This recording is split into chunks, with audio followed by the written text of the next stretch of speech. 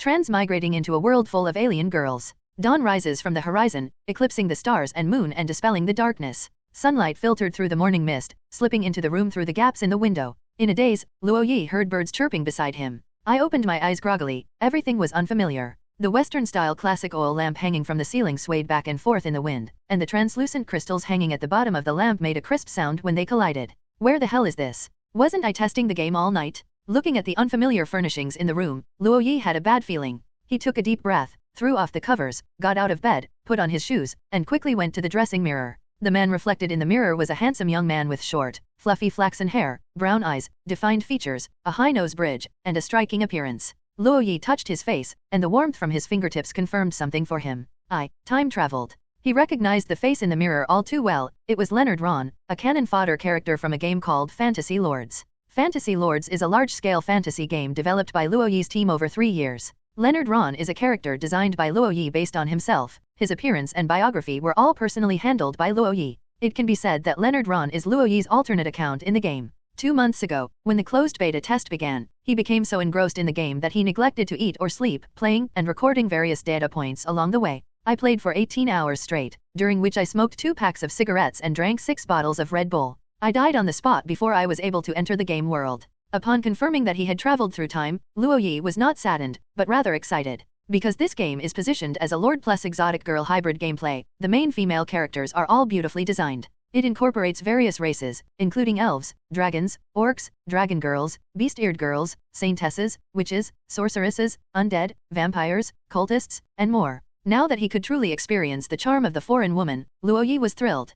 There was no time to grieve for the sudden death. A brand new life was about to begin. From now on, I will be Leonard Ron? Hiss. A sudden throbbing pain in my head brought back a flood of memories from the game. The plot, characters, abyss, ruins, potion recipes, divine blessings, and so on, are all etched in my mind. Ron was overjoyed as his memories became clearer. Putting aside everything else, possessing potion recipes for all professions would make one a dominant force in the region. In this world, the potion recipes for professions such as knights, mages, swordsmen, archers, and assassins are all controlled and monopolized by the top nobles of various kingdoms. Ordinary nobles receive only a very small share of potions each year, and the potions they buy at great expense are diluted and reduced in quality. This results in a low awakening rate, and even if someone manages to awaken by chance, they will not be as powerful as a professional who has taken a more complete potion. A potion costs over 1,000 gold coins, while the raw materials cost only 30 to 50 gold coins, resulting in an extremely high profit margin. Ron now possesses complete potion recipes for all professions. Now, his mind is a treasure trove. A powerful legion can be built at any time.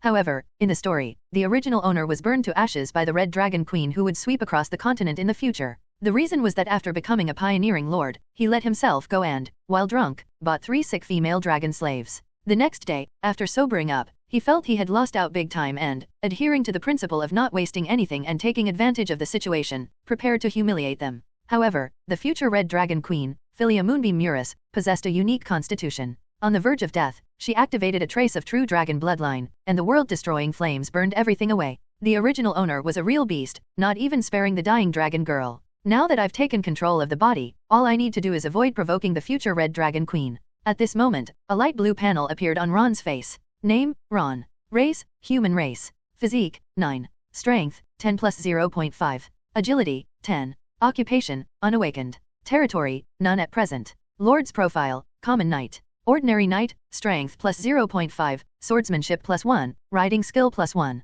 Ron was thrilled after seeing the Lord's illustration. In his previous life, he experienced the power of the Lord Compendium when playing games. Each time you acquire a subordinate of a different profession and race, you can unlock a new entry in the character encyclopedia. Unlocking the illustrations will grant you significant bonuses. The bonus is even greater after the illustration is upgraded. For example, the strength, swordsmanship, and riding skills of the ordinary knights currently available have all been significantly improved. This is just a regular knight illustration. A higher tier holy knight illustration would provide even greater bonuses. Ron can now gain significant bonuses simply by creating potions for each profession and giving them to his subordinates. With the Lord Compendium, becoming king is just around the corner. Pat. At that moment, the door was opened. A girl with long, light flaxen hair walked in. She was dressed in a black and white maid outfit, the hem of her skirt swaying gently with her steps, her shapely and slender legs tightly encased in black pantyhose, and a pair of light blue eyes looking over. Okay. The girl looked surprised to see the man sitting on the edge of the bed. The lazy owner actually woke up on his own today. That's quite rare. Ron didn't recognize the girl in front of him, but judging from her clothes, she was a maid. Hiss. Ron felt a sharp pain in his head as a memory that didn't belong to him was violently injected into him. Does Master have a headache? The girl lifted her skirt, gently placed her round, pert buttocks on the edge of the bed, and reached out to gently massage Ron's head. Serves you right. I advised you not to drink any more last night, but you not only wouldn't listen, but you also complained that the maid was too talkative. Under the girl's massage, Ron's headache gradually improved, and he also learned her identity. The girl beside him was named Fiona. The two were childhood sweethearts who grew up together. We slept in the same bed until we were 8 years old, but then we separated. Also in that year, Fiona's parents told her that Fiona's mission was to serve the Leonard family for the rest of her life. The boy becomes the sword of the Leonard family, and the girl becomes the maid of the Leonard family. Fiona couldn't accept this reality, and only after being persuaded by her parents did she reluctantly agree. Please don't stare at the maid's body with those strange looks. It's disgusting that you're in heat so early in the morning. Fiona raised her chin and glared at Ron with disgust, her eyes looking at him as if he were scum. We all slept in the same bed when we were kids, what's wrong with taking a quick look? Ron pinched the girl's fair cheek. Because of the close distance, he could smell the fragrance of lilies emanating from her. A maid is not a toy for her master to play with at will. Please do not reach out your evil hands to do strange things to the maid. Fiona lifted her round, pert buttocks off the edge of the bed and gave the man in front of her a disdainful look. I've noticed that master is becoming increasingly perverted. Humans can no longer satisfy your needs. Last night, you actually spent 3,000 gold coins to buy back 3 female demi-humans. Ron's pupils contracted upon hearing the news. Is it a subdragon species? One of them has red scales. He began to pray that he hadn't already invited the killing machine, Phyllis, home. It seems the master wasn't completely drunk last night, remembering so clearly. Fiona helplessly shrugged. Last night, the slave traders said that these 3 subdragons were seriously ill and would most likely not live more than 3 days, but you didn't care and said that 3 days would be enough. So they spent a full 3,000 gold coins to buy 3 demi-human slaves. 3,000 gold coins could have bought hundreds of serfs, but now they only got 3 demi-humans who were about to die, right? It matches the original owner's cause of death. Ron remembered that in the story, when Felia was about to be humiliated, she activated her true dragon bloodline and released a raging flame that burned everything to ashes. At that time, almost all the knights chose to flee, but only Fiona, her brother, and a group of her closest knights chose to come to the rescue. The result was tragic, all the knights were killed, and Fiona suffered severe burns and fell unconscious. In the original story, Fiona is only described in a single line. A great fire destroyed everything she owned. The searing pain drove her to spend her entire life seeking revenge against the Red Dragon Queen, ultimately dying on the road without achieving her goal. Chapter 2, The Tsundere Maid? 3 Dragon Girls? Inside the room, the lights flickered, and the air was heavy. Ron sat on the edge of the bed, looking at the maid in front of him with a tragic end, feeling quite emotional. You bastard master, I always tell you not to stare at the maid's body. Fiona raised her fist, revealing her fangs, and made a show of being someone not to be trifled with. Fiona, if I were in danger, and you knew you were no match for them, what would you do? Ron stood up and looked directly at the girl he had grown up with.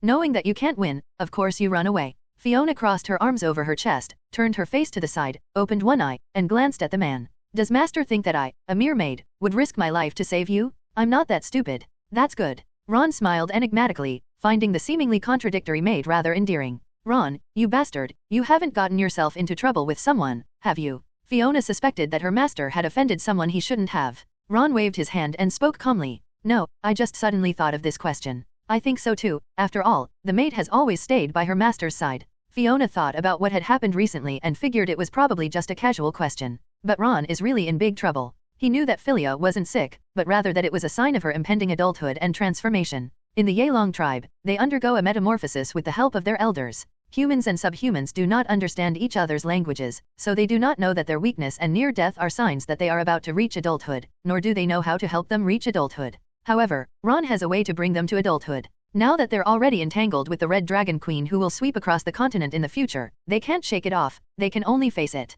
Killing her is impossible because Freya has a special constitution and possesses the characteristic of awakening true dragon bloodline when near death. Letting her go was out of the question. Freya was extremely vengeful, and after she grew up, scorching flames spread across the entire continent. Therefore, we have to think of other solutions. Take me to the dungeon. Ron took a deep breath and gave an order to the maid beside him. Is the master already preparing to attack the female subdragon as soon as he gets up? Fiona frowned slightly, her face full of disdain. If that's the case, then as your maid, it's necessary to correct your perverted ideas. As she said this, she moistened her pink lips, gripped the hem of her skirt tightly with both hands, and turned her face to the side. Come on, you perverted master, whatever you want, do it to me, the maid who grew up with you. Of course, if the master does something excessive, the maid will also resist. Ron had no time to play games with the maid. He immediately stepped out the door, his priority being to keep Filia, this ticking time bomb, under control. Owner. Fiona never expected that this man would leave without even looking back. Her beautiful eyes dimmed slightly, she stamped her foot, and followed.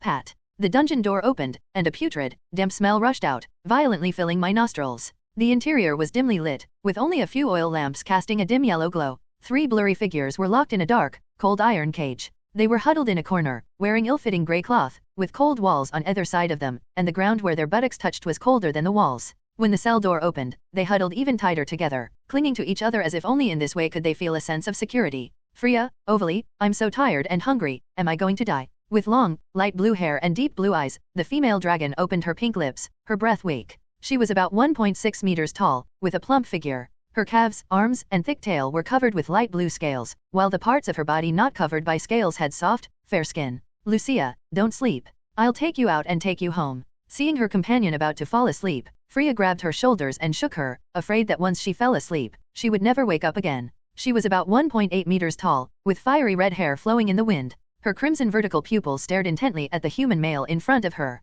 Her calves, arms, and tail were covered with ruby-like scales, and the exposed parts of her body were soft and white. There'll be barbecue when I get home, right? Lucia perked up immediately at the mention of barbecue. Yes. Freya spoke firmly, but her eyes darted away. Okay. Lucia smiled, her heart filled with anticipation for the barbecue. We can't go back, humanity won't let us go. Ovelle pouted, her eyes filled with despair. She has a wheatish complexion, is over 1.7 meters tall, and has long, slightly wavy, dark gray hair that dances in the wind. Seemingly due to fear, the brown scales on its tail stood up slightly and trembled. I believe in Phyllis. If she says she can do it, then she definitely can. Lucia squinted, swallowing sweet ambergris as if she could already smell the aroma of roasted meat. We're about to eat sizzling, oily barbecue. That was before, this time is different. Ovelle knew that humans were brutal and bloodthirsty, and that falling into their hands meant either death or becoming a toy. They were speaking in the ancient dragon language of the northern continent. To humans, this obscure dragon language sounded like dragons growling, with no idea what it meant. Ron's pupils dilated slightly, surprised that he had actually understood their conversation. If you can communicate normally with Yelongniang, then communication will be much simpler. Master is disgusting. He stared at the female dragon's body with such burning eyes. Fiona noticed the man beside her staring at them, her brows furrowed slightly, and she couldn't help but complain. You're not in a position to be present for what Fiona is about to do. Go outside. Ron turned his head and gave an order to the maid beside him. The master's unusual fetish is no longer being hidden at all. Fiona clenched her fist secretly, looking at the man in front of her with disdain. If possible, the maid would like to correct the master's strange habits, so if there is anything you want to do, please do it for the maid. After saying this, a faint blush spread across her face, but she still slightly raised her chin, revealing a disdainful expression. It's like watching a scumbag. Fiona, I'm not a pervert, you can go out now. Ron didn't want to explain too much, after all, he had too many secrets, and there were some things that even his childhood maid couldn't know. My master's tastes are truly incomprehensible. Instead of choosing me, his maid, he chose a female sub-dragon with scales and a tail. Fiona gave a cold tisk, turned around, and left the dungeon. After leaving, he slammed the door shut, seemingly expressing his dissatisfaction. Well, the female human left, and now only the male human who bought us is left. Ovelle's wheat-colored skin trembled slightly, and her brown vertical pupils were filled with fear. I heard my mother say that male humans would do strange things to us and turn us into toys for their pleasure. No, I don't want to become a toy. Lucia, standing to the side, had beautiful light blue eyes that seemed to hold a hint of moisture, and the scales on her body were gradually becoming damp, as if they might drip water at any moment. No, it's already dripping out. Perhaps out of fear, water seeped from the scales on her thick tail. Lucia, you didn't wet yourself in fear, did you? Oville felt the ground gradually becoming wet, and immediately raised her tail and shook it, afraid of getting it on her. No, I haven't wet the bed since last year. Lucia blushed and stammered her explanation. You were 15 years old last year. Oville recalled that she herself stopped wetting the bed when she was 12 years old. I stopped wetting the bed when I was 6 years old. Well, you're really something then. The two of them were quite oblivious, continuing to chat about these strange topics, while Freya's crimson eyes never left the man for even a moment. She stared warily at the man in front of her, her forearms, calves, and the red scales on her tail all standing on end. Her once slender and delicate hands had been transformed into sharp, dark claws. Sub-dragons typically only grow scales on these parts of their bodies, and their hands only transform into dragon claws during combat. At a time like this, you still have the mind to talk about bedwetting. Ron picked up a stool, sat down in front of the cell, and spoke in the ancient dragon language of the northern continent. Hiss. His words startled all the female dragons present, causing their pupils to widen, their scales to tremble, and their tails to rise warily and sway slightly. This is their body's natural reaction when they encounter danger. This was the first time they had ever encountered humans who could speak the language of dragons. Oh no, I'm doomed? This human knows I wet the bed. Lucia hugged her. Hey everyone, Firescale Audiobooks here. If there's a novel you'd love to hear more of, you can support us on Patreon or Ko-fi. Depending on your tier, I'll make extra parts just for the stories you're most excited about. Usually I can only upload 4 to 5 parts of each novel, but with your support we can go beyond that. And of course, don't forget to hit subscribe. It helps more than you know. Companion, her face burning, water seeping from her pale blue scales. She lowered her head slightly, not daring to look at the man in front of her. Chapter 3, The Choice for the Dragon Girl? Ron's Solution? After a brief silence, Freya gritted her teeth and questioned the man in front of her. Why do you speak dragon language? She knew that in thousands of years, there had never been a human who could speak the language of dragons. But now, the human in front of me is an exception. That's not important. What's important is that I can save you. Ron walked to the cell, took the key out of his pocket, and inserted it into the lock. Pat. As the key turned, the iron door of the cell opened. Yuen, so you came to save us? That's great, now we can go home. Lucia had no doubt about the human's words. Excitedly, she stood up, ready to lie on the ground and expose her belly as a gesture of gratitude, using the highest honors of the dragon race. The abdomen is the weak point of the dragon race, as it is soft and scaleless. They usually lie on the ground and let the other person touch them when expressing gratitude, loyalty, or obedience. Ovil reacted quickly, grabbing Lucia's tail and pulling her back. Lucia, who had just stood up, fell on her bottom. At that moment, Ovil felt incredibly heavy, as if her bones were about to break. She spoke with obvious disgust. Lucia told you to eat less each time, and now look how heavy you've become. Your big ass is too fat. She couldn't resist slapping it, and it immediately made a crisp smack sound. I'm controlling my weight, so I'm not fat. Lucia blushed and stood up, perhaps trying to hide the fact that she had gained weight, and curled her slightly trembling dragon tail to cover her shapely buttocks. After covering her shapely buttocks, she breathed a sigh of relief, as if out of sight, out of mind. Then she pouted and looked behind her. I want to express my gratitude to this human. Ovili, why are you pulling my tail? Ovil looked at me like I was an idiot. Lucia, don't be silly. How could humans possibly save us? They'll just beat us with sticks for fun. Sometimes she wondered what was going on in Lucia's head, that she could trust humans so easily. Lucia gaped, hugged Ovil, and stared warily at Ron in front of her. Humanity. Phyllis leaned forward slightly, her arms outstretched, revealing sharp dragon claws, and her crimson vertical pupils contracted. Don't even think about deceiving us with such a vile lie. If you dare to mess around, I swear I will cut open your stomach, sever your intestines, rip out your heart, crush your skull, and bathe in your blood. She exhaled wisps of hot air, and her scales stood up one by one, spewing out scorching steam. A thin layer of hot steam permeated the entire cell. Ron was immediately covered in sweat, feeling as if he had entered a sauna. It's so hot. Lucia, standing to the side, opened her mouth and, like a puppy, stuck out her tongue, panting to cool off. Lucia, don't bother Philia at a time like this. Ovil immediately covered Lucia's mouth to stop her from saying anything strange at this time. Lucia is always like this, saying things that leave the dragons completely baffled at inopportune times. But you know, I've always been very sensitive to heat. Lucia pushed away the hand covering her mouth with her tongue and stammered out a sentence. She hated the sun and hot weather since she was a child, and loved soaking in the cool river water, not because of the delicious fish and shrimp in it. If I remember correctly, your body has been marked with the mark of slavery. Ron walked slowly into the cell, stood in front of Freya, and began to speak with great interest. Despite your anger, you can't bring yourself to lay a hand on me, your master. The slave mark is a special kind of mark, etched onto their bodies through extremely complex patterns, connecting them to their souls and preventing them from harming their masters. In the blink of an eye, they can be made to suffer unbearable pain. I swore an oath to the dragon god lord, Boyes Cotton Goodus, that I would burn all those stained with dragon blood and who insult my comrades to ashes. Phyllis raised her dragon claws high, glaring fiercely at the humans before her. If you lay a hand on my partner, I will fight you to the death to kill you. Her eyes were filled with hatred, and her intense emotions transformed into scorching steam that continuously spewed from her scales. Boyes Cotton Goodus, the legendary dragon god, is a being above all living beings. Once a dragon makes an oath to him, it will generally defend and fulfill it for its entire life. Behind them, Lucia and Ovil, who heard these words, had tears welling up in their eyes. They knew how reliable their partner was. That's why they were willing to follow Philia. Although they were captured by humans because of Freya's recklessness, which led them into a trap, they harbored no resentment whatsoever. The oath did not include myself. Ron took a half-step forward, tucked a strand of her red hair behind his ear, and began to speak with great interest. So, you mean I can lay a hand on you? Upon hearing the human male's words, Freya froze, feeling a mixture of shame and indignation, her face burning. You caterpillar-like human, I'm going to crush your head. Phyllis immediately extended her sharp claws, wanting to tear the man in front of her to pieces, but her body was not under her control, and it took all her strength just to raise her hand. Caterpillar, what a unique description. Ron stopped teasing the dragon girl in front of him. If he really pushed her too far, she would awaken her true dragon bloodline, and the slave mark would be useless.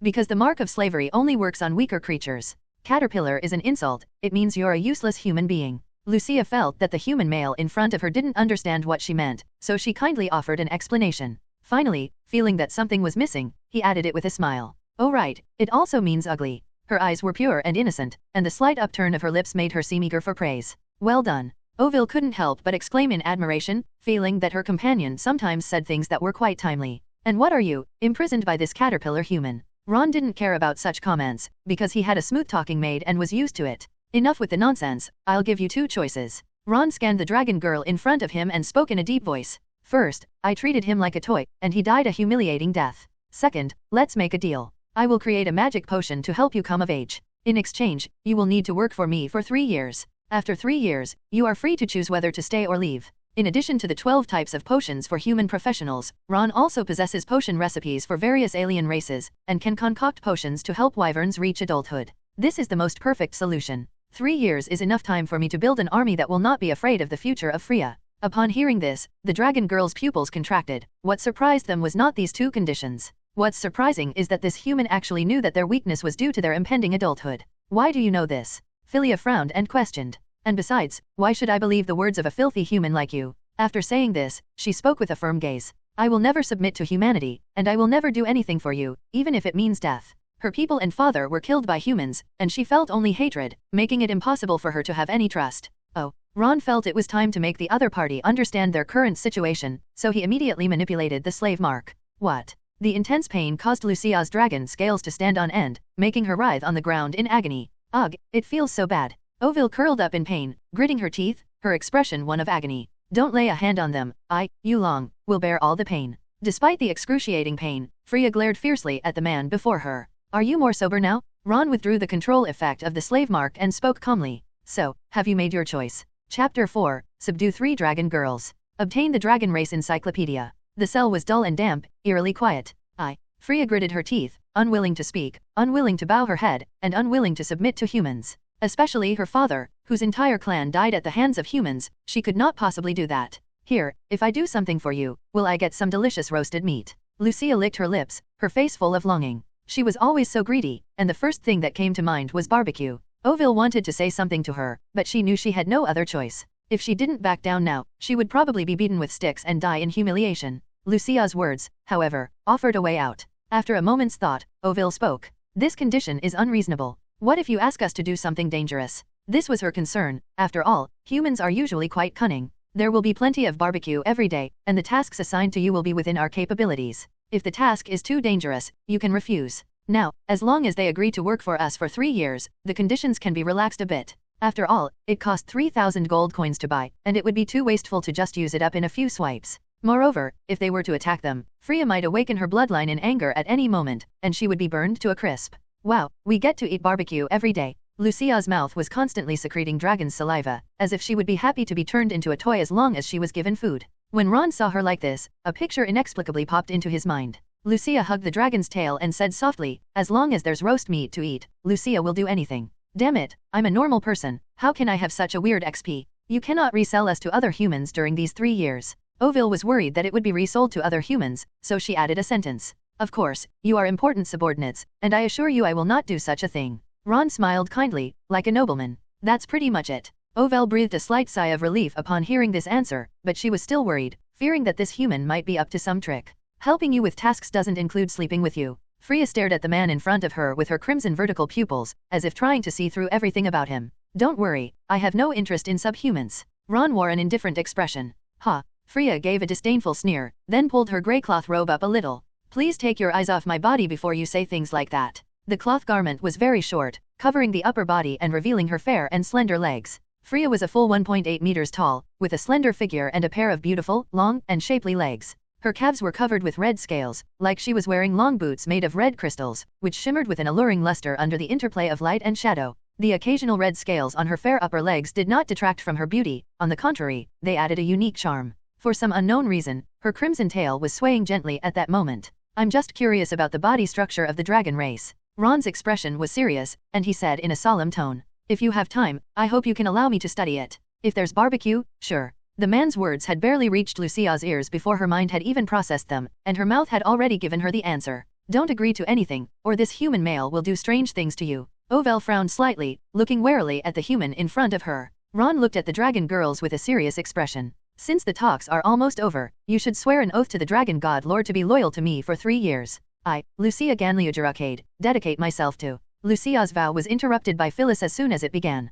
We swear to the Lord of Dragon Gods, and you must swear to the gods of mankind, otherwise I cannot believe anything you say. She was taught from a young age to stay away from humans. In her mind, humans were dirty, evil, and shameless, and she should never trust any human. No problem. Ron nodded, placed his right hand on his chest, and spoke solemnly. I, Leonard Ron, swear by the great goddess of night, the mother goddess who controls the twilight. Ron dared to make such a vow because the goddess of night was a non-existent character. It was just a concept. It appeared for a few seconds in a CG animation, during which only a corner of her skirt was shown, and her true face was not revealed. Ron felt he could break his oath at any time, since a goddess of the night with only a corner of her skirt probably didn't exist, and besides, oaths only apply to those who keep them. It won't work on scoundrels. Phyllis and the others also knew of the existence of this goddess of the night, and they were relieved to see Ron swear an oath to her. But for some reason, Freya always felt uneasy, as if the human in front of her had deceived her. However, there is no other choice now. In order for himself and his companions to survive, and in order to bring them back to the tribe, this is the only way.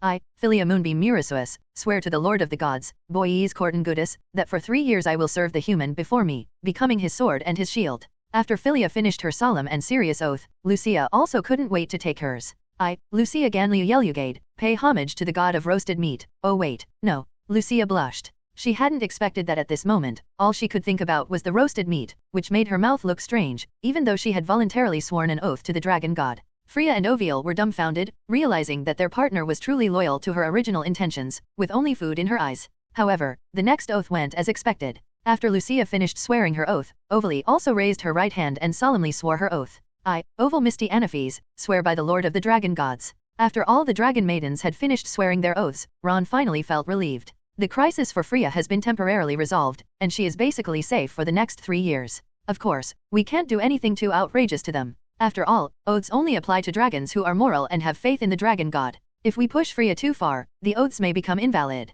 Therefore, only those with strong fists can grasp the truth. Congratulations, host, you have obtained a common wyvern illustration in your Pokédex. Ordinary wyvern, Constitution +1, Strength +1, Agility +1, Physical Strength +1. At this moment, Ron only felt that an illusory power, which did not exist, was constantly strengthening his body and physical strength. I can clearly feel that I've become much stronger. This is just a regular illustration of a dragon race. Once the dragon girl reaches adulthood, the bonuses will only be more exaggerated. The future goal is clear, to create various professional potions for subordinates, and to subdue various alien races. Their strength is not important, as long as we can acquire the encyclopedia abilities, that's enough. As long as there are enough subordinate groups, the Lord himself is invincible. Chapter 5 The Shameless Maid? The dragon girl accepts reality. The dimly lit dungeon walls cast shadows, and Ron's lips curled into a slight smile. Freya frowned slightly, sensing that this human was plotting something, but she had no proof. We don't know your name yet. Freya stepped forward, her crimson vertical pupils fixed on the man before her.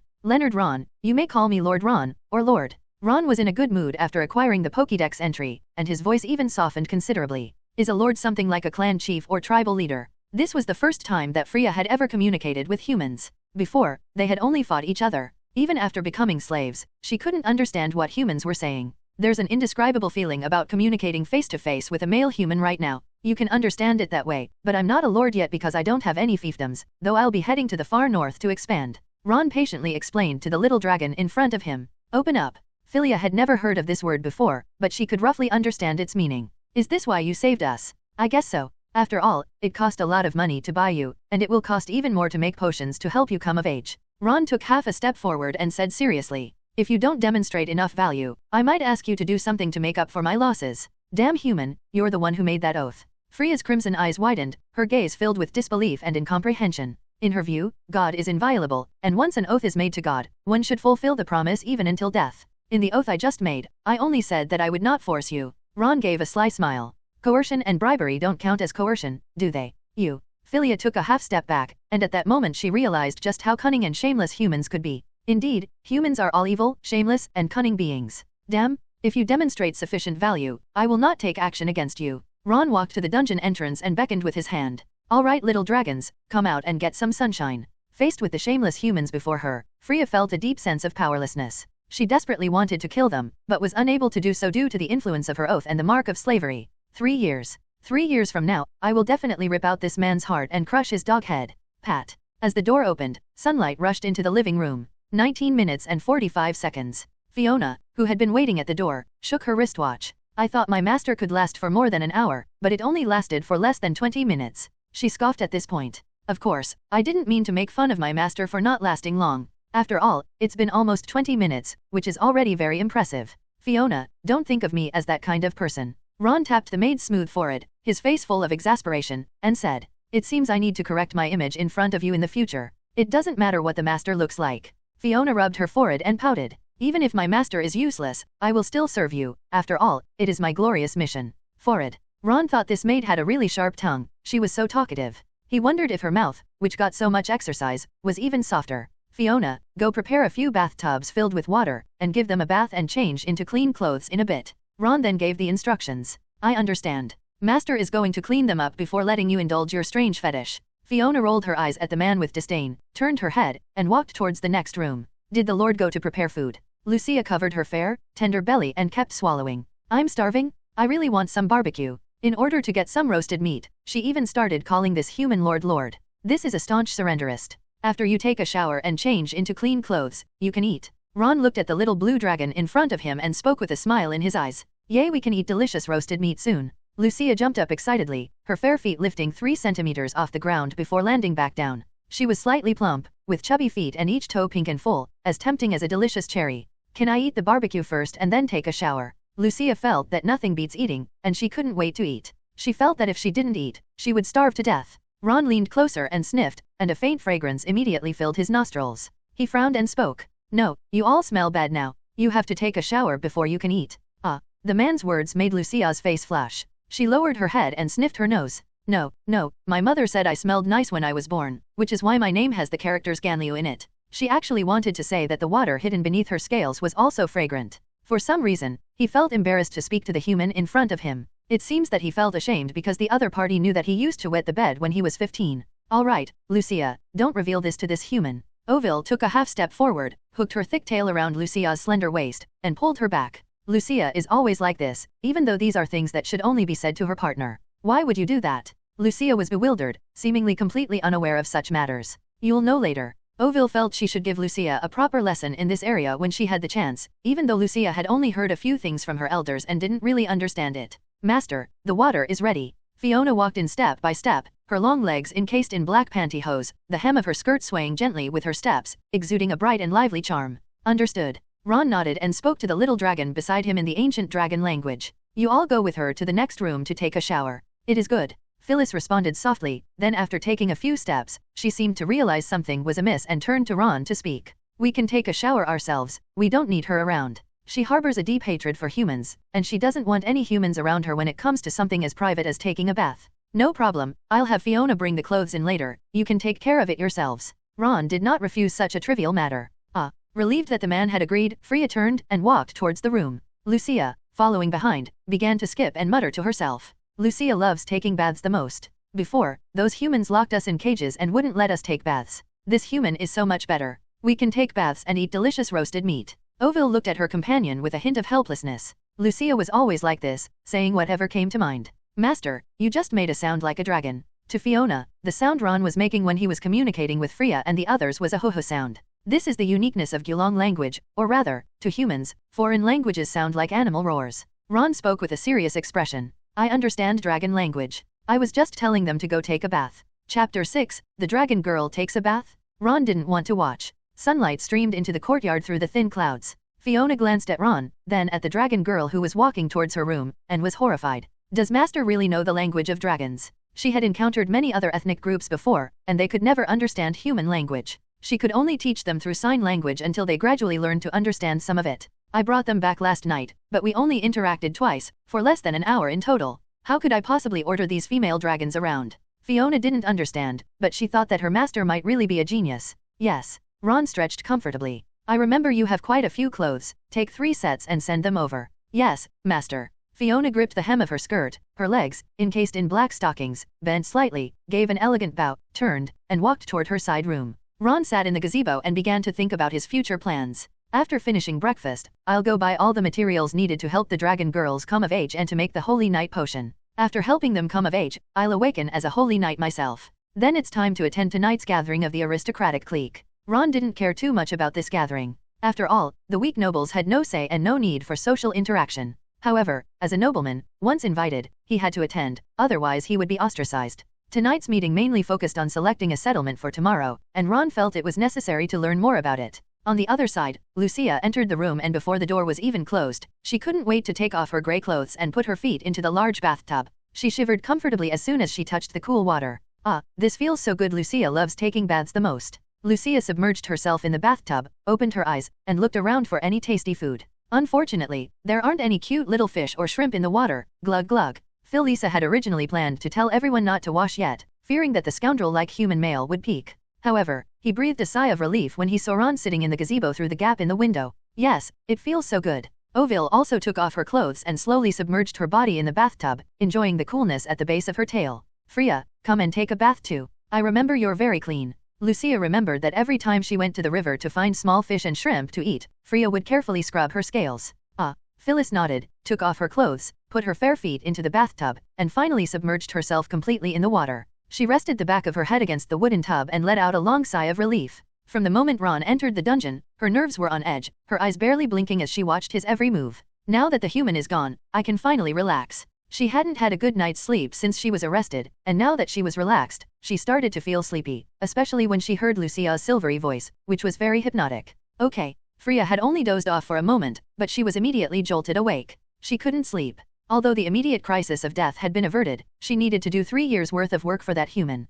3 years is a period that is neither long nor short, during which unexpected events may occur, causing an already fragile relationship to collapse. And that damned male human was so shameless, his oath was completely unreliable. Damn. Thinking of this, Freya gritted her teeth, her crimson vertical pupils shrinking. Is Philia referring to that male human? Ovil looked at Freya, whose face was full of worry, and sighed softly. Actually, our situation isn't too bad right now. At least we still have some value and don't have to become humans' toys. That's right, Lucia doesn't want to be a toy. Lucia put her mouth to the water's surface, bubbling away, completely oblivious to the seriousness of the situation. She was always so carefree. Ovily, please scratch my back. It feels like there are bugs, and it's so itchy, but I can't reach it. Lucia was a little chubby. Although she was agile, her arms were short and she couldn't reach his back, let alone scratch it. Here. Ovil leaned forward, her slender waist bent, and helped Lucia scratch the scales on her back. Besides their arms, calves, and tails being covered in scales, their bodies also have a few scales covering important organs like the spine. In some unexpected places, a few small scales may also grow.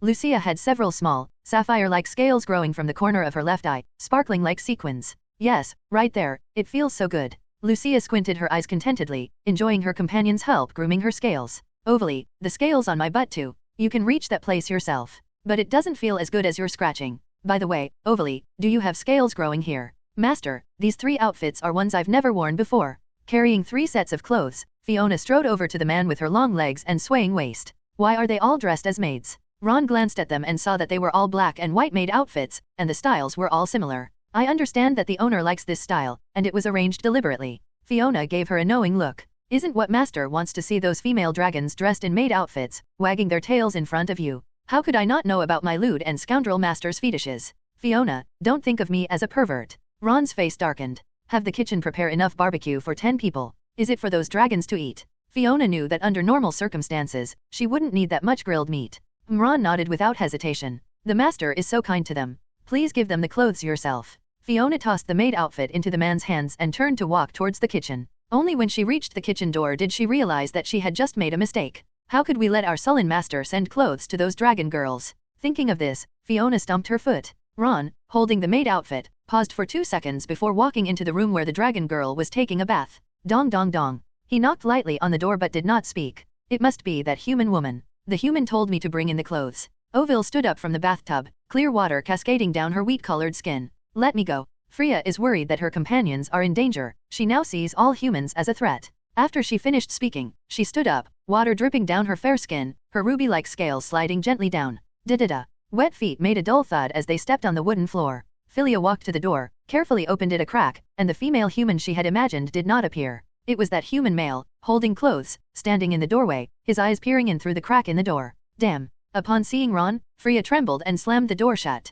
Boom. The wooden door made a loud bang. Already fragile, it couldn't withstand the enraged dragon and immediately collapsed outwards. Pat. Ron, who was standing at the door, dodged to the side, and the door slammed heavily to the ground. Damn human, why are you here? Fiona, embarrassed and annoyed, crossed her arms over her chest, her long, crimson tail flashing out like lightning to protect her vital parts. As it spoke, it exhaled waves of heat, and steam constantly rose from its red scales, making it resemble a raging wild beast. Chapter 7 Maid Outfit Dragon Girl? Lucia's figure? It's amazing. The warm sunlight pierced through the thin clouds and shone on Phyllis, as if draping her in a pale golden veil. Her fiery red hair danced in the wind, and her crimson vertical pupils glared fiercely at the human in front of her. If looks could kill, Ron would probably be dead 10,000 times over. I know you're in a hurry, but don't rush. Ron remained calm and waved the maid outfit in his hand. I've come to deliver clothes to you. That was the original plan, but who knew that Fiona would give her the maid outfit? You said you'd have that human woman deliver it, so why is it you now? Perhaps because she was shy from being stared at by a man. Freya's tail trembled slightly. That damned human must have wanted to do this for a long time. She went to prepare the barbecue and left me with her clothes. Ron placed the clothes in Freya's hands, squatted down, lifted the fallen door, and placed it on the door to close it. The door won't break if you don't get so agitated. Yay, we get to eat barbecue. Upon hearing that there was barbecue, Lucia jumped up excitedly, completely unaware of how inappropriate her behavior was. Lucia. Ovil breathed a sigh of relief when she saw the door close and Ron disappear. Lucia, that idiot, almost got seen naked by that human. Damn human, don't try to come in with any more excuses, or I will consider you to have broken your oath. Freya clenched her fists, and flames flickered in her crimson eyes. Ron heard the woman's voice behind him but didn't respond. He walked back to the pavilion, completely unconcerned about the steamy scene that had just unfolded. Only his Adam's apple bobbed involuntarily. Inside the room, Freya gradually calmed down. If she weren't bound by the slave mark and the oath, she would have killed this damned human. These are human clothes, and they look quite nice, much better than the ones my mother made from crocodile skin. Lucia picked up a black and white maid dress and rubbed it in her hands. It feels just like Philia's belly, so soft and comfortable. The Yelong people also wear clothes, but unlike humans, their handicrafts are not as refined. They usually make clothing from the fur of their prey, which is not exquisite. After picking up the clothes, Freya's eyes lit up for a moment, but then returned to normal. It looks nice, but it seems fragile. I'll figure out how to wear it first. Although it was her first time seeing human women's clothing, the observant Freya noticed that these outfits were the same as those worn by the previous female human. Freya slipped the clothes onto her body with ease. They were soft and delicate against her skin, more comfortable than anything made of animal fur. Cough cough Ovier, help me, this dress is choking me, I can't breathe.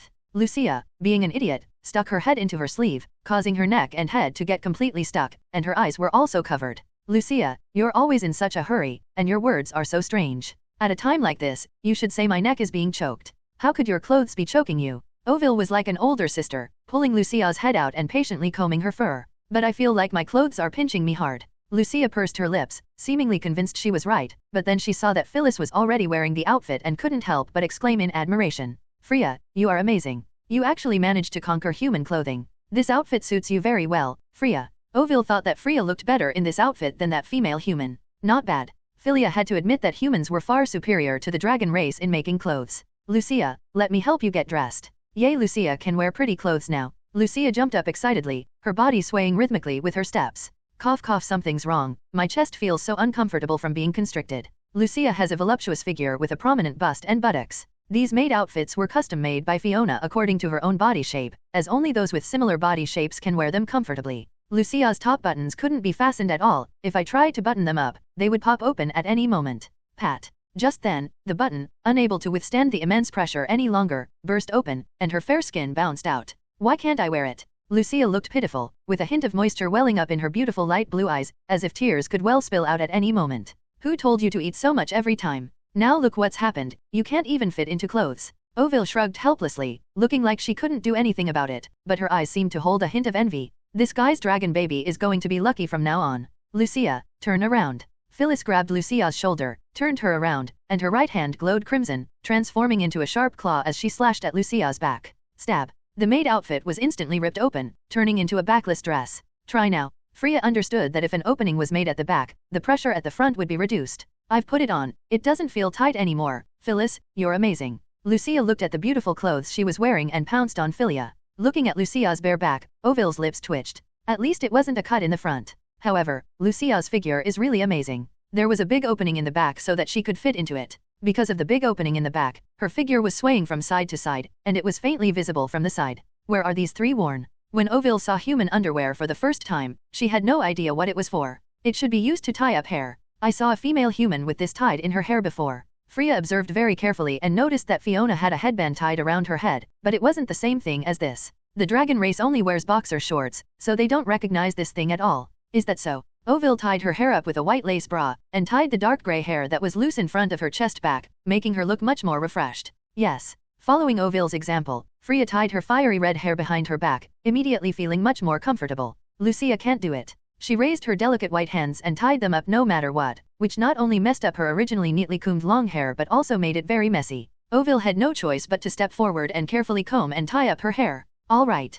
Thank you, Ovil. Lucia immediately ran to the barrel, looked at her reflection in the water, and shouted excitedly. Human clothes are so beautiful. The Yelong tribe is very primitive, they almost all live in caves. They don't have mirrors, so if they want to see their own reflection in a lake, they have to go to the lakeside and look at their reflection in the water. Phyllis walked to the door and turned to look back. Let's go out. The lively Lucia had been looking forward to this bite of roast meat for a long time. Yay, we'll have delicious grilled meat to eat soon. Chapter 8, Maid outfits really suit the dragon girl? The barbecue feast begins? As soon as Freya stepped outside, she saw the human sitting in the pavilion. Hearing the commotion, Ron turned his head and saw a dragon girl with long red hair dancing in the wind, looking at him with her crimson vertical pupils. Their eyes met, and they gazed at each other. Neither of them looked away, and it was unclear what they were thinking. Now that I've taken a shower, can we have some barbecue? Lucia, with her cravings, broke the quiet atmosphere. She showed no signs of approaching adulthood, her lively demeanor contrasted sharply with Ovilee and Philia. Of course can. Ron walked out of the pavilion and came to the three little dragons, scanning them one by one. After they finished bathing and cleaning themselves, they changed into maid outfits, a stark contrast to their previous dirty grey clothes. Although Philia, with her long red hair, had a pale face and lips, her beautiful eyes were very bright. The glistening water droplets remaining on her slender neck slid down her collarbone, disappearing into the white lace neckline. It was unclear whether they were absorbed by the dry fabric or continued to slide downwards. Her shapely, long legs revealed clear muscle lines as she walked, and the red scales on her calves shimmered like rubies in the sunlight. Lucia, with her long, light blue hair, hugged her thick tail and groomed her blue scales. When she lowered her head, her fair skin was almost visible. Because the maid outfit has a slit in the back, you can vaguely see her ample bosom from the side when she looks down and the fabric is wrinkled. Ron, being a nobleman, was very gentlemanly. Without looking at her for long, he turned his gaze to Ovil, who had long dark grey hair and wheat-colored skin. Her figure was even more sculpted than Freya's, with clearly defined muscle lines on her arms, calves, and thighs, giving her the look of a dark-skinned, muscular dragon girl. Whether it was because she noticed Ron's gaze or something else, Ovil's tail swayed from side to side. Have you seen enough? Freya's crimson vertical pupils narrowed, and she stared at the other person with hostility. She sensed that something was wrong with the human's gaze. Sorry, I was just curious about the dragon girl in the maid outfit. Ron explained calmly that he was telling the truth. It's hard for a normal person's psyche to react to someone of a different race. If the other party is a very exciting dragon girl, then that's another story. Dragon girl, what a strange name. Freya frowned. She didn't understand the meaning of the words, but she felt that it was a terrible title, and the maid outfit sounded weird. Humans are creatures that always manage to come up with all sorts of strange things. This is the general term we humans use to refer to the women of your dragon race. Ron wasn't even sure if anyone in the world still referred to female dragons that way. And what is a woman? This male human always speaks words that I can't understand. Ron gestured for them to follow, patiently explaining. Women are what you call females, and men are me, which you call males. From now on, stop using the terms male and female, and just use women and men instead. Why? Freya proudly raised her chin and looked at the man beside her. We, the dragon race, have been called this for thousands of years.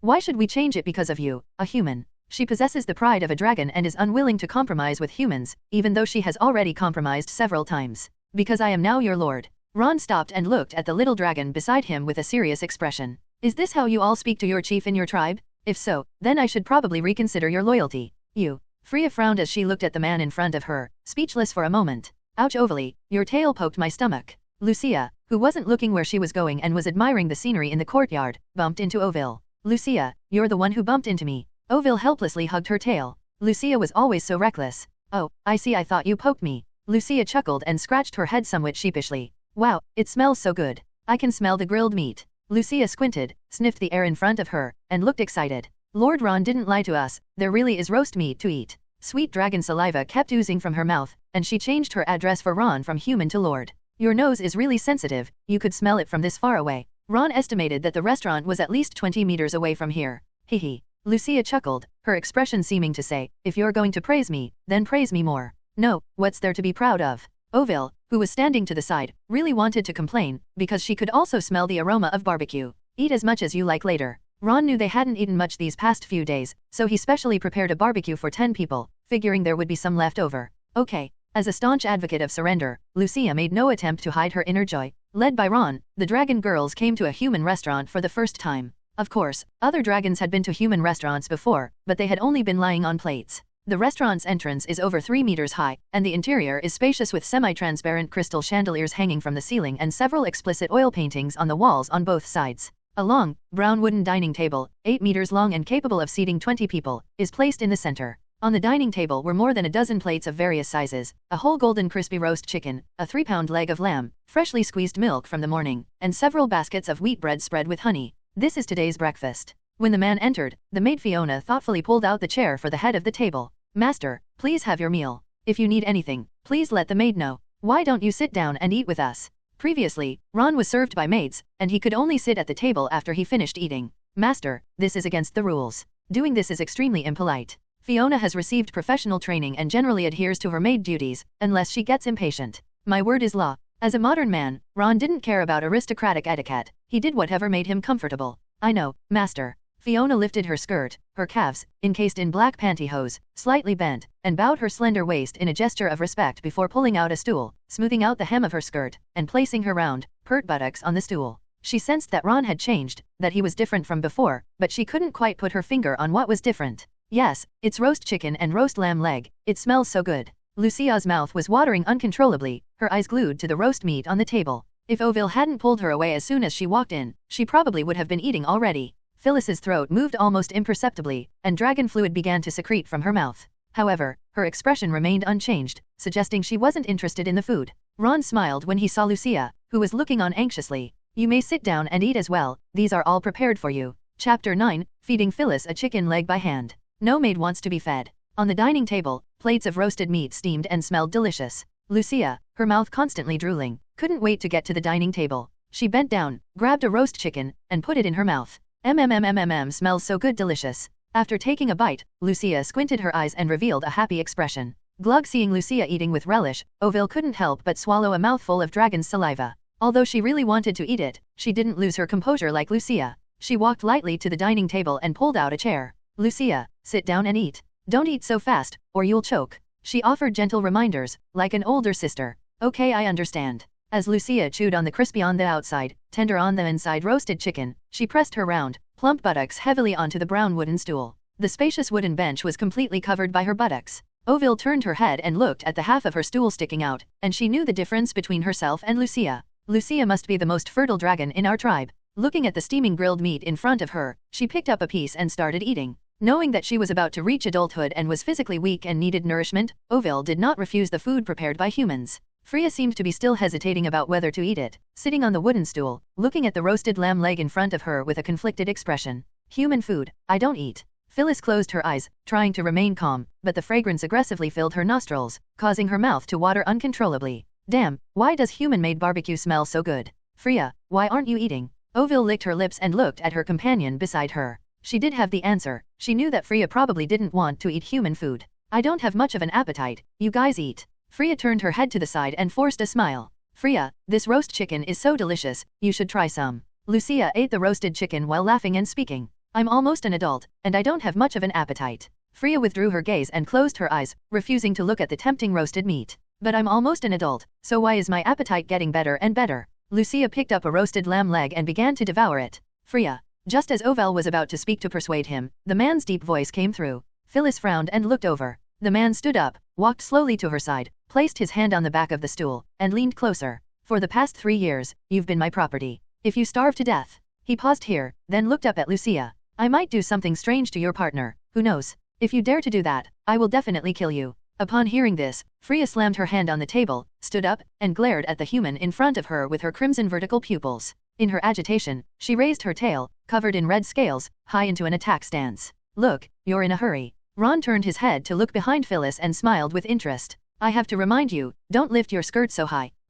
So white? Okay. Phyllis's cheeks immediately flushed, her tail drooped, and her skirt slowly floated down, returning to its original position. Damn it, I'm going to gouge your eyes out. Her shame and anger caused her to exhale hot mist as she spoke. She was a very conservative dragon, or rather, her tribe had always been very traditional, maintaining a monogamous system where if one partner died, the other would never be paired again. Unexpectedly, this human had angered her for less than a day, which made Freya grit her teeth in anger, but she was helpless. He could only swear in his heart that he would kill this human in 3 years. I kindly reminded you, but you tried to gouge out my eyes. Ron made an innocent face. Is this the life motto of your dragon race? Is it necessary to bring your eyes closer, to take a look? As she spoke, Freya's cheeks flushed, and her tail swayed slightly. How can I be sure your tail will affect the skirt if I don't look? Ron looked helpless. You. Freya was rendered speechless and could only grit her teeth and glare angrily. Humans are more shameless than we imagine. Come on, open your mouth. Ron twisted off a chicken leg and offered it to the little dragon with red scales. I have hands. How could Freya possibly eat food fed to her by humans? She felt that she would rather starve to death than eat it. What is this human thinking? You should accept the food bestowed by the Lord with a willing heart. Ron gestured with his chin towards his companion behind her. Otherwise, next time we might not give them chicken legs. What are we going to eat? Lamb leg. Lucia, like a curious child, didn't realize the seriousness of the situation. What you eat depends on how Freya performs, but in short, it will definitely be meat. Ron waved the chicken leg in his hand, a mocking expression on his face. Yay, I love eating meat the most. As Lucia munched on a large lamb leg, she excitedly asked, her little head already filled with anticipation for what delicious food this kind human lord would offer her. I'll eat it. Ultimately, under the oppressive power of the man before her, Philia chose to compromise, her delicate body slowly moving closer to the chicken leg. Because of the close proximity, she could clearly see the smile on Ron's face. This damn human being? Philia, feeling both embarrassed and annoyed, had a bold idea, to take a big bite out of the other person while they were eating the chicken leg. She has always been a person who dares to think and act, so after opening her mouth wide enough to hold a fist, she suddenly bit forward. Perhaps because she was too angry, she pushed forward a little too hard. Just as Freya was about to bite the man's finger, she was affected by the chicken leg that was pressing against her throat. She felt like gagging, so the dragon tooth that was originally going to bite down hard became a light touch. Ron felt a tingling sensation in his fingers as he gripped the chicken leg, the warm, soft touch spreading throughout his body from his fingertips. Freya froze, caught in a dilemma. In the end, she stepped back a little, bit into the chicken leg, turned around, and started gnawing on it. She appeared calm on the surface, but her tail, covered in red scales, trembled slightly, whether from anger, shyness, or both. At that moment, the two of them remained silent, as if by unspoken agreement. Ron looked at Freya's wriggling tail and inexplicably felt like laughing. Who would have thought that the Red Dragon Queen who would conquer the northern continent in the future would have such a naive and adorable side? Ron returned to the main seat, and Fiona, who was sitting next to him, spoke with a look of disdain. Master is so good to those dragon girls. The last time they ate food fed by your own hands was when they were 8 years old. She never forgot that day, because Ron caught a cicada and fed it to her. Fiona, who had swallowed the cicada, listened to it chirping inside her stomach for a long time. So how could I possibly forget so easily? Come to the room later and I'll feed you. No way, that bastard master must want to feed the maid something weird. Chapter 10, borrow money from the maid to buy the main ingredients for the magic potion. Inside the restaurant, the lights flickered, and the little dragons ate with gusto. Freya and Ovil were more mindful of their image, although they didn't use knives and forks like Ron, they ate in small bites. Lucia didn't care about any of that and started gnawing on the big lamb leg. After finishing her meal, Fiona picked up a handkerchief from the table, wiped her mouth, and looked at the dragon girls to her side. She had been talking to Ron the whole time and hadn't paid much attention to the group of dragons. Now that our attention is focused, we can see that they are using their underwear as hair ties to tie their hair. Master, the dragons don't seem to know the purpose of underwear. Fiona looked at Ron somewhat awkwardly. They actually used their underwear to tie their hair. Does Yeilong never wear clothes? It's alright, I'll teach them how to use it correctly in a bit. This reminded Ron of the scene earlier when Phyllis was angry and had her tail wagging. No wonder I always felt like something was missing. After eating and drinking his fill, Ron stretched and began to think about his next steps. First, you need to purchase the potion materials for crafting Holy Knights and Adult Dragons. The Holy Knight potion possessed by the Kingdom of Saintis is incomplete. 60 + 3 + 25 + 1250. The complete recipe for the Holy Knight's potion requires even rarer materials, 80 ml of dragon's dew, 3 sacred heart grass roots, 2 grams of red leaf sunflower pollen, 10 grams of golden glow powder, and 2 drops of true dragon blood. Apart from the true dragon blood, the other materials together cost around 300 gold coins. As for why true dragon blood is excluded, since true dragons have long been extinct, under normal circumstances, the blood of subdragons is used as a substitute. However, Ron has a chance to obtain true dragon blood because after Philia came of age, she awakened a trace of true dragon bloodline. He will let her come of age first and then extract her blood to use as the main ingredient for potions. As for the dragon's dew, the little dragon next to me who loves to eat has it. She is a water-type dragon, and the dew that drips from the end of her tail is the dragon's dew.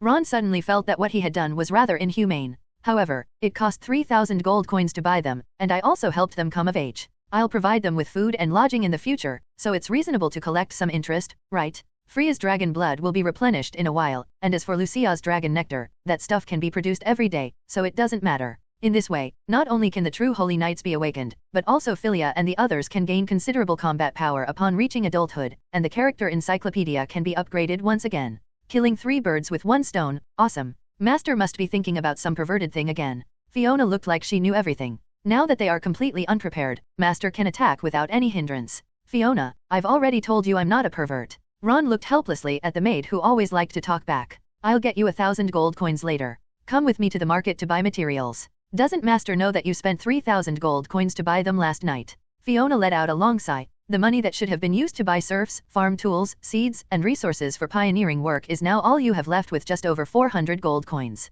Ron. Damn it, the original owner was such a spendthrift. I remember taking a full 8,000 gold coins from home to start my journey in order to expand my territory, but the money was all spent before I even began. He'd either die at Freya's hands or not survive this winter. With less than 400 gold coins, you can make a few low-quality Holy Night potions and sell them through black market merchants. You can earn at least 1,000 gold coins per serving, and selling 3 to 4 servings won't attract attention. Let's do it this way. This is the advantage of having a professional potion recipe. When short of funds, you can make a potion with 40 or 50 gold coins and exchange it for a generous reward of 1,000 gold coins. Our current strength is too weak to be exposed, so we can only sell small quantities, which is enough to deal with the current situation. However, I have saved quite a few gold coins for your maid. Fiona stood up and walked to Ron's side with a big smile. But that's money saved for buying potions later. Of course, if Master is shameless enough to ask, I can lend it to him. Her lifelong dream was to become a knight, and she practiced swordsmanship until late at night every day to achieve this. Even if her family doesn't support her and those around her oppose her, she still wants to become a female knight.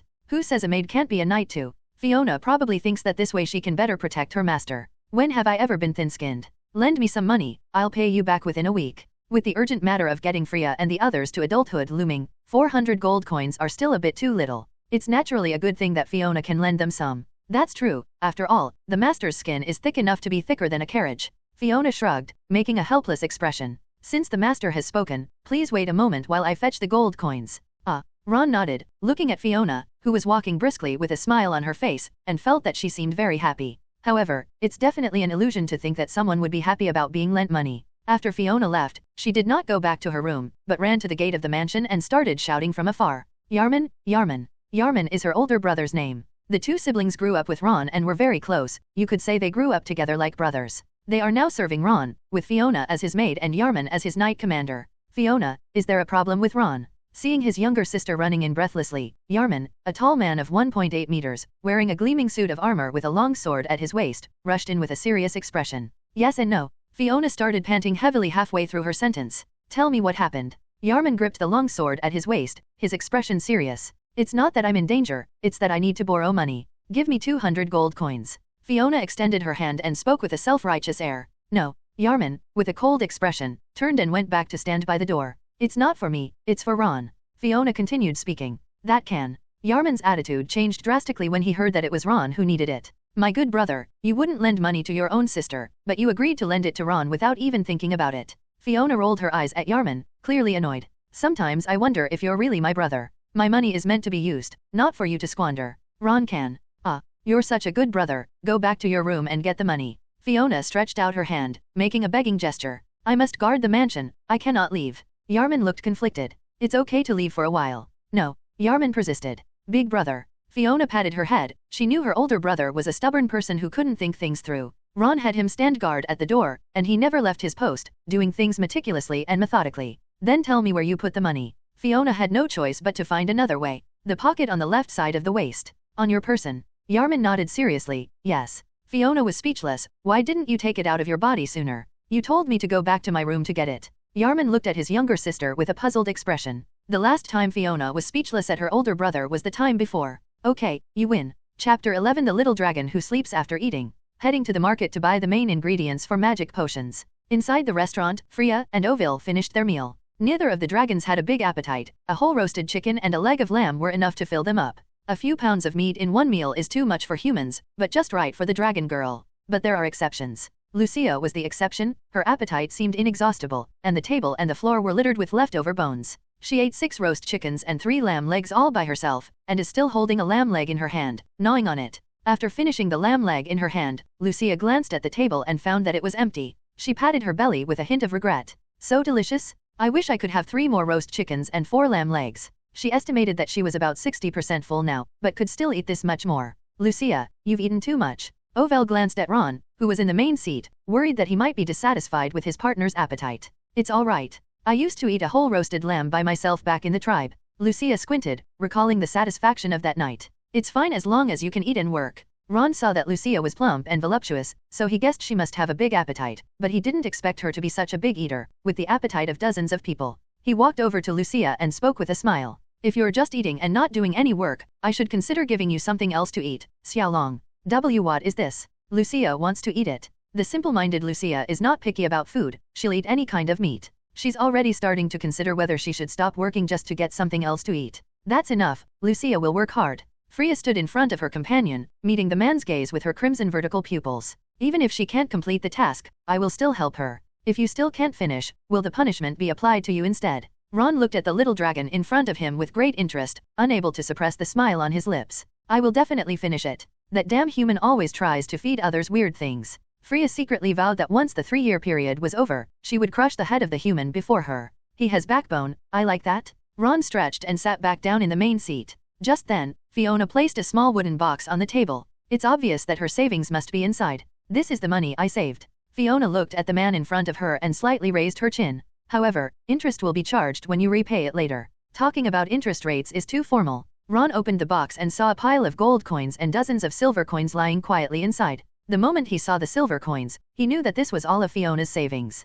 I'm just your little maid, we're not that close. Fiona raised her chin slightly, looking rather arrogant. How much is this? Ron closed the box and looked up at the girl in front of him. A total of 627 gold coins and 68 silver coins. You will have to return 630 gold coins to me later. Fiona, looking like a little penny pincher, had already started calculating the interest. I thought it would be much more, but it's only this little. People who don't know the situation might think that the Leonard family is stingy. Ron said in a serious tone. I'm so embarrassed to pay it back. Since I'm too embarrassed to pay it back, I might as well not pay it back at all. Damn master, that's what I used to buy night potions. Why be a knight? Just be a good maid by my side. Ron stood up and patted his little maid on the shoulder. All right, Fiona, prepare the carriage. I'm going out to buy materials with your money. Understood, you bastard master. Although Fiona looked disgusted, she still obeyed Ron's every word. After the maid left, Ron looked at Phyllis and the others. You will stay in the manor for now. I will gather the materials and make the potion to help you reach adulthood. Understood, we won't wander off.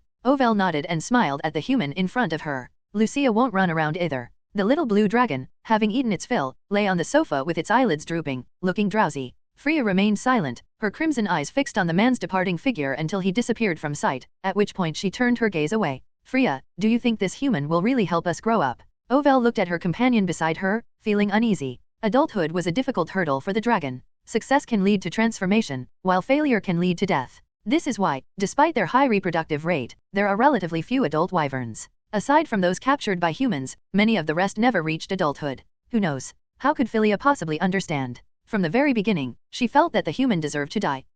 Lucia, feeling drowsy, fell into a deep sleep, clutching the thick tail of the 2 dragons, amidst their conversation, murmuring softly. Lucia wants to eat. Yalman, before I return, do not allow anyone to enter or leave, especially those dragon girls. Before boarding the carriage, Ron gave orders to Yarman, who was dressed in armor. Yes, Master Ron. Yarman clenched his right fist and placed it on his chest, his expression solemn.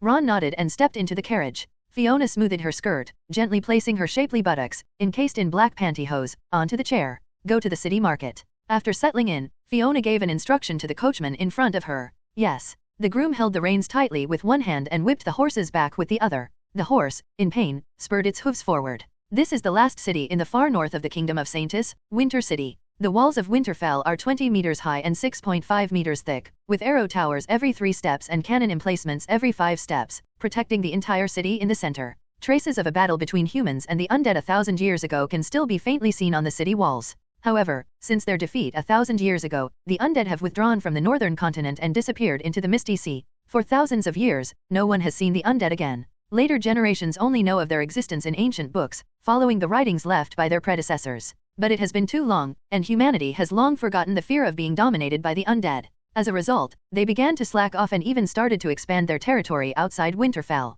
Ron remembered that in the original story, the undead returned from the far north 2 years later and swept through half of the kingdom of Saintis. Just when humanity was utterly defeated, a female sword saint named Joan of Arc stepped forward and, with overwhelming force, wiped out the undead race from the northern continent. There are so many things that can be done in 2 years. As long as we develop properly, we will surely be able to defeat the undead. Of course, if we could find Joan of Arc beforehand, this future female sword saint, we could just subdue her. Master, we've arrived at the market. Fiona lifted the curtain and stood respectfully to one side. When she's alone at home with Ron, she occasionally shows a different side of herself, but outside, she does her job as a maid.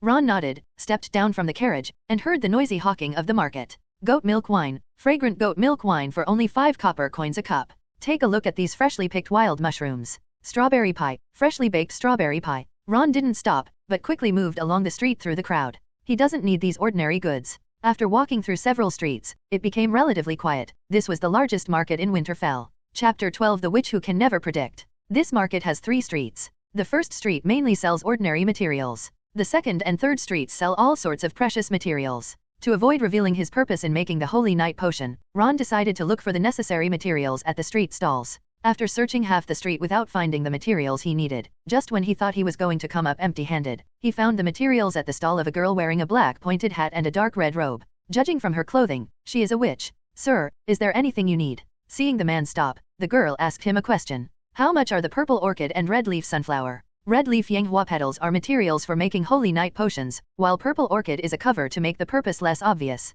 Purple orchid is the potion recipe of the Shadow Assassin. I bought it and stored it for later use. Purple orchid, 35 gold coins per plant. Red leaf sunflower, 38 gold coins per plant. The girl stood up and smiled as she stated the price. Give me 3 purple orchids and 2 red-leaved sunflowers. Ron spoke, and Fiona, who was standing next to him, began to calculate the total price, took out her purse, and prepared to pay. That's a total of 181 gold coins. I'll charge you 180. Just as Fiona calculated the price, the girl smiled and offered a discount. Ron was a little surprised. He didn't expect to get a discount even though he had to pay at the last minute. It wasn't much, but it made him feel better. Just as he was sizing up the girl in front of him, she took out a compass the size of a palm and spoke with a smile. Sir, you are the first person to visit our booth. I can give you a free fortune telling. No thanks. Ron refused, knowing that there are no free lunches, only free traps. Free is the most expensive.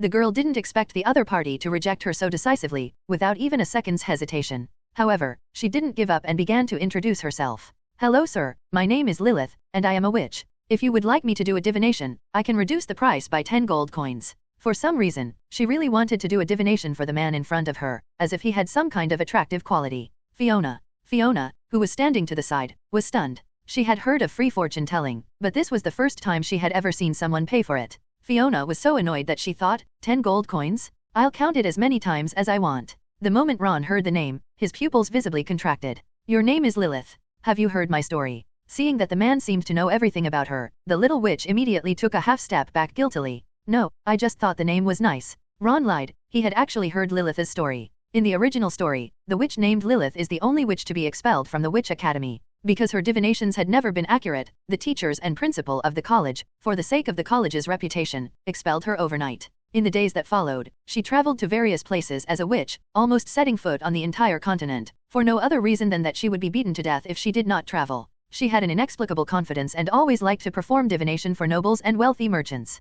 As expected, they had to change cities every 3 to 5 days, otherwise they might be silenced. There was only this one sentence in her introduction. A magical witch who wanders the continent, she has divined her entire life, but the only time she was accurate was when she foresaw her own death. Thinking about this, Ron's lips twitched. In a sense, he could be considered a talent. So, sir, in exchange for the gold coins, may I have my fortune told? Lilith looked at the man in front of her expectantly. She really wanted to give this well-dressed gentleman a fortune reading. Of course. Ron sat on the stool, pondered for a moment, and then spoke. Can you tell me if I'm a man or a woman? Fiona. She looked at her master with surprise. How could this guy ask such a question? This is a very challenging divination, but don't worry, I will do my best. Lilith stopped addressing Ron as Mr. because she was beginning to wonder whether the man before her was a gentleman or a lady. She placed the compass between her legs, adjusted the star positions, closed her beautiful eyes, and continuously murmured star language. A moment later, Lilith opened her eyes and said confidently, Sir, no, madam, the divination results are in, and I am certain you are a beautiful lady.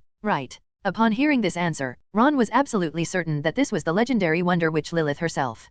Fiona couldn't understand the witch's thought process. Judging from appearance, physique, and voice, Ron was clearly a man. How could he so accurately deduce it was a woman, and say it with such confidence? Let me formally introduce myself. My name is Leonard Ron, and I am a pioneer lord. Ron has already begun planning to bring this talent into his territory. Although she couldn't calculate it accurately, the good thing is that she absolutely couldn't calculate it accurately. This way, when making a decision, Lilith can perform a divination to eliminate a wrong answer first. If there are two choices, Lilith can directly eliminate the wrong answer and get the correct answer. In a sense, this is also a way to get the correct answer. All I can say is that someone as talented as Lilith, in the hands of someone who knows how to use people well, is the strongest fortune teller. You are a noble lord. Upon hearing the other person's name, Lilith immediately felt a little uneasy. She took a deep breath, extended her slightly trembling hand, and shook it, trying her best to remain calm. Greetings, Lord Ron. It is my honor to perform divination for you. If you happen to be in need of a fortune teller, I can perfectly fulfill that role. As a witch, her greatest wish in this life is to assist the Lord.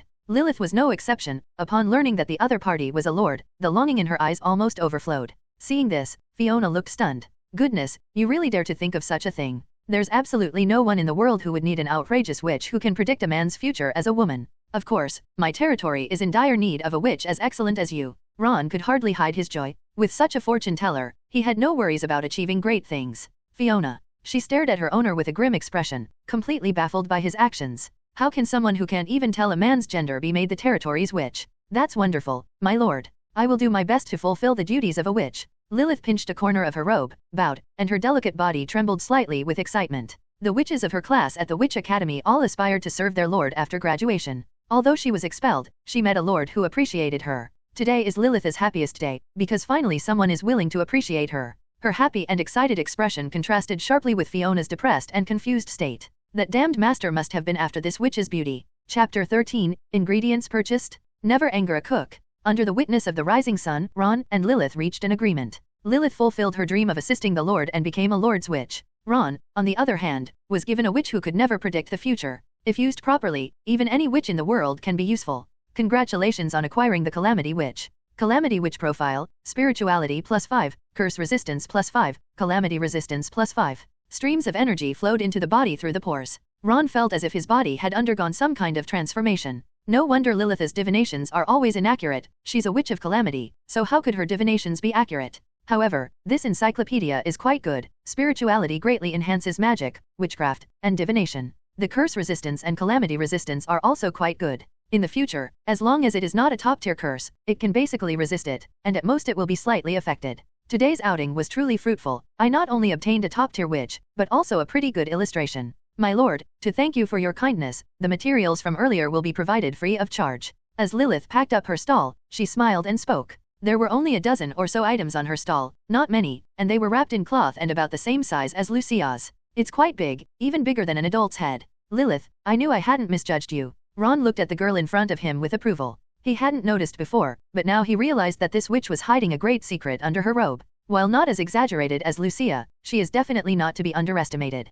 Lilith is about 175 centimeters tall, with a slender figure, a slim waist, and a typical slender build. She has fair skin, delicate features, and a few small freckles on her cheeks, but these do not detract from her beauty at all. On the contrary, they make her look quite charming. Her long robe billowed in the wind, revealing glimpses of her long, slender, fair legs. This is what I should do. Lilith felt that Ron had shown her kindness and recognition. After all, serving the Lord was her dream. This is also the common dream of thousands of witches. Every year, thousands of witches graduate from the Witch Academy, but the nobles of the Kingdom of Saintis are only a few. Most of them have their own witch guilds and rarely recruit new witches. Unless one has outstanding academic achievements and makes a name for themselves, they are unlikely to be noticed by nobles. Therefore, Lilith is certain that she is incredibly lucky today. Ron also felt lucky to have gone out and found a treasure. Fiona was the only one who was very upset, but she felt relieved after hearing that the materials were free. This guy has some self-awareness. He knows his own limitations, which is why he tried to seduce people with money. But it doesn't matter. The owner is very fickle and will kick her out once he gets tired of her.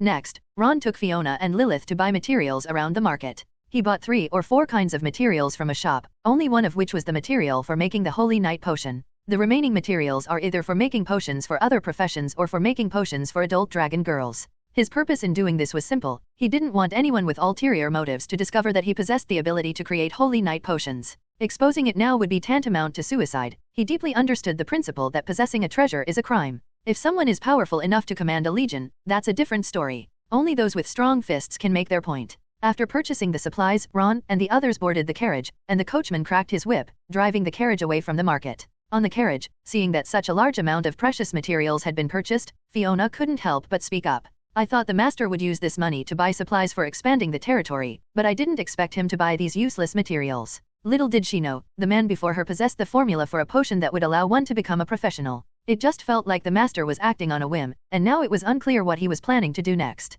They always spend money on strange things. Suddenly, as if she had thought of something, a blush rose to her face. I understand. Master must be working too hard from early morning and feels unable to conquer those dragon girls, so he bought some medicinal herbs to nourish his body. Damn Ron, at a time like this, he's still thinking about this kind of thing. Fiona, I've already told you I'm not a pervert. Ron stared at the maid with a dark expression, then turned to look at the somewhat flustered Lilith. Seeing the man looking over, she waved her hand and smiled. I didn't hear anything. While she was at the Witch Academy, she heard some secret histories about nobles, such as sons inheriting their father's businesses, incest, to an indescribable degree of absurdity and debauchery. Lilith was now extremely uncomfortable and wanted to jump off the carriage and run after it. Seeing her expression, Ron didn't want to explain further. The more he explained, the more complicated things would become. Time will prove him to be a proper nobleman and gentleman. The market was not far from Ron's rented mansion, and the journey took only about 10 minutes. Fiona lifted the curtain, bent her slender waist, and spoke respectfully. Master, please get out of the car. Ron nodded, and as soon as he got off the carriage, he saw the two men being held captive at the door. What happened? He gestured with his chin towards the two people who were tied up. They tried to force their way out, so I detained them. Yarman said with a serious expression. Please decide what to do. First, remove the gag from their mouths. Yes. Yarman ripped the grey cloth out of their mouths, and the two women immediately shouted excitedly. Lord, you must do us justice. We're about to go out to buy groceries, but this guy is absolutely refusing to let us out, saying that without your orders, no one is allowed to step through this gate. We tried to explain to him, but it seemed like that was all he knew, and he detained us. As they spoke, tears streamed down their faces, though there were only a few tears. They were mainly feeling anxious and frustrated. I'm sorry, ladies, this is indeed my order. Ron took out a few silver coins from his pocket and handed them over. I hope you won't be upset about this. This is really okay, but actually, it's nothing. They only earned a few silver coins a month. When they saw the silver coins, their eyes lit up, but they didn't dare to accept them. Take it, there's still time to go buy the ingredients now. Ron handed the silver coins to them. Lord Ron, you are a very generous gentleman. Thank you very much. They accepted the silver coins and left happily. Fiona followed behind, muttering to herself. It's only for a short while, there's no need for the master to spend money. Fiona, whatever you offend, don't offend the cook. Ron turned his head to look at the maid beside him. Every year, many powerful and wealthy people in the kingdom of Saint Tez die at the hands of the cooks, because they control what we eat. The reason he was so cautious was because he had studied history extensively in his previous life, and many princes had died at the hands of cooks. Even if they don't poison the food, they might add something to upset a chef. Watching the man's departing figure, Fiona stood there stunned. She suddenly felt that Ron had changed a lot. The owner seems to have grown up. Chapter 14. The potion is complete. Lucia, who had a sweet tooth, was dumbfounded after taking it. It was already noon when we returned from the market. As soon as I entered the backyard, I saw Philia bending over, her hands supporting the railing of the gazebo, her eyes lowered as she looked at the water. The summer breeze lifted her long red hair, making it flutter and look full and beautiful from behind. Hearing footsteps behind her, Freya turned around and saw a man walking towards her, his eyes scanning her unabashedly. Damn it! She pulled back her slender waist, turned her head, and looked at the human in front of her. Ron wasn't embarrassed. He stepped forward and spoke in a deep voice. Take them all to the room where they took a bath this morning. I'm going to start making potions. Freya responded and turned to walk towards the restaurant where Lucia and the others were still resting. Fiona, bring me a small millstone and a basin of pure water. Is Master planning to make a potion that arouses people? Fiona had an expression that said she knew exactly what the man was thinking. That damn Master? He must not have had enough fun this morning, so he's planning to have some fun before the dragon girl dies. For some reason, a blush rose on her fair cheeks at that moment. It's a potion to save them. Why is Fiona always thinking about those things? Ron tapped the maid's head. Got it. I'll get it right away. Fiona pouted, rubbed her forehead, and looked a little aggrieved. I'll go with her. Lilith always felt that the way this young and handsome lord looked at her was strange, more intense than admiration, as if he had found a priceless treasure. This made her, who was always met with cold shoulders, feel somewhat uncomfortable for a while. Coupled with what the maid had just said, she wanted to leave. No need, you stay by my side. Ron felt that having her by his side more often would make her feel valued, which would gradually give her a sense of belonging and eventually make her completely loyal to him. You can never gain a loyal subordinate through coercion or bribery. You can only win people's unwavering loyalty through personal charisma. Okay. Lilith nodded and followed the man into a room with a broken door. There were 3 large bathtubs in the room, and water stains remained on the wooden floor, indicating that someone had taken a bath there. Lilith sniffed the air and sensed a faint fragrance wafting through the room, seemingly originating from the wooden tub. Curious, she approached the wooden tub to see if there were any flower petals inside, but the tub only contained clear water. It must be some kind of perfume, Lilith thought. Actually, no, it's just that after Yelong Niang soaked in ordinary water, she left some of her body fragrance. Tread tap. Footsteps approached from the hallway outside the door. Along with that, there were several dragon roars. To Lilith, it was the roar of a dragon. To Ron, it became the ancient dragon language he could understand. Lucia is so sleepy, she wants to sleep more. What dragon sleeps in the morning? Lucia, you're too lazy. If you keep this up, you'll become that human's toy. No, Lucia doesn't want to become a toy. The door wasn't closed. As they approached the doorway, in the interplay of light and shadow, Ron spoke in a deep voice. You all wait here, the potion will be ready soon. He wore gold-rimmed glasses and looked at the little dragons with a serious expression. Understood. Oville's eyes widened in surprise. She suddenly realized that this human was actually quite good-looking. At least in her opinion, he wasn't an ugly person, and even if he was from a different race, she could accept him. What I'm thinking is irrelevant, the other person is a human being. If Ron knew what Oville was really thinking, he'd probably say, sometimes it's okay to not be human. Even Freya's vertical pupils narrowed slightly, but her expression remained indifferent, as if she disliked this human no matter what he looked like. Lucia was sleepy and dozed off on Oville's shoulder, closing her eyes in a daze. She did this when she was in the tribe. After eating, she would find a cool place to lie down. I slept until I got hungry, and then continued searching for food. Master, the small millstone and purified water have been brought. Fiona entered the room, went straight to the man, and placed the tools he needed on the wooden table.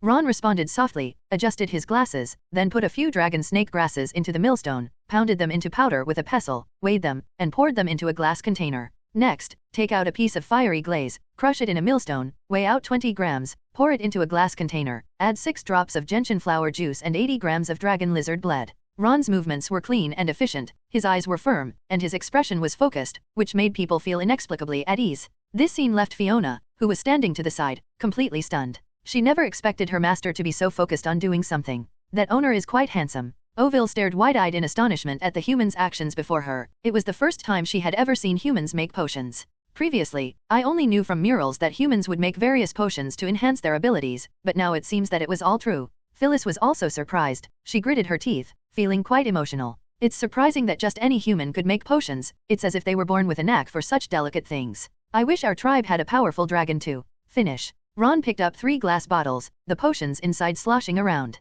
3 bottles of potions, 3 different colors. One bottle of potion was as red as flames, another as blue as lake water, and the third was brownish brown. It matches the colors of the 3 little dragons perfectly. This is a potion specially concocted by Ron for the 3 of them, designed to help them pass through their coming-of-age ceremony. 1 bottle per person. Ron placed the corresponding potion into the little dragon's hand. Lucia was asleep, and her bottle was still in Ron's hands. Freya stared at the potion before her, falling into a long silence. She didn't trust that humans would be so kind as to help her and her companions grow to adulthood. Humans are synonymous with evil and shamelessness, they are like caterpillars in the gutter. So these potions might be what's controlling us. Philia thought about it, unsure whether or not to take it. Oville was also caught in a dilemma, because the smell of the potion in the bottle alone made the dragon want to vomit. Lucia, I made you a delicious drink. Seeing that Freya and the others hesitated, Ron waved the potion in front of the innocent little blue dragon. Sure enough, upon hearing that it tasted good, the drowsy Lucia squinted her eyes and opened her mouth without thinking. Pour it all into my mouth. She was too lazy to get up, but she was very hungry, so she opened her mouth to welcome the food. I began to look forward to what delicious drinks this human would bring in. Seeing this, Ron grabbed the little dragon's chin and forced the pale blue potion into her mouth. Full? Ugh, cough cough. The pungent smell instantly filled Lucia's mouth. The bitter, fishy odor instantly sobered her up. Lucia clutched her throat, her face instantly turning red, and she began to cough violently. Cough cough. She collapsed to the ground as if she had drunk poison, with dragon's saliva dripping from the corner of her mouth. Ugh, this feels so bad. Is Lucia going to die? Chapter 15 The special effects of the magic potion? The dragon girl's expressions were radiant. Inside the room, Lucia lay on the floor, her mouth constantly overflowing with dragon saliva. His pained expression made Ron wonder if he had remembered the potion's main ingredients wrong. Lucia, are you all right? Oville rushed over anxiously, knelt on the ground, placed her companion's head on her lap, and touched Lucia's forehead. His body temperature is very high. Upon seeing this, Freya immediately came to Ron, her hands instantly transforming into dragon claws, her eyes glaring fiercely at the human before her.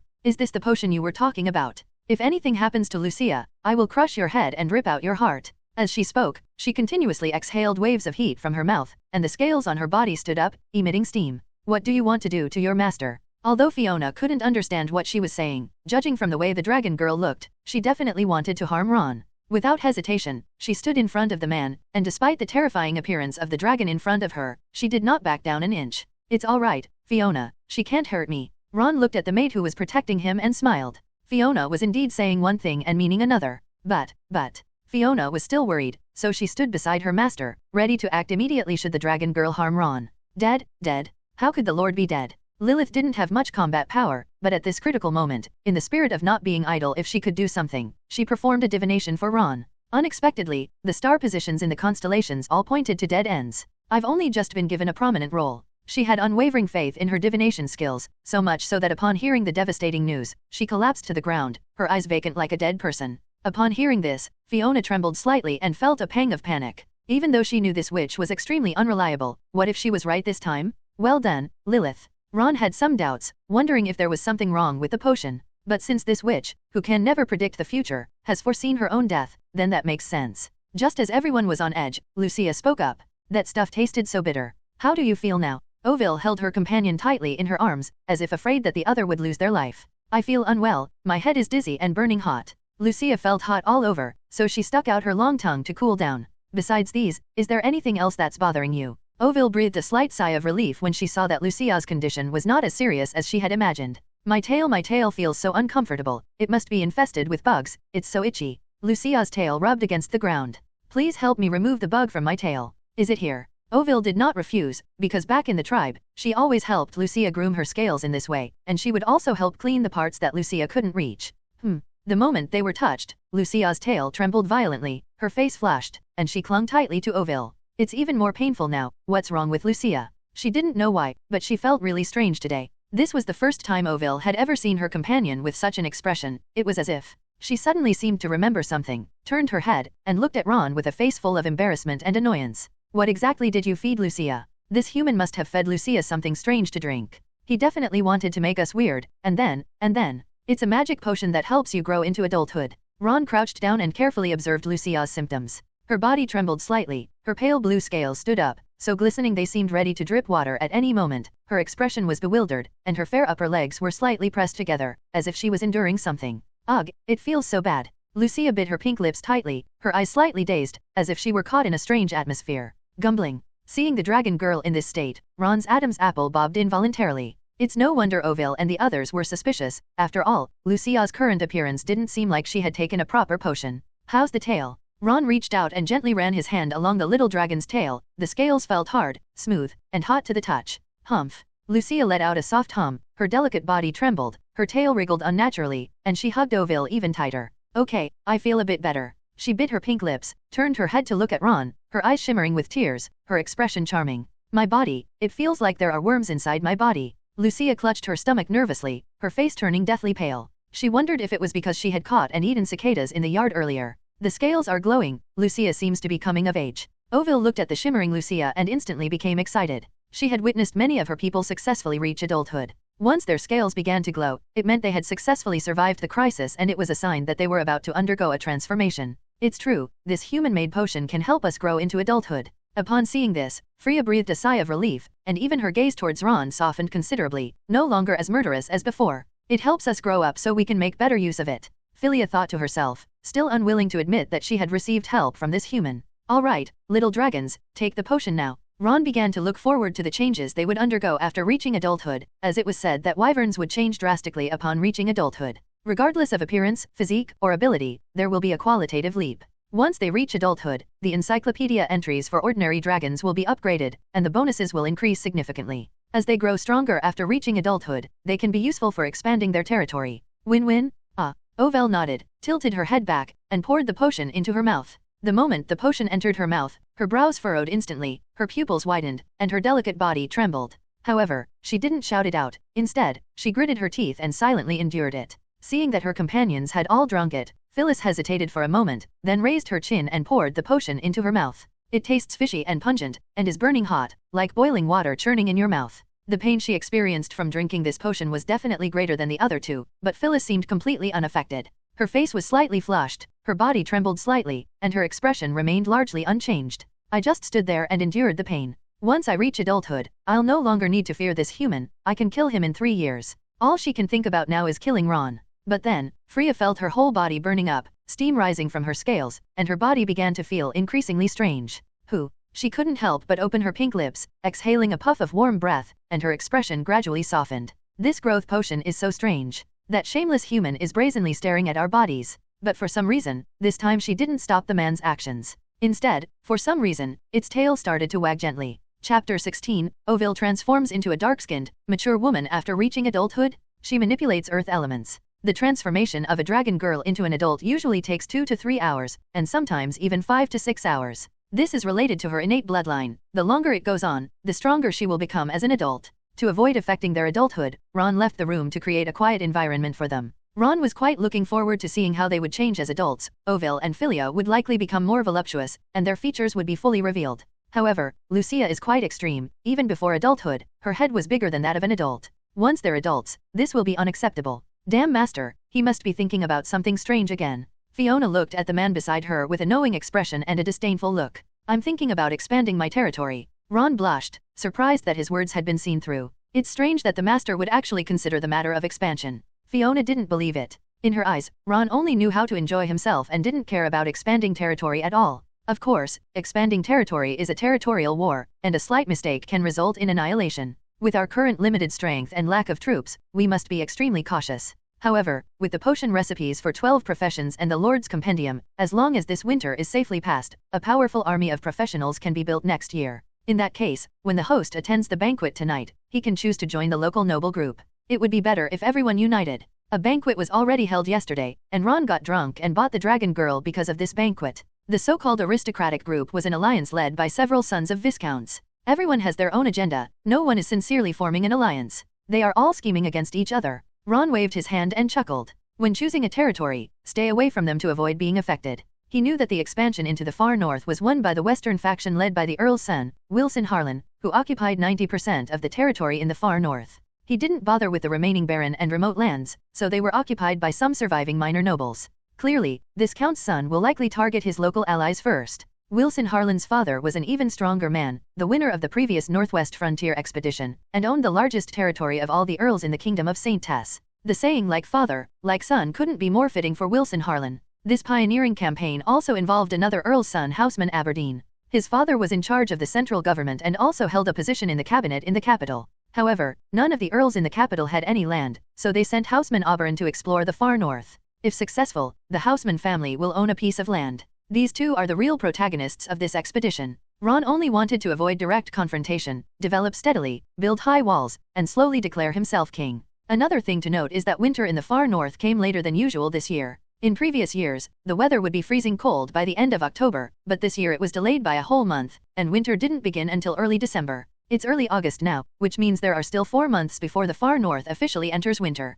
The kingdom of St. Tess is located in the north, where wheat takes 3 to 4 months to mature. If well managed and the soil is fertile, it can mature in just 3 months. So, the fact that wheat can still be planted this year is something only Ron knows for now. I remember that when I attended the banquet yesterday, the other pioneering lords mentioned that they all plan to buy serfs again next spring to plant wheat and other crops. After all, under normal circumstances, the weather turns freezing cold in 3 months, and it takes at least 10 days to clear the land. In 2.5 months, the wheat simply cannot ripen. Therefore, all the lords except Ron chose to wait until the following spring to make their plans. This is good news. While others are preparing for war and fighting bloody battles, we are planting wheat and reaping a bumper harvest. Be careful not to let it turn into you hoarding land while others hoard guns. Therefore, the location of the territory should be remote, and there should not be too many lords around it, otherwise it is very likely to become a target for plunder. However, Ron wasn't worried. After all, he possessed 12 types of professional potions and a lord's encyclopedia. Given a little time, he could quickly rise to power and become the king of a local minor noble family.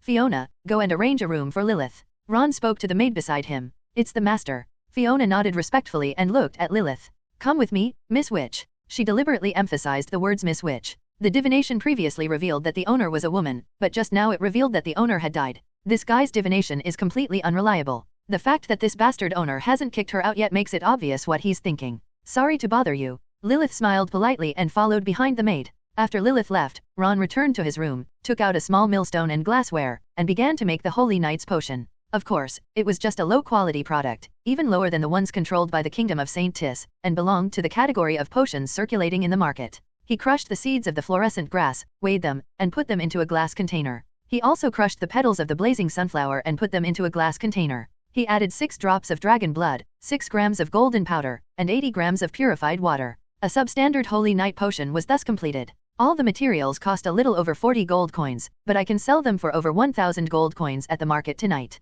The profits involved are terrifying. Ron wiped the sweat from his brow and, while the iron was hot, produced 3 more batches of inferior potions. There are 4 portions in total, not many. They will be sold together before the banquet tonight. This will provide sufficient funds to purchase resources for development. Looking at the potions in his hand, Ron's lips gradually curled up. Once Phyllis and the others came of age, they would have the materials to make complete holy night potions. Time flies by, and before we know it, the sun is setting and the sky is ablaze with the colors of the sunset. Ovel was the first to reach adulthood, taking more than 4 hours, which is considered genius among the dragon race. They possess great potential. As she grew up, she changed a lot. First of all, her figure became fuller, and she swayed as she walked, with her buttocks becoming more and more voluptuous. It had 2 grayish-brown dragon horns on its head, about 5 centimeters long and the size of a finger. When Ron saw Ovel walk out of the room, he almost didn't recognize her. She had lost some of her childishness and gained more of a womanly charm. Her entire demeanor underwent a complete transformation. She went from being a naive and innocent girl to a sophisticated, dark-skinned woman.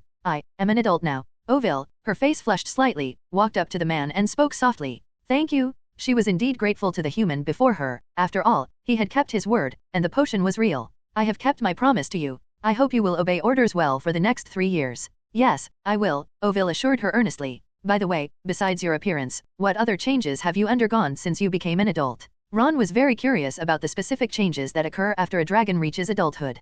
Can manipulate earth elements. Ovel raised her hand and grasped at the air above the flower bead. The ground trembled violently, and then all the soil from the entire flower bead gathered into the air. Chapter 17, The Dragon Girl Comes of Age. 2 new illustrations are obtained. Her strength skyrockets. The mud and sand in the courtyard were drawn together and gathered in midair, forming an irregularly shaped large sphere. Ovel pressed down on the air with her hand, and the clay ball immediately plummeted towards the ground. Boom. Upon landing, there was a loud bang, and the marble floor shattered inch by inch. In an instant, stone chips flew everywhere, and dust filled the sky. I can change the structure of the soil and make it as hard as rocks. Ovel clapped her hands and enthusiastically described her abilities. I can also cover my body with mud, turning it into strong armor. She never imagined she would possess such powerful abilities after becoming an adult. If it weren't for the human man in front of him, he probably wouldn't have even reached adulthood. For some reason, the more Ovel thought about this, the more pleasing this human seemed to her. Very impressive ability. Ron has already started planning how to use Ovel in the future. Her abilities will greatly help in expanding territory. She can move mountains and fill seas, turn sand into stone, and soon it will be her time to show her skills. Hearing the man's praise, Ovel's eyelashes trembled slightly, and she felt inexplicably happy. The Common Dragon's Pokédex entry has been upgraded to the Earth Dragon's Pokédex entry. Earth Dragon Compendium, Constitution +2, Physical Strength +3, Dragon Affinity +2. Ron felt streams of energy flowing through his pores, nourishing his body. Muscles, bones, meridians, and internal organs all received significant improvements.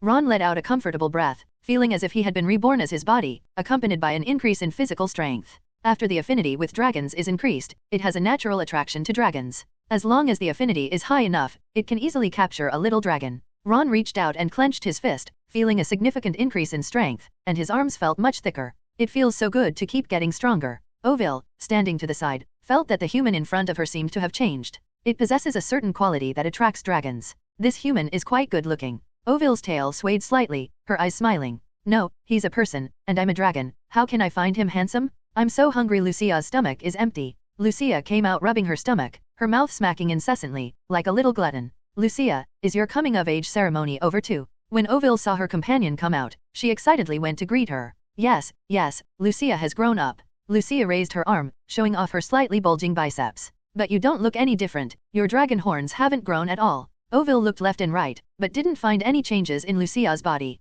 Under normal circumstances, the appearance of a dragon will change after it reaches adulthood. At the very least it will grow horns. So, Lucia has come of age? I don't know. Lucia scratched her head, her eyes starting to look confused. Where is my horn? Suddenly, as if she had thought of something, she began to speak hesitantly. Actually, I'm only 16 years old this year. Her words exploded in Ovel's ears, and she looked at her companion in disbelief. Lucia, you said she's the same age as us. I'm afraid you'll think I'm too young and won't play with me. Lucia sniffed, looking aggrieved. The other dragons in the tribe all think I ate too much and won't play with me, only you guys are willing to play with me, so I lied. She lowered her head, not daring to look her friend in the eye. So, Ovale, are you not going to play with me anymore? Idiot, both Philia and I like you. Ovale gently patted Lucia's head. I like you guys the most too. Lucia nuzzled against Ovale affectionately, expressing her joy. However, you're underage, so why do you have the same symptoms as us? Lucia's unwell condition these past few days doesn't seem faked. I don't know. After being locked in a cage by humans, I was tired, hungry, thirsty, and uncomfortable.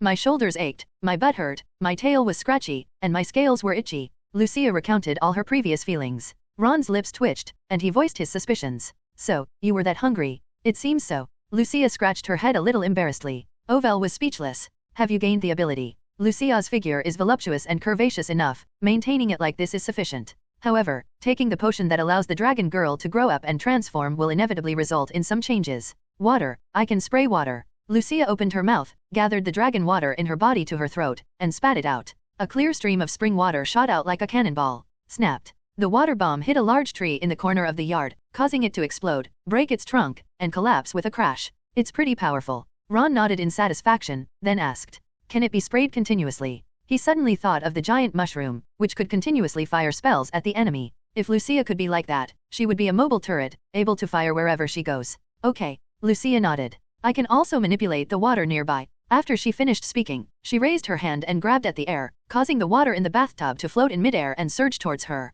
However, launching too many times will cause dehydration. If I had enough water, I could launch for a long time. Lucia has transformed into a water dragon girl, and her body and scales can store large amounts of water, which she can unleash freely during battle. Of course, passion can also be unleashed in everyday life. Congratulations on obtaining the Water Dragon illustration. Water Dragon Compendium, Self-Healing +3, Body Flexibility +3, Dragon Affinity +2, Reproduction Ability +6. Streams of energy surged into Ron's body, constantly altering its structure. The meridians are becoming more resilient, the muscles are more active, and reproductive capacity is growing at an astonishing rate. Ron, feeling stronger, grinned wildly. Cool. Self-healing ability is a terrifying ability. When the self-healing ability is high enough, injuries can be healed immediately. With 3 points of self-healing ability, the wound heals in about 10 minutes. That's already very impressive. Normally, a wound takes several days to heal, but now it can heal completely in 10 minutes. Increased flexibility allows for better control of the body and limbs. The affinity with dragons goes without saying, any higher and they'd be turning into succubi specifically targeting dragons.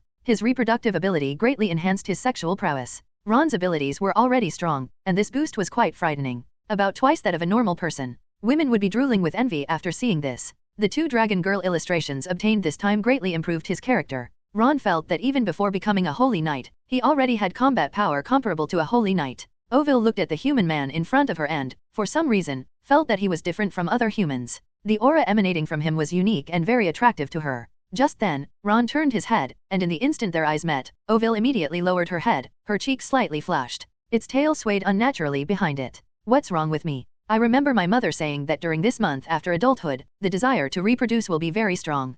Could it be that I just touched this human man? How could you do that? He's a human being? Chapter 18, The Petite Lucia? Battle against the Holy Knight? As the sun sets behind the horizon, the evening glow blooms like a flower. Lucia was in the courtyard, making various movements. First, she leaned back, her slender waist sinking down, and her hands supporting her on the ground. It has been transformed into a dragon-shaped arch bridge. I feel my body has become soft and flexible, and I can do any kind of movement. Lucia then rolled over, raising her right leg high into a standing split. The legs continued to twist, the body was so flexible and boneless that any movement could be easily performed. She was wearing a maid's dress, and due to gravity, the hem of the dress slowly fell down, revealing her fair and tender upper legs. Idiot, you'll be exposed like that? Ovale immediately ran forward, grabbed Lucia's skirt, and lifted it up to cover her body so that it wouldn't be completely exposed to the air. Ron swore he didn't want to see it, but Lucia didn't treat him like an outsider at all. It has been fully revealed. It's really shiny. Oops. Upon hearing this, Lucia finally realized what was happening, immediately put her legs down, looking bewildered, her tail trembling slightly unnaturally. I've been seen naked. My mother said that in that case, I can only have a baby with him. However, I am not yet an adult and cannot have a baby dragon. The dragon girl's body is very special. It is only considered complete after undergoing an adulthood ceremony and is then able to conceive a baby dragon. Alright, you all stay here at the mansion for now. I'll have the kitchen prepare some barbecue in a bit. The lunch portion wasn't enough for 10 people, so we had to add more for dinner. However, Lucia's little water dragon really eats a lot, but her abilities are decent. Her water dragon bullets are very powerful in battle. Expanding territory can allow for the interception of water flows and the irrigation of farmland. It's definitely a dragon-shaped water jet. Yay, Lucia loves grilled meat the most. Lucia jumped up excitedly. After Ron instructed the kitchen to prepare enough barbecue for 15 people that evening, he called Yarman to the yard. He was the only holy knight in the territory, and he had taken the potion with Ron 6 months ago. Only he succeeded. Arriving at an open space, Ron beckoned. Attack me, where to hit? Yarman asked. Casual. How much force? Yarman continued to ask. Use every ounce of strength you have.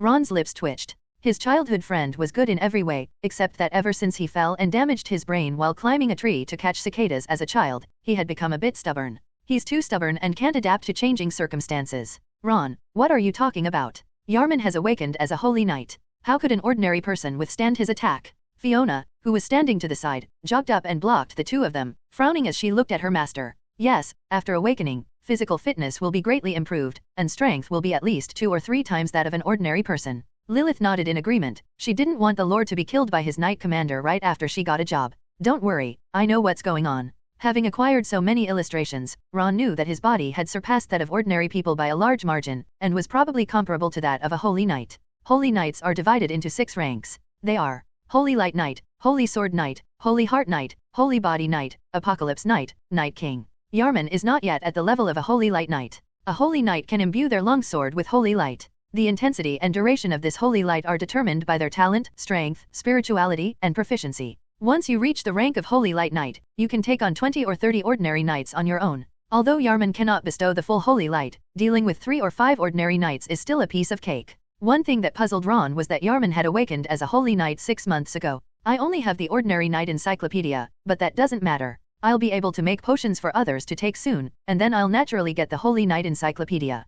Yarman is a holy knight, but you haven't successfully awakened yours yet. Fiona knew her older brother's temper. If she asked him to go all out, he would really kill her. You'll take care of me even if I get injured, so it's okay. Ron waved his hand dismissively, signaling the maid to leave. Fiona knew that once Ron made up his mind about something, nothing could change it, so she had no choice but to step aside and be ready to provide emergency treatment at any time. Bring it on. Ron beckoned. SHH. Yarman drew his longsword from his waist and imbued it with holy light. The originally iron sword now shone with a pale golden light, as if it had been plated with starlight. Fiona. Her pupils widened as she stared at her elder brother's body, then charged towards Ron like a cannonball. They showed no mercy, and she screamed in panic. Yarman, do you intend to kill Ron? Ron was taken aback. He had expected Yarman to use his fists, but in the blink of an eye, Yarman drew his long sword and attacked. Facing the sword slashing vertically, Ron pushed off with his calf and dodged the attack. In the past, he would not have been able to avoid it. After the Lord's compendium was upgraded, his physical strength, agility, and flexibility all increased significantly, allowing him to perform actions that were previously impossible.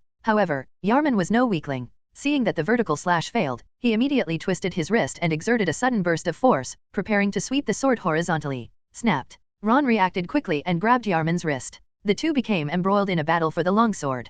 Yarman is a holy knight with excellent physical attributes. Although Ron has the Lord's Illustrated Guide bonus, his strength bonus is not significant, and he is no match for Yarman in terms of physical strength. Its advantage lies in its agility. Through skillful movement and control of its limbs, it never falls behind. The two men struggled for the longsword while simultaneously whipping each other with their legs. Clap clap. Neither of them gained the upper hand in the leg-to-leg confrontation, and Ron eventually seized an opportunity to knock the longsword away. Clap clap. Yarman ignored the fallen sword and began to pound his fists like raindrops. Ron was forced to retreat repeatedly, which made him realize that even with the high bonus from the encyclopedia, dealing with a holy knight was by no means an easy task. Upon seeing this, Fiona's pupils widened. She rushed forward, only to discover halfway there that Ron had not been hit by Yarman's attack and was holding his own in the fight. When did Master become so strong? Lilith had expected to witness some bloodshed, since ordinary knights couldn't possibly fight against holy knights. I didn't expect the man in front of me to be so strong. His strength, physical fitness, and reaction speed were no less than my opponent's.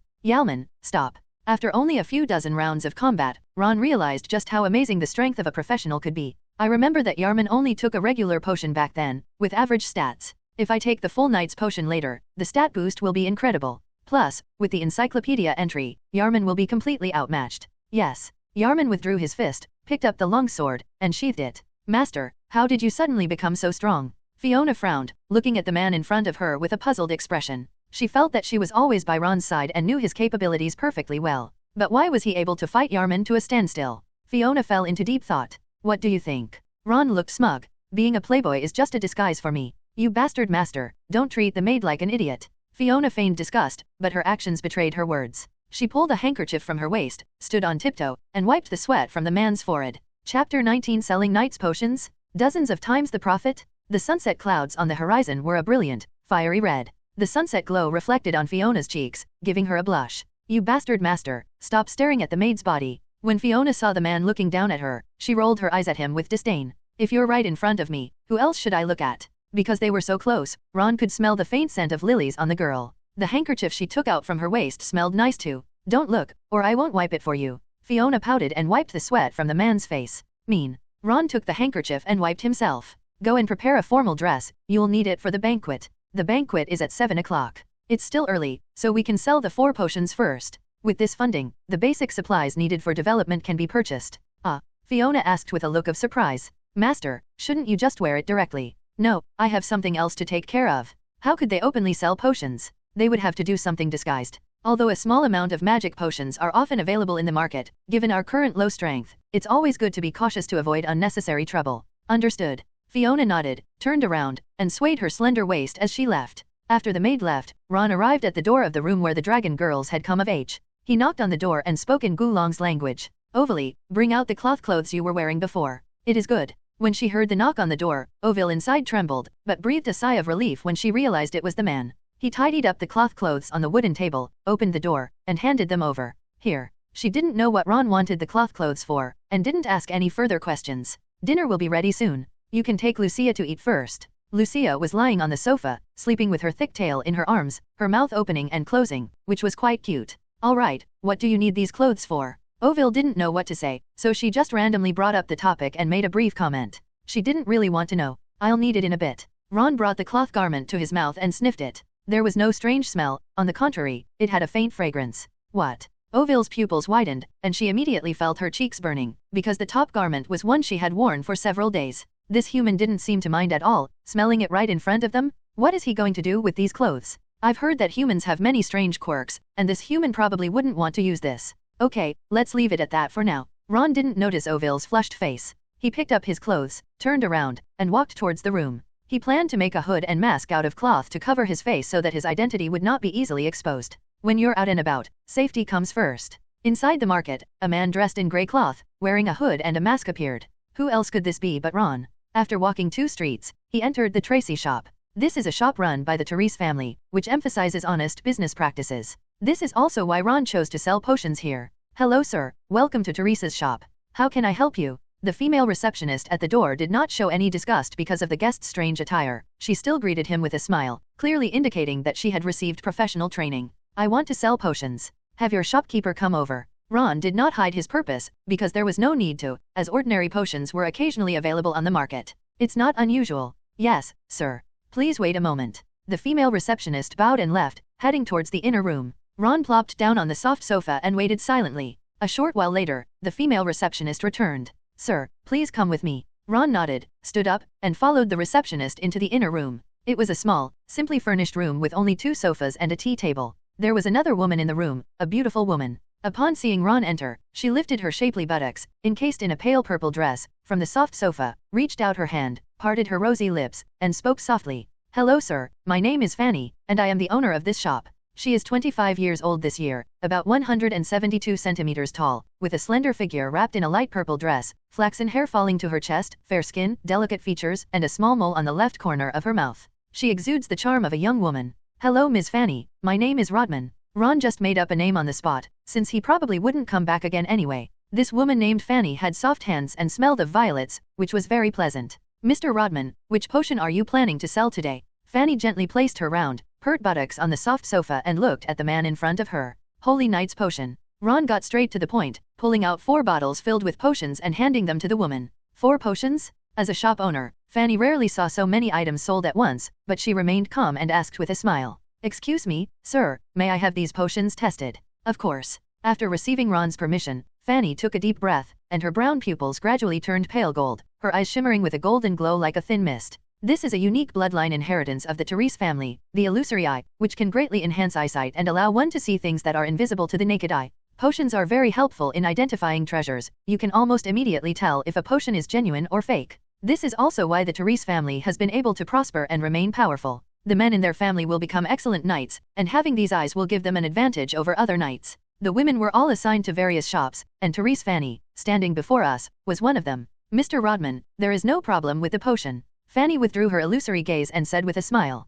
I can offer 1,300 gold coins per unit to buy them. No problem. Ron didn't think there was any problem at all, in fact, he thought it was perfect. It's worth noting that inferior Holy Night potions don't cost more than 1,500 gold coins, and normally fluctuate around 1,300 gold coins. However, with the development of the far north underway, the price of potions will temporarily rise. 1,300 is already considered an extremely high price. Please have a seat, I will have someone bring the gold coins right away. Fanny got up, walked to the door, gave a command to the person outside, and then put her round, pert buttocks back on the sofa. Mr. Rodman, if you have any more potions for sale next time, I will offer you a price that will satisfy you. Normally she wouldn't say these things, but today was an exception because she could tell that the potions were made no more than 2 days ago. In other words, at this moment, there is a force in Winterfell that possesses the recipe for the Holy Knight's potion. That's all the potions I have.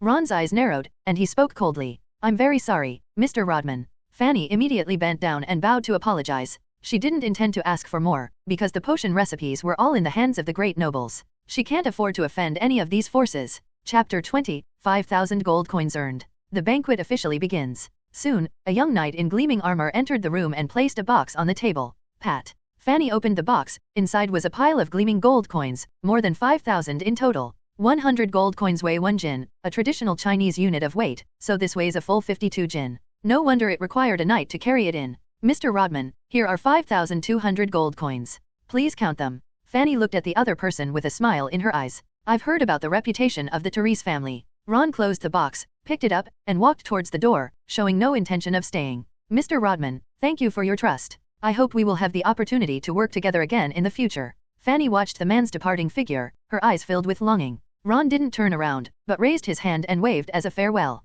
After leaving Therese's shop, Ron carried a box full of gold coins and wandered through the streets and alleys. Once he was sure he wasn't being followed, he removed his disguise and returned to the carriage. Fiona, who had been waiting anxiously, breathed a sigh of relief when she saw the man return. Where have you been, master? You've put on so many disguises. I brought back some gold coins. Ron opened the heavy box, and immediately, the carriage shone with golden light, revealing gold coins in front of Fiona. Her pupils widened as she looked at the gold coins, then at Ron. Where did you steal this from? Fiona immediately thought of this possibility when she thought of Ron's previous attire. However, he immediately rejected the idea, saying that he had heard of people stealing tens or hundreds of gold coins, but no one could steal such a large box of gold coins. Fiona, I am a gentleman. Ron looked helplessly at his maid. I understand now. The master must have found a lonely noblewoman and sold his body to get so many gold coins. Fiona had a knowing look on her face. All you ever think about are these things. Ron tapped the maid on the head and spoke confidently. This is what I earned from making Holy Night potions. Making potions.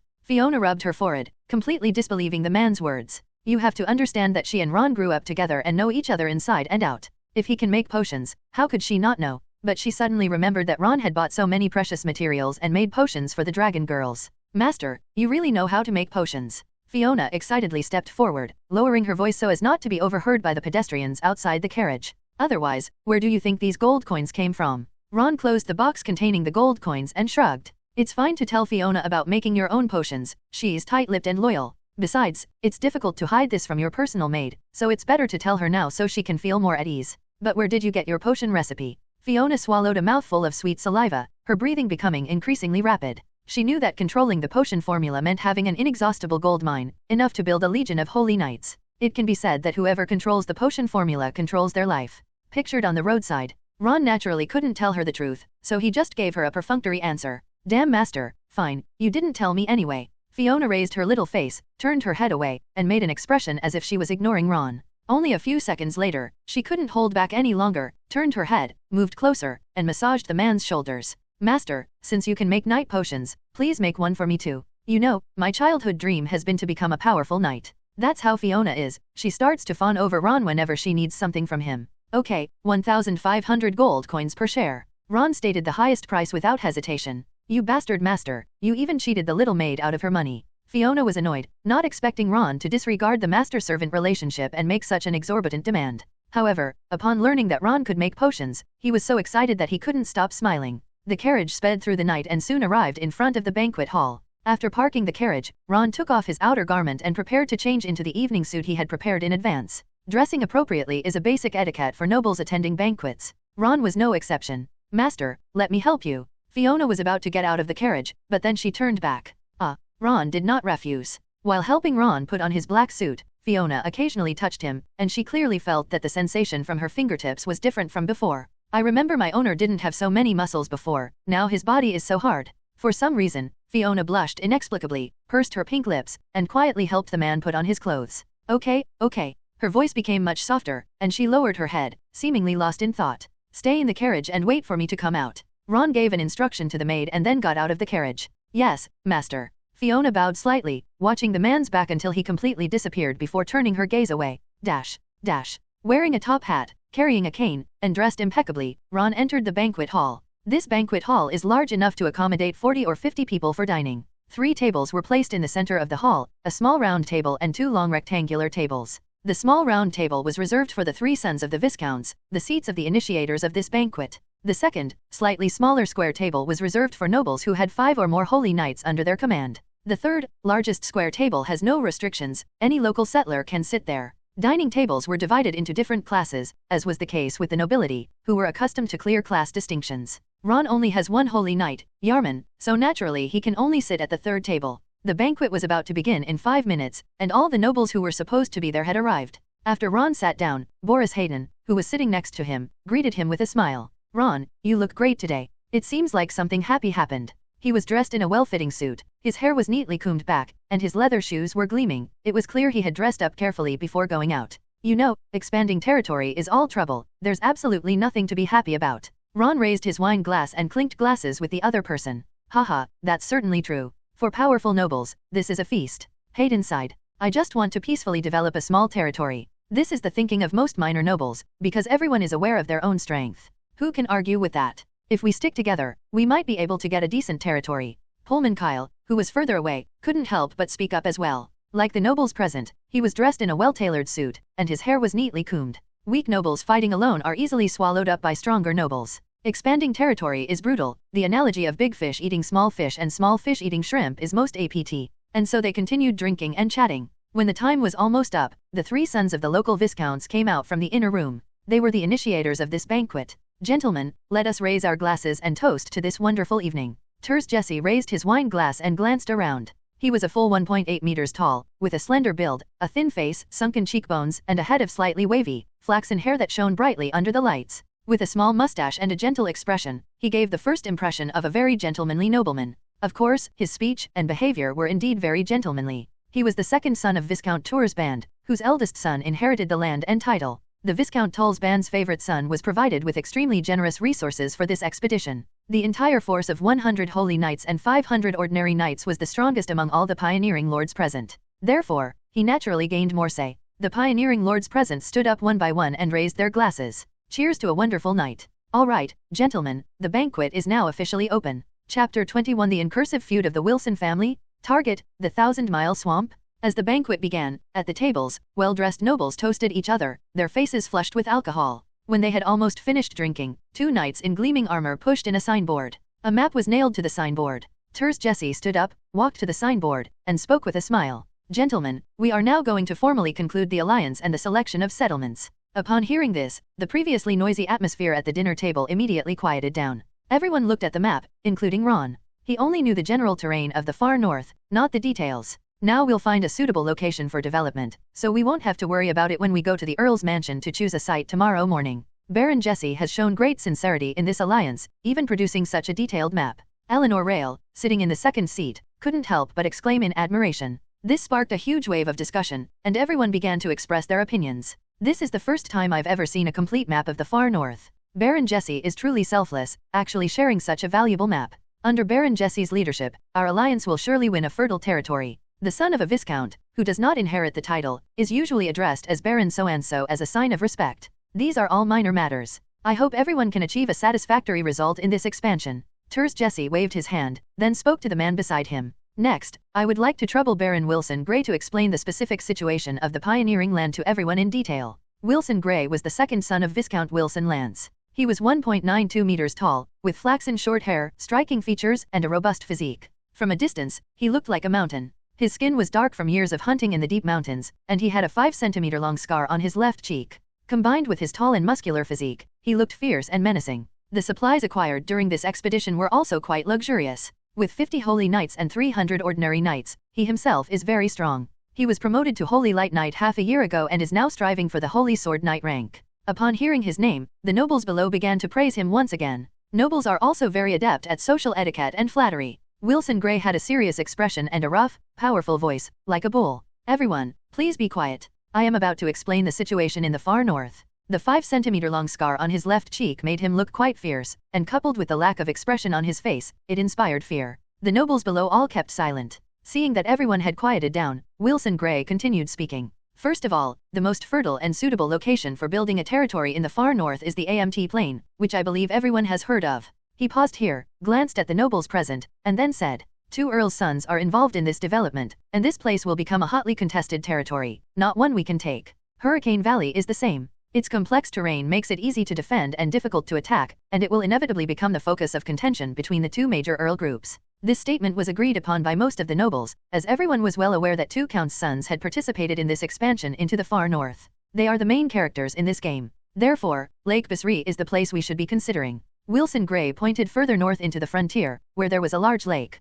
Lake Basri, where rivers converge, is rich in aquatic products and surrounded by many rocky mountains, making it suitable for building a territory. The nobles present all nodded in agreement after hearing this. Indeed, with our strength, taking over Lake Basri is no problem at all, and the resources there are enough for us to divide up. For a time, everyone started discussing it, and there were basically no dissenting voices. Just then, Wilson Gray, carrying a glass of red wine, strode over to Ron's side with a rough gait. Leonard Ron, it's great to have you join the alliance. His tone was somewhat ambiguous, and his smile was stiff, as if he were forcing a smile through gritted teeth. Baron Gray, I am also pleased to join the alliance. Ron raised his glass, feigning alarm, trying to look like a startled rabbit. Leonard Ron, your hands are shaking. Are you afraid of me? Wilson Gray wore a mocking expression. I'm just a little drunk. Yes, a little drunk. Ron made himself tremble as much as possible. His reason for doing this was simple. The Wilson family and his own Leonard family were sworn enemies. The reason is that Ron's grandfather's father killed Wilson's then head of the family more than 60 years ago during the Pioneering War. The Wilson family never recovered and retreated to a remote place to lick their wounds. After decades of changes, Wilson's father unexpectedly rose to the 3rd rank and became a Knight of the Sacred Heart. The family grew stronger and stronger, surpassing all its predecessors. In a battle against a foreign tribe, the Wilson family earned many merits and was granted the title of Viscount by the kingdom. It goes without saying that Wilson Gray wanted revenge for what happened back then. Haha, I'm really looking forward to your performance. After all, you have the blood of the Leonard family flowing through your veins. Wilson Gray felt immense pleasure at seeing Ron's trembling and fearful expression. They're already thinking about how to completely destroy the other side. He knew that Ron only had 1 holy knight under his command, and the difference in combat strength was too great to be compared. In Wilson Gray's view, crushing Ron was no different from crushing an ant. It all depends on when we make our move. Upon hearing this, Ron slumped into his chair, his face deathly pale. When it comes to acting skills, he has never been inferior to anyone. As for why he should appear weak, the reason is simple, he is already weak. If you act too aggressively and anger the other party, Baron Gray might disregard expanding his territory and prioritize seeking revenge against you. Then the gain outweighs the loss. But don't panic. Wilson Gray only has 50 holy knights. Tomorrow we'll buy some materials and concoct 30 to 50 potions. Then we won't be afraid of him. The nobles present were all aware of the feud between the Wilson and Leonard families. This was already common knowledge within aristocratic circles and was hardly a secret. Baron Gray's words were meant to warn the nobles against getting too close to Ron. It is human nature to seek good fortune and avoid misfortune. In order to avoid being implicated, the nobles who had just been chatting and drinking happily picked up their wine glasses and left this place of trouble. For a moment, there was no one around Ron. People are pragmatic, and everyone understands the consequences of offending Baron Gray at this time. The dinner took place in this atmosphere. Ron did not leave, nor was he surprised by Wilson Gray's actions.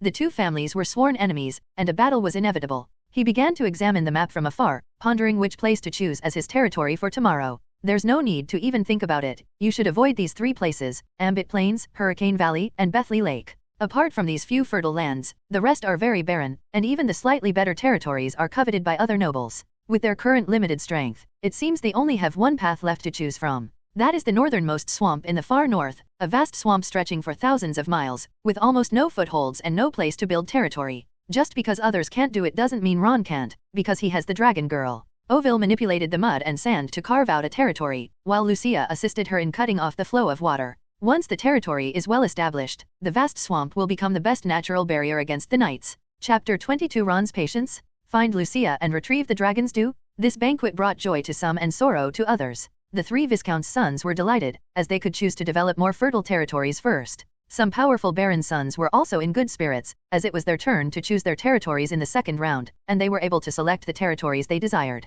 Weak nobles had almost no choice, as they lacked the strength to do so. Having a territory was already a blessing. After the banquet ended, Ron left with a solemn expression, which only relaxed once he was back in his carriage. Of course, this doesn't mean Wilson Gray poses no threat. Before a Holy Knight squad can be formed, we still need to be cautious. Master, why do you look so gloomy as soon as you come back? Fiona leaned closer and gently massaged Ron's temples. The Wilson family is also at this banquet, and if nothing unexpected happens, they will be at a disadvantage against me. It would be a lie to say I wasn't worried. After all, the other side was a lord with 50 holy knights and 300 ordinary knights. As things stand, the difference in strength on paper is too great. But don't worry too much, you can make the potion soon. Once you become a holy knight, your strength will undergo a qualitative change. Then, by giving the most loyal knights the complete Holy Knight potion, along with the 3 dragon maidens, they would possess considerable combat power. Oh, and there's Lilith, who's always unpredictable. Upon hearing this, Fiona began to worry. As a maid of the Leonard family, she naturally knew all of the Leonard family's enemies. What should I do? Fiona didn't know how to respond. Escape? Impossible. The Kingdom of Saint Tis has a rule that once you sign up to participate in the exploration, you must fight to the last moment before the ownership of the territory is determined. Confrontation is even more impossible, the difference in combat strength is too great, and there is simply no chance of victory. I control the Holy Knight's potion recipes. Ron spoke confidently. Give me some time and I can build a legion of knights. Oh right, how could I forget about that? Thinking about this, Fiona's expression instantly relaxed. When I go to choose a site tomorrow, you go and buy the materials. Last time Ron bought the materials, this time Fiona will go to reduce the risk of exposure. No problem. Fiona's face beamed with joy, no longer filled with worry about the future. Sometimes, the owner can be quite useful. The carriage sped through the night, its wheels grinding against the moonlight, and soon came to a stop in front of the mansion. Young Master Ron. Despite standing at the entrance all day, Yarman's posture remained upright. Go back and rest. Ron patted Yarman on the shoulder. Yes. Yarman nodded, turned around and walked towards the room without any hesitation. He was like a machine programmed to obey orders. He did whatever Ron told him to do. Master, I've prepared hot water for you. After entering the courtyard, Fiona bowed and spoke. No need today, I have some things to do with Yelongniang and the others. To avoid any unforeseen complications, we'll use materials from Phyllis and the others today to create the Holy Knight's potion. Only by advancing to the rank of Holy Knight and becoming powerful can one feel secure. I really don't know what's so great about Yelongniang. I can't wait to go and have fun with them as soon as I got home. Fiona frowned, looking at the man in front of her with an expression of utter contempt for scum. That kind of owner is the most disgusting. What are you thinking? I'm just taking something from them.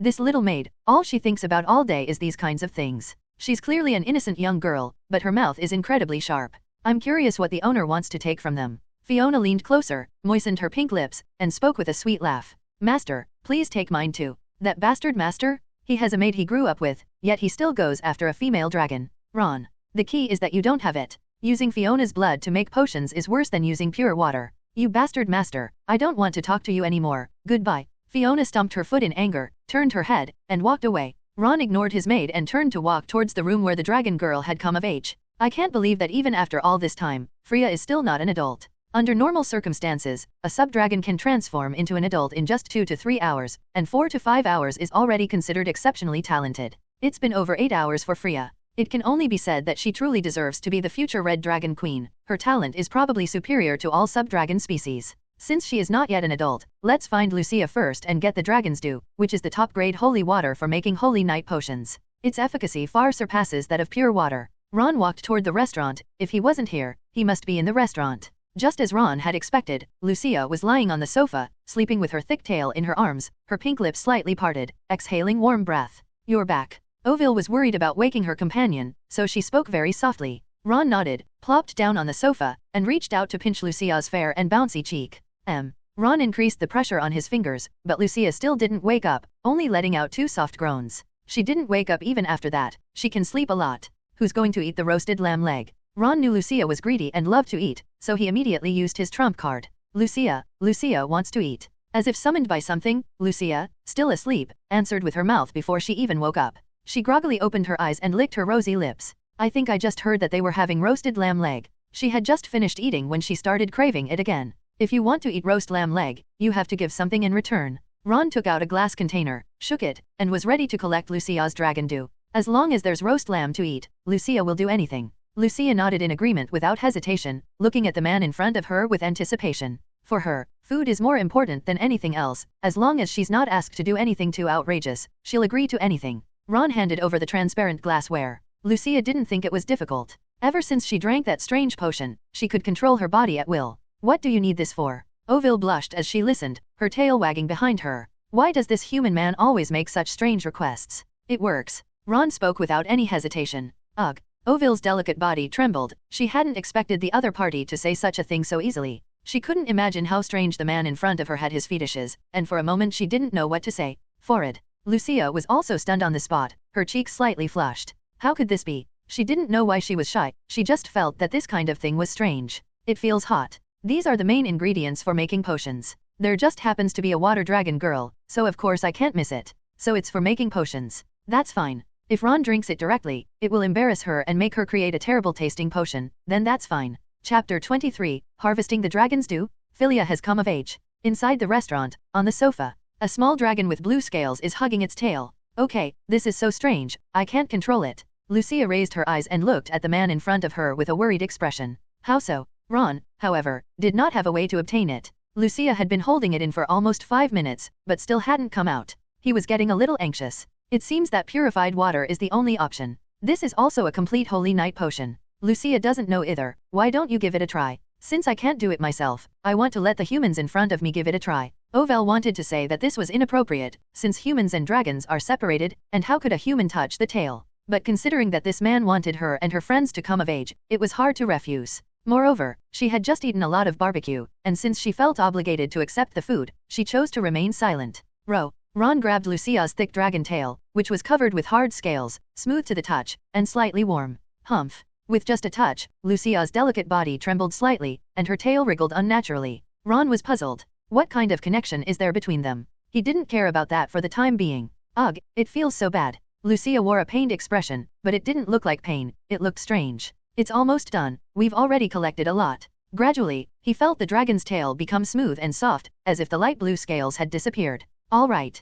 Halfway through my hand, it was hooked by the snake's nimble tail, and my arm was gradually wrapped around it. The soft, delicate tail now resembled a flexible tentacle. What are you doing? Ron turned his head in confusion. Lucia's face was flushed, and her beautiful eyes were brimming with tears, as if they could drip water. Her legs were slightly together, and she looked bewildered. Lucia doesn't know either. Lucia shook her head, opened her trembling pink lips, and responded softly. She didn't know why, but she just didn't want the other person to leave. Ovil, standing nearby, knew perfectly well why. The tail has the most nerves in the body, and the tip is where nerves converge, making it one of the most sensitive parts of the body. Being treated like that would definitely make me act strange. She immediately hugged Lucia and gently patted her back. Lucia will be all right. Ovally. Lucia nuzzled against Ovil affectionately. After a while, she finally recovered somewhat and let go of the man's arm. Ron didn't know why Lucia was acting this way at first, but seeing her expression just now, I understood what had happened. He smiled. It turned out that the tail was the dragon girl's weakness. It can be used as a weapon, and it becomes soft and smooth when touched.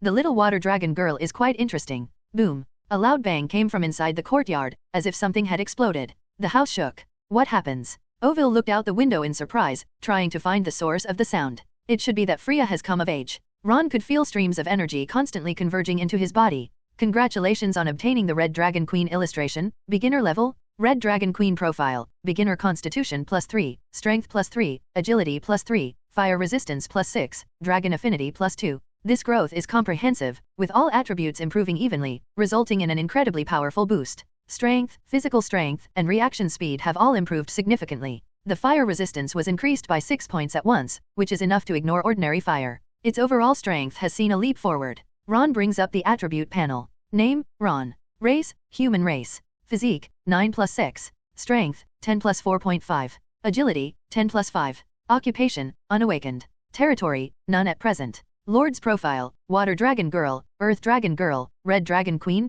Beginner, Common Knight, Calamity Witch. Special bonuses, Swordsmanship +1, Riding Skill +1, Self-Healing +3, Body Flexibility +3, Physical Strength +4, Spirituality +5, Curse Resistance +5, Calamity Resistance +5, Reproduction Ability +6, Fire Resistance +6, Dragon Affinity +6. All 3 attributes increased by 50% to 60%, with significant improvements in strength, physical strength, reaction time, and agility. Compared to before, you could say he's a completely different person. The special bonuses are varied, among which the most helpful in combat are physical strength, self-healing ability, and body flexibility. As for its most useful function in daily life, it should be the ability to reproduce. Yay, Freya has come of age too. Lucia jogged out the door, her body swaying back and forth, giving the impression that she might jump out at any moment. What do you mean also? Lucia, you're not an adult yet. Ovil was somewhat helpless. She hadn't expected this guy to lie about his age. Fortunately, the outcome was good, taking the human-made potion hadn't caused any danger.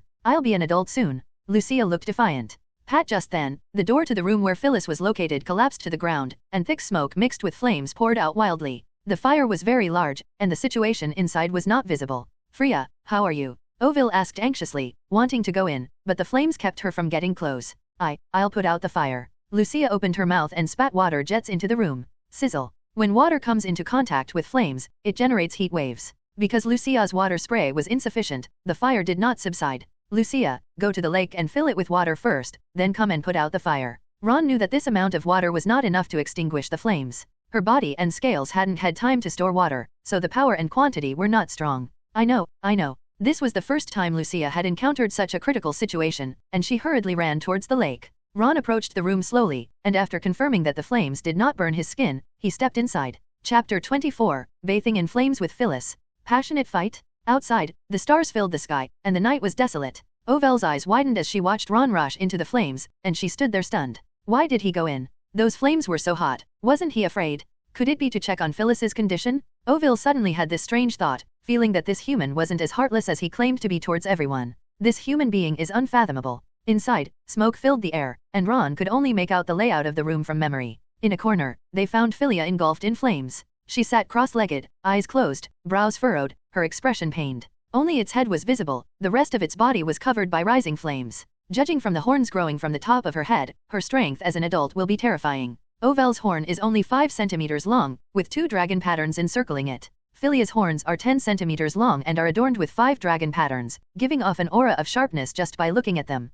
As if sensing something, Freya turned her head and swept her gaze over with her crimson vertical pupils. Why are you here? Upon seeing Ron, she stood up angrily, her eyes filled with murderous intent, and tongues of fire swirling around her body. She never expected that the moment she opened her eyes, she would see this human in the room. I heard the commotion over here, so I came to check it out. Ron responded calmly, his gaze sweeping over the other person. Philia's maid outfit had long since been burned to ashes. Only the blazing flames obscure the view, creating a beauty that is both elusive and alluring. After growing up, Freya changed a lot. Her skin became fairer and more delicate, her features became more charming, and her red eyes had a unique allure. The biggest change is in the 2 baby dragon food warehouses, which used to contain only a quarter of Lucia's food, but now they have doubled in size. Swaying back and forth with the rhythm of walking, it was breathtaking to watch. You deserve to die. Philia noticed the man staring at her body, took a step, and charged forward. The immense force knocked Ron to the ground. Phyllis sat on top, pressing down on the man's shoulders. If you do these shameless things again, I will definitely kill you. She had said these words countless times, but none of them ever came true. Of course, she was mainly bound by the slave mark before, but now that she has come of age, she has burned the slave mark to ashes. The pained expression you just showed was from the expulsion of the slave mark from your body. Now that the slave mark has disappeared, she hesitated whether to take direct action and kill the man. If we kill him, we don't have to wait 3 years, we can return to the tribe with our companions right now. He returned to his mother's side. She raised her hand, which had transformed into a dragon claw, her body trembling slightly, almost unable to move. How? Ron said calmly. Are you prepared to break the oath you made to the dragon god? Yes. Phyllis didn't hide her thoughts and spoke coldly. Your shamelessness has forced me to consider doing this. Under normal circumstances, the dragon race would not break their oaths, and Philia was no exception. She would not choose to kill the man in front of her unless absolutely necessary. But this human is too shameless, a lot can happen in 3 years. This might be the only chance to bring my companions back to the tribe safely. Philia was prepared to bear the consequences of breaking her oath, determined to bring her companions back to the tribe. You only remember my shamelessness, but you forget who enabled you to grow up smoothly. Ron gave a disdainful sneer. The sub-dragon species are not human, and they have no concept of morality or gratitude. You shut up. Upon hearing this, Freya trembled with anger and immediately covered the man's mouth to prevent him from speaking. These words deeply stung her. For thousands of years, the Yelong race had been enslaved by humans, kept, played with, and pleased like livestock. It has become a tool for human pleasure. She hates it when humans say such things. Suddenly, she felt an itch in her palm, as if something was gently touching and sliding in her hand. Looking down, she saw the man staring at her with a wicked grin. She suddenly felt as if she had been electrocuted and abruptly pulled her hand back. Damn it, how could you do something so disgusting, like a dragon? She couldn't believe that this human could do such a thing so naturally. I can't bear it. She immediately threw a punch at the man's face. Ron reacted quickly, catching the incoming fist and speaking with an innocent expression. Didn't you tell me to eat it? I was telling you to shut up. Freya was almost laughing in anger, feeling that this human's shamelessness had reached an unprecedented level. I'm sorry, but we nobles have a custom of kissing hands, just like how your dragon race exposes their bellies for people to touch in order to express gratitude.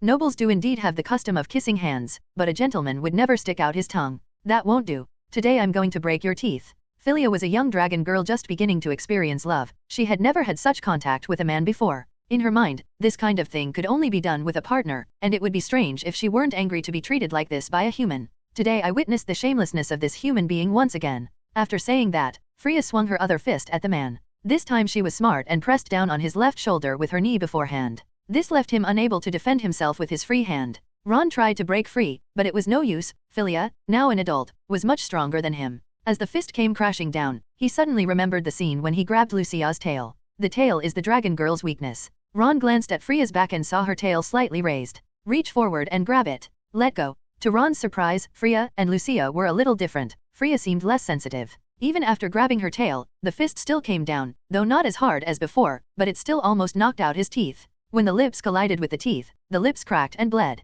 A fishy, sweet taste kept flowing from my mouth. With her tail grabbed, Freya no longer cared about hitting the human in front of her. She reached behind her to pry the other person's hand away. Ron seized the opportunity, used his waist strength, and sat up. At this moment, he was sitting face to face with Freya, their faces less than 20 centimeters apart, and they could both feel each other's hot breath. While Freya was distracted, Ron reached around her slender waist and grabbed her thick, powerful tail. Because they were too close, Ron had to lean forward to grab the tail. As he leaned forward and backward, Ron's head hit the area below Freya's collarbone. He could clearly feel that Phyllis's temperature was rising. Its tail trembled slightly and twitched unnaturally. Its scales gradually became smooth and soft. Red scales, constantly emitting hot steam. Chapter 25. Freya's tail wagging wildly. A perfect partner? Inside the room, Freya bit her lower lip, her face flushed, and her delicate body trembled slightly. You bastard, let go of my tail. Her voice became much softer, as if she was trying her best to suppress something. If you let me go, I'll just get beaten up again. Actually, it didn't hurt much when I was hit.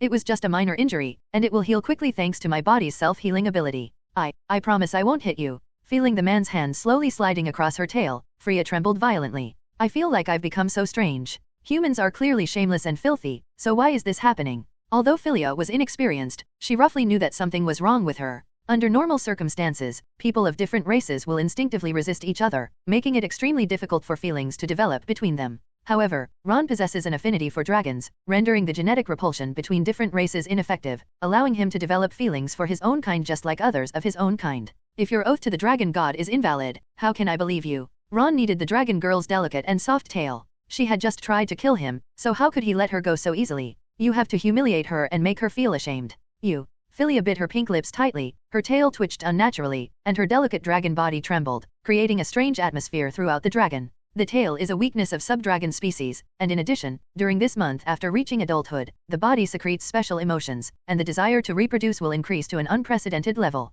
Even Filia couldn't resist her body's instincts and couldn't help but groan softly, exhaling hot mist, with hot steam constantly rising from her scales. Ron felt the temperature getting hotter and hotter, even though he had fire resistance. In other words, in this state, a normal person would be burned to ashes by Phyllis. Whoever becomes her partner is doomed. Filia's tail wrapped around Ron's arm little by little. Her breathing became rapid, her round and slender upper legs were slightly together, and her expression was hazy, like a newly opened flower, delicate and beautiful. Freya, I've come to save you. Beyond the thick smoke and flames, a faint sound came in, and soon after, a winding column of water shot in from outside the door. As the water from the dragon dripped down, the fire inside the house gradually subsided. As a result, Filia's burning desire gradually died out. Once she regained consciousness, her face flushed with embarrassment. She swiftly withdrew her tail, got off the human, turned around, gritted her teeth, and remained silent. Damn, she had actually developed those feelings for this human man just now. My mother once said that only when you meet the right partner as an adult and develop those feelings will your scales soften. But he's a person, how could I possibly be compatible with him?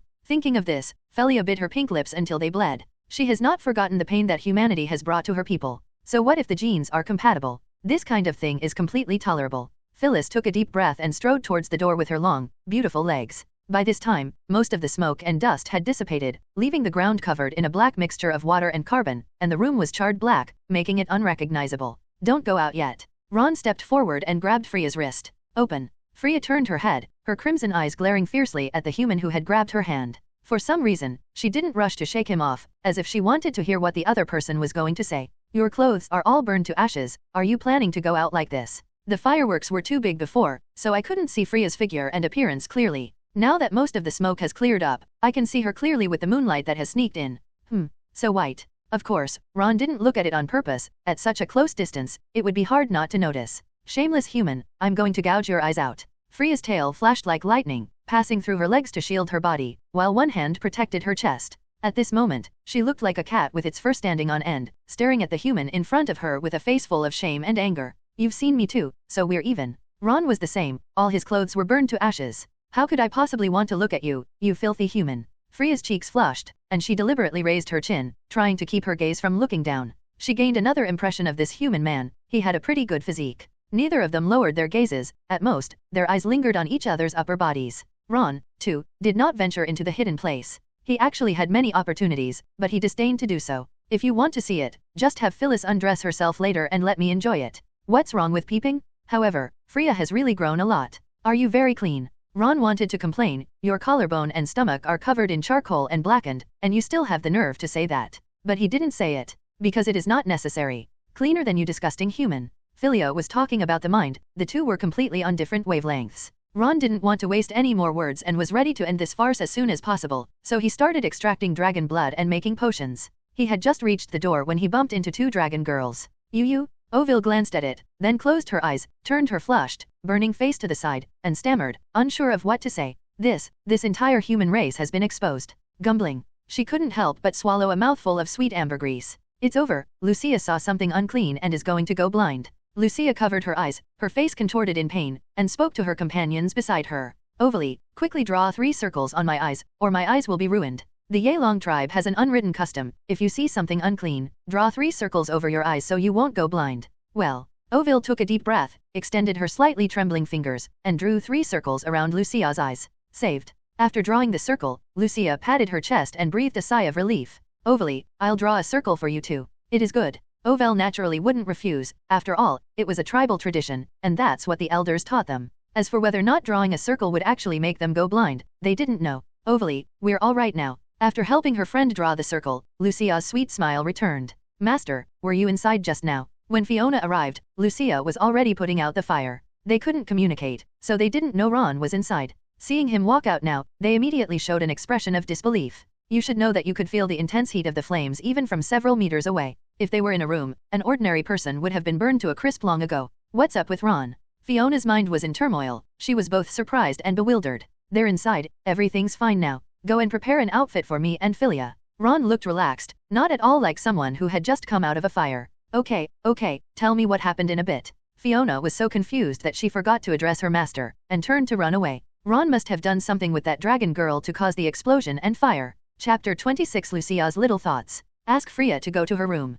After the maid left, Ron returned to his room. Freya produced a charred wooden board from somewhere and used it to cover her body, her crimson eyes glaring at you with a hint of murderous intent. Ron didn't care and leaned against the wall, waiting for Fiona to bring the clothes over. Freya, are you all right? After the man entered the room, Ovil went to her companion and asked him with concern. I'm fine, you don't need to worry. Philia could clearly feel that her body had undergone a complete transformation. Their strength is not on the same level as before. It made her feel like she could crush that human at any moment, but of course, if he did something too outrageous, Freya couldn't guarantee she wouldn't kill him. That's good. Seeing that her companion looked well, Ovil felt relieved. Freya, you saw something unclean just now, didn't you? Lucia jogged up to Freya, raised her hand, and looked eager to try. Let me draw circles on your eyes quickly, or you'll go blind. No. Philia initially wanted to say no, because she didn't believe in such tricks for children. However, thinking about the man's appearance just now, she nodded in agreement. I did see something dirty and disgusting. Thank you for your help. As she said this, she glanced at the human man beside her out of the corner of her eye, a wicked smile playing on her lips.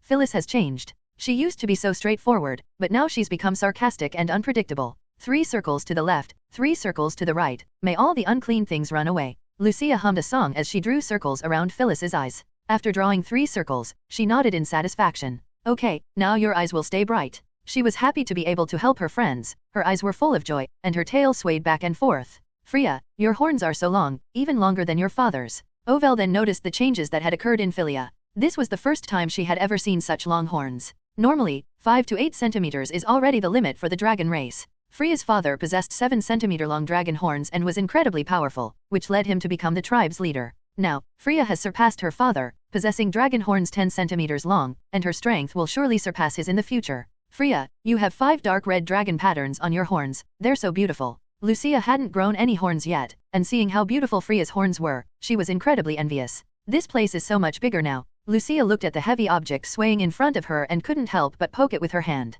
Upon feeling the touch, Freya trembled and instinctively reached out to tap Lucia on the head. Ouch, that hurts. Lucia immediately covered her head, tears welling up in her beautiful eyes, and walked to Ovil's side with a pitiful expression. Ovily, Philia bullied me. Lucia, I told you long ago that you shouldn't touch those 2 places. Ovil looked helpless, feeling that her partner was like a child who hadn't grown up and didn't understand anything. She felt it was necessary to educate her on that topic. But I only poked it. Lucia pouted, puffed out her chest, and generously shared. You can touch mine as you please. Phyllis, Ovil, who's going to touch it? Including me. Ron, who was watching the show from the sidelines, subconsciously chimed in. You can't do that. Although Lucia was naive, she knew the difference between male and female, and the thought of it made her feel ashamed. For some reason, she suddenly thought of the roasted lamb she had eaten until she was stuffed for dinner, and couldn't help but swallow a mouthful of ambergris, adding a thought to herself. If you eat barbecue every day, you can probably poke him with it. Anyway, I won't lose any meat, I still have plenty to eat. If you dare to lay a finger on Lucia, I will kill you.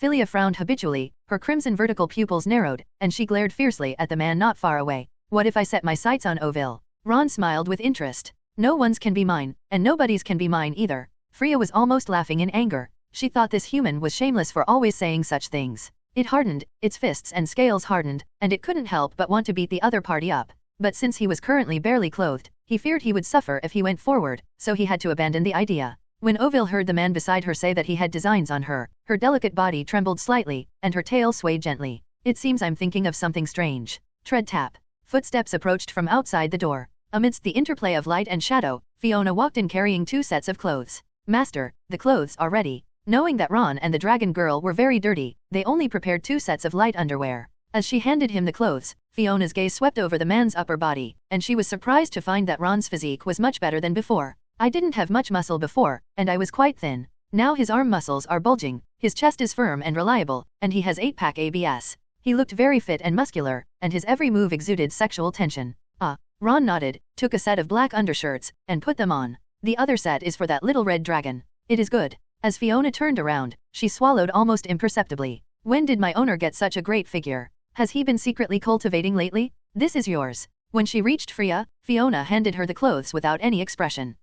Freya didn't show any expression on her face, and she took the clothes and put them on. Despite not speaking the same language, the 2 women were able to communicate without any problems. Although neither of them understood what the other meant. To Freya, the human was babbling incoherently, and she couldn't understand what he was saying, but by handing over the clothes, she could roughly guess what he meant. So I hummed in agreement. To Fiona, the red-scaled dragon girl let out a low growl, presumably expressing her gratitude. Tisk. The guy who stole his master. Master, what was that dragon girl saying just now? Fiona was still very curious about what the other person's answer had been. She said, thank you for your generosity in sharing your clothes. Your eyes are as bright as stars. You are the most beautiful human girl I have ever seen. After getting dressed, Ron stretched and started making up a bunch of random things. You bastard master, please don't treat the maid like an idiot. Fiona rolled her eyes at the man, annoyed. She just yelled once, how could she say such a long thing? Even a fool would know that's wrong. Yeah, even a fool knows it's wrong. Ron grinned triumphantly. You bastard master, I'm not stupid. Fiona was confused by herself. Haha. Ron laughed heartily, then walked up to Freya. Now that you're an adult, come to my room. Chapter 27 Phyllis's blood extraction direction? The tale softened on its own. The atmosphere in the room became somewhat strange. Upon hearing Ron's words, Freya glared angrily and questioned him through gritted teeth. I told you, these past 3 years I've been helping you with things, but that doesn't include those things, right? She took long strides forward, her thick tail held high. Shameless human, are you sure you can withstand my wrath? This human should be burned at the stake? Look, you're in a hurry. Ron shrugged nonchalantly. I only asked you to come to my room, and you started to get angry before I even told you what to do. Of course, I understand. Dragons are like that. They are arrogant, violent, and short-tempered. They get angry at the slightest thing. At this point, he gave a cold laugh. As a sub-dragon, you have perfectly inherited the flaws of dragons. Even the most wretched dragons are still better than humans. You are greedy, shameless, and evil. You only ever dare to do treacherous things behind people's backs. The scales on Phyllis's body stood up one by one, and as she spoke, hot mist kept spewing from her mouth. Her crimson vertical pupils narrowed, as if she might kill the man in front of her at any moment. Right now, all you can do is rage helplessly. You won't be able to bring your friends home like this. Faced with the ferocious red dragon, Ron did not retreat, but instead took 2 steps forward and looked directly into Phyllis's eyes. If you kill me now, do you think you can escape? Do you know the location of this city, or how many human soldiers are inside? He began to ask and answer his own questions. You don't know, what can you do besides barking like a stray dog and running around like a headless fly? Upon hearing this, Freya was stunned. After the slave traders captured them, they had been in a completely enclosed carriage for half a month and had no idea where they were being transported. However, she gritted her teeth and refused to admit defeat. No matter where this is, I will bring my companions home, and I will slaughter all of you human soldiers, no matter how many there are. Although she said the same thing, her tone wasn't as confident as before, and even she seemed a little guilty. Your arrogance will kill them. Ron couldn't help but smile dismissively. You might be able to escape this city, but can Lucia, who is not yet an adult, and Ovally, who has just come of age, escape from this city? These words deeply stung Felia. She truly wasn't confident she could lead everyone to escape. This was something she had been worrying about all along, otherwise, she would have already led Lucia and Oville out to fight her way out. Felia stood there, staring at the man in front of her, without saying a word. Freya is doing fine now. At worst, we can work for this human for 3 years. Oville knew she had to say something at this point. She couldn't let the atmosphere linger. Yes, this human promised to have delicious roasted meat to eat every day. As a staunch advocate of surrender, Lucia no longer had much desire to go home, because she never had so much roasted meat to eat every day back in the tribe. Furthermore, Lucia thought that the roasted meat made by humans tasted better than the meat her mother made. Come to my room with me. Don't worry, I'm not asking you to sleep with me. I have no interest in Yelong Niang. When Ron uttered his last words, even he himself could hardly believe it. Of course, we can't blame him entirely. Yelong's wife is beautiful, has a great figure and a nice butt. Doesn't she have any faults at all? I'm not interested. I won't always say that, and I won't always stare at our bodies. Phyllis said in an unhappy tone. I can't control your lewd thoughts, but if you act on them, you'd better consider the consequences of a lose-lose situation. This is her bottom line. For 3 years, she will only do things for the other party. That kind of thing absolutely must not happen. If, 3 years from now, they all return to the tribe heavily pregnant, just thinking about it sends chills down Felia's spine. This kind of thing will absolutely not happen.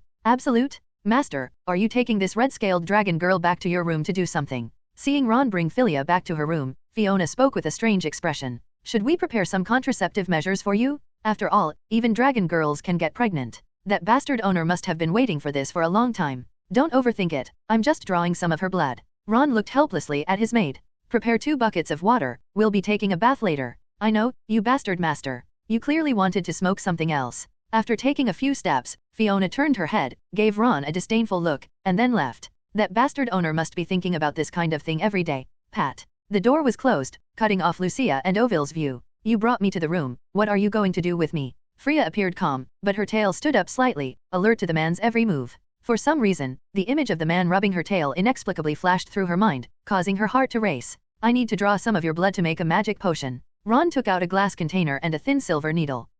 It was just a matter of drawing some blood, and Freya didn't think it was a big deal. As long as it's not frequently drained, the dragon race's powerful blood-generating ability won't have much of an impact on its body. I will do it myself. As the man approached, Freya took the glassware and silver needles. She didn't want him to get too close, lest something like what happened before happen again. Tear off the tail tip. Ron knew that a lot of true dragon blood was gathered there. Phyllis was well aware of her own physical condition and spoke in a cold voice. Human, are you too greedy? She was unaware that she possessed the blood of a true dragon, only knowing that it contained the essence of blood, the most precious blood of a dragon. Losing a few drops can take 1 or 2 months, or even half a year, to make up for. During this period, symptoms such as Qi and blood deficiency, lack of energy, and lethargy may occur, which will greatly weaken combat effectiveness. She didn't care about ordinary blood, but her essence was too precious to give to this human. Without me, it's uncertain whether you and your friends would even be able to reach adulthood. Ron's expression turned serious. I'm just drawing some of your blood. He knew the value of true dragon blood and how difficult it was to recover from, so he spoke up. I promise you, I'll only smoke this once, and I'll grant you one request, which is something I can actually do. Although Freya was unwilling, she knew that this man would not give up. She had no choice but to grit her teeth and agree. Understood. Phyllis took a deep breath, stretched her tail forward, and inserted the silver needle into its tip. Its tail is covered with scales that resemble rubies, which a silver needle cannot pierce. If you can't do it, I can help you. Ron knew a way to soften the dragon girl's scales, and he was happy to help. No, I can do it myself. Filia didn't know before, but after what just happened, she understood how to soften her scales. So she swallowed a mouthful of dragon's saliva, hugged the tail, and gently kneaded it. This action made her feel ashamed, especially being stared at like that by this man, this human being. It feels so strange. Turn your head away, don't look. Freya bit her pink lips tightly, frowned, and spoke. Ron did not refuse. He only needed true dragon blood to create the highest quality night potion. Gumbling. Seeing the man turn away, Freya opened her pink lips and let out a long sigh of relief. Seemingly afraid that the man would turn around, her beautiful eyes remained fixed on his tall back. The hand kept kneading the tail. Gradually, hot steam rose from Phyllis's scales, and they became soft. She exhaled a puff of hot mist, biting her pink lips tightly, and slowly inserted the silver needle into the tip of her tail. Chapter 28, Silver needles pierce the dragon's tail, and Freya is starting to grow strange. Please read on. As the silver needles were inserted, Phyllis's delicate body trembled. Although it hurt a little, Freya didn't seem to dislike the feeling. He bit his lower lip and pulled out the silver needle that was stuck in the tip of his tail. Instantly, crimson dragon blood tinged with pale gold gushed out from the hole pierced by the silver needle, gathered, and dripped down. The translucent glass vessel gradually filled to the brim. As the dragon blood drained away, Phyllis's once rosy cheeks turned visibly pale. Her rosy lips instantly turned bloodless, and her intense emotions vanished in an instant, replaced by weakness, leaving her with no desire to reproduce. Such is the instinct of living beings, and humans are no exception. When one is well fed and clothed, one thinks of lustful desires. When one is weak and listless, the first thing to solve is survival. Enough. Phyllis's tail, which she had been holding up, was now almost drooping to the ground. Despite her weakness, she still held her head high with pride in front of the man.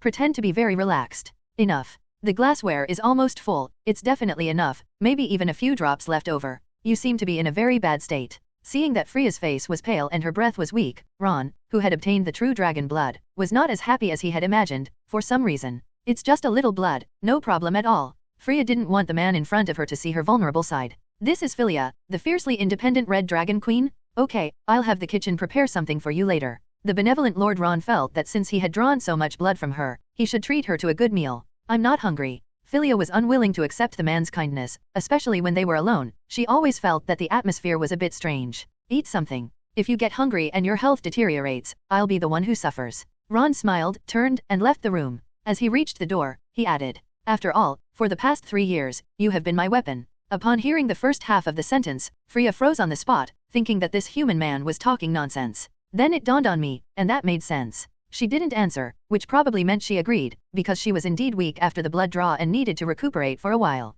Pat. The door opened, and the night and cold wind rushed in. Under the bright moonlight, 2 little dragons stood in the courtyard. Ovalie, with her grey hair and dark skin, leaned against a pillar, while Lucia leaned against Ovalie. Out. Seeing the door open, Ovale felt relieved and ran forward. Freya, how are you feeling? What did he do to you? It was just a blood draw, it's nothing. Freya waved her hand, forcing a smile, not wanting her companion to worry. It was just a blood test. Why does your complexion look so bad and you look so weak? Freya's face was deathly pale and her breath was weak, a stark contrast to her previous energetic and lively appearance when she first came of age. Ovale felt that simply drawing blood wouldn't have turned Filia into this state. This feeling is like the feeling after a partner's first intimate encounter. She recalled that in her tribe, adult females would be weak for several days after their first sexual encounter with a mate. What Ovale found strange was that such a thing shouldn't take at least one night. The 2 of them had only been in the room for about 20 minutes. Human time is so short. Yes, Freya, you look even weaker now than when you were locked in the cage. Seeing her companion in this state, Lucia felt sorry for her and hugged her tightly, wrapping her arms around Freya's slender waist. Don't worry, it just doesn't look like there's any improvement. It won't affect your health. The impact is actually quite significant. If she were to fight now, she would only be able to unleash at most half of her previous strength. Both strength and reaction speed have decreased significantly. Master, what did you do to that red-scaled dragon girl? Fiona noticed the weakened Filia and was surprised, since it was Ron who looked weak earlier. This time, transforming into a dragon girl is incredibly weak. It must be that the master took a magic potion to make him stronger and more powerful, which is why he tormented this dragon girl into this state. The master who only knows how to toy with the dragon girl is the most disgusting. Thinking of this, Fiona pursed her pink lips, feeling a strange tightness in her chest. Her blood is the main ingredient for making potions. Ron shook the translucent glass vessel, where crimson blood tinged with pale gold swirled back and forth. Blood test. Fiona suddenly realized that finding that dragon girl wasn't for those things, and her mood instantly improved. However, seeing the weakened Freya, he spoke again. Master, she looks very weak right now. Should we have the kitchen make some soup for her to nourish her? Go. If it weren't for Fiona, he would have almost forgotten about it, because all he could think about was making the holy night potion. Yes, master, I will have the kitchen arrange it.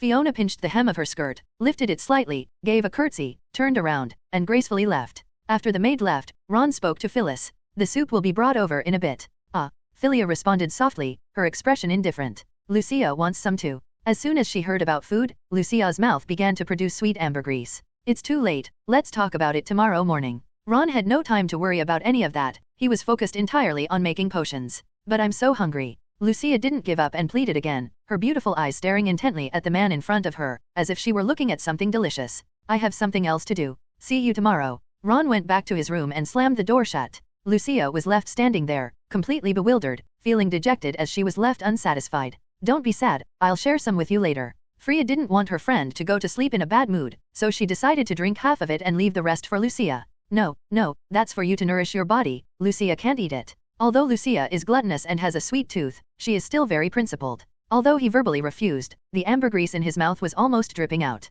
No, that's for Phyllis to replenish her body, you can't eat it. Lucia is fine. I don't have much of an appetite, so I'm afraid I won't be able to finish that much. Freya really didn't have much of an appetite, partly because she was weak and had little desire to eat. Secondly, the fact that her scales and tail had reacted to that human before filled her with melancholy, confusion, shame, and helplessness. How could I have developed those feelings for this human? Damn. Well, alright then, Lucia will only have a small sip. In the end, Lucia couldn't resist the temptation and made a concession, deciding to drink only a small sip. Freya, let me massage your shoulders and back, that will make you feel better. Then trouble you. Freya was a little tired, and with Lucia's gentle massage, she drifted off to sleep comfortably. Chapter 29, Consuming the Complete Night's Elixir. Awaiting the awakening of the strongest night? Please continue reading. The night is getting darker. Back in his room, Ron prepared to begin crafting the complete Holy Night Potion. All materials are of the highest quality. In an era when true dragons were rare, the most difficult thing to find was true dragon blood. However, Ron turned misfortune into good fortune, encountering Philia, the future Red Dragon Queen, and luckily obtaining a portion of true dragon blood. Ron placed all the materials on the table and began mixing the potion. Grind the roots and stems of sacred heart grass into powder, pour them into a glass container, add 2 grams of red leaf sunflower powder, 10 grams of golden glow powder, 80 ml of dragon's dew, and finally add 12 drops of golden dragon's blood. These materials mix together, collide, intertwine, converge, and fuse into one in the glass vessel, turning the liquid into a reddish gold color. Finally, a complete version of the highest grade Holy Night Potion was created. This potion is absolutely unique on the entire continent. In addition to the complete potion recipe, true dragon blood is extremely difficult to find, and dragon nectar is also not easy to obtain. Ron's eyes grew increasingly eager as he gazed at the potion sloshing inside the glass container. Once you finish taking this potion, you will become the strongest Holy Knight. Once your strength is enhanced, everything will be reversed. Only when you are strong can you have complete control over everything. Ron took a deep breath, tilted his head back, and drank the potion in one gulp. The smell was pungent, and the taste was like spoiled rice wine mixed with blood, fishy, foul, and unpleasant. It has a slightly burning sensation upon entry, as if there is a ball of fire running wildly in the mouth, or like pouring a cup of boiling water directly into the mouth. The scorching potion burned the mouth, pounded against the throat, passed through the esophagus, and flowed into the stomach, churning inside with a wave of heat. Ron felt like his abdomen was on fire, probably because it contained Freya's blood, it was so hot. Fortunately, it has fire resistance, otherwise, an ordinary person would have melted after just one sip. The burning sensation didn't last long, a warm feeling gradually spread through the abdomen, and the medicinal liquid began to spread and diffuse throughout the body, following the meridians and cells. The fluid soaks from the toes to the scalp, then flows back down from the scalp to the feet, repeating this process throughout the entire body. If you take a low-quality potion, you'll awaken as a holy knight in about 20 minutes, barring any unforeseen circumstances. Ordinary potions take about an hour to produce, while potions controlled by the Kingdom of Saintis take about 2 hours. Ron took the full version, the highest grade of potion, so it won't be short. So he sat cross-legged, calmed his mind, and gradually relaxed his body to reach a natural state. Gradually, Ron felt an energy nourishing his flesh and blood, warming his bones, clearing his meridians, and strengthening his internal organs. The body is constantly transforming. Tread tap. Fiona, her long legs encased in black pantyhose, walked to the door of Yelong Niang's room. Behind her, 2 chefs were carrying a large pot. Normally, when making soup, it's served in a small bowl. But Fiona thought of that gluttonous little blue dragon and changed her mind. I had the kitchen prepare a large pot of soup so that everyone could have some. Dong dong dong. I knocked gently on the door. Footsteps soon came from inside the door. After a pause, the door opened, and a female dragon with long grey hair appeared in front of her. Carry it inside and put it on the table. Fiona glanced sideways at the 2 chefs behind her. Yes. They nodded, carried a large pot, and placed it on the table. Ms. Fiona, we'll be going now. Normally, they would not address a maid as madam. But after overhearing Fiona and Ron's conversation, he realized that their relationship was unusual and became much more respectful. Go. Fiona nodded, then looked at the little dragon in front of her. This is freshly made soup, please have some. Although she knew that Ye Longniang wouldn't understand, she still subconsciously said something. Thank you, thank you. Ovil bowed slightly and smiled. She initially didn't like the human female in front of her, but the other party never did anything excessive and took good care of everyone, so she no longer disliked her. They even thought this human was not bad. Fiona couldn't understand what the other person was saying, but from their expression and actions, she could tell that they were probably saying something like thank you. After leaving the dragon girl's side, Fiona walked towards Ron's room. When she arrived at the door, a faint golden light shone through the crack in the door. Fiona approached in surprise, pressed her hand against the door, and saw Ron's body glowing through the crack. A pale golden light, like a thick fog, swirled around his body. Fiona understood that this was a sign that the Holy Knight was about to awaken. She remembered that when Yarman awakened as a Holy Knight, this light appeared on his body. Ron is finally going to become a Holy Knight? Fiona's lips gradually turned up, her eyes filled with joy, as she paced back and forth at the doorway. After walking for a while, afraid of disturbing Ron, she smoothed out her skirt, stuck out her buttocks, and gently placed them on the bench, waiting quietly. She wanted to be the first to bless Ron after he became a Holy Knight. On the other side, Ovil leaned forward and lifted the pot lid. Instantly, a plume of steam rose up, and the fragrance, like ocean waves, filled the room in an instant. Freya, this soup smells so good, and there's so much of it. Ovil couldn't help but swallow a mouthful of dragon's saliva, and smiled as she looked at her friend sitting on the sofa. That's perfect, we can drink together. Freya pinched Lucia's fair and tender face. Before she could speak, Lucia opened her pink lips in a daze and murmured softly, Lucia wants some too. Pfft. Seeing how cute Lucia was, Freya couldn't help but laugh out loud. Lucia is so greedy. She didn't wake up even after we've been chatting for so long, but now she's about to wake up when she hears there's something to drink. It must be because it smells good. Ovil ladled out a bowl of soup and handed it to Philia. It smells so good. Lucia rubbed her eyes groggily, her mouth drooling profusely. You greedy fellow, here's a share for you. Ovil picked up a bowl of soup and handed it to her. Okay, yay. Looking at the fragrant soup, Lucia excitedly held it in her hands. Just as he was about to drink, he suddenly remembered that Philia was weak and needed nourishment, so he stopped. Freya, you need to drink a lot of soup to get better. It's okay if I don't drink any. She didn't see the big pot of soup and thought there were only 2 small bowls. For Lucia, this wasn't enough of an appetizer. I can only drink 2 or 3 bowls at most, there's a big pot over there. Philia looked at Lucia with a face full of doting affection. After I finish drinking it, it's all yours. Wow, so many? Seeing a big pot full of soup, Lucia immediately perked up. Don't worry, I will drink it all and won't waste a single drop. After saying that, she happily started drinking. One bite, and her eyes narrowed with laughter. This soup is so delicious, what is it made of? It really tastes good. I have to admit that humans do have some talent when it comes to making food. Ovil couldn't help but exclaim in admiration. Philia didn't agree, but she was also amazed when the soup entered her mouth. Humans are always able to create all sorts of novel things, and even their food-making skills are better than ours, the dragon race. It's okay. As long as you nourish your body, you will become incredibly strong. And that human man 3 years from now, I must gouge out his eyes first, and then I'll figure out how to kill him. Chapter 30, Advancement to Holy Knight, Strength Soars. Picking up the maid. Time flies, and before we know it, the sun is rising. The sky began to lighten with the first light of dawn, followed by wisps of golden light. Inside the courtyard, a tireless maid stood guard at the door all night. She wasn't tired at all, on the contrary, she was very excited because of the rumors about the potion. The longer the transformation took, the stronger she would be after awakening. Last time, Yarman finished in about 30 minutes, it was the lowest grade potion. Ron took the medicine late at night, and at least 7 or 8 hours had passed by the time it was ready by dawn. Fiona had never heard of a transformation that required an entire night to complete after taking a potion. She had her worries along the way, and several times she peered through the crack in the door and saw that Ron inside was all right, which gradually put her at ease.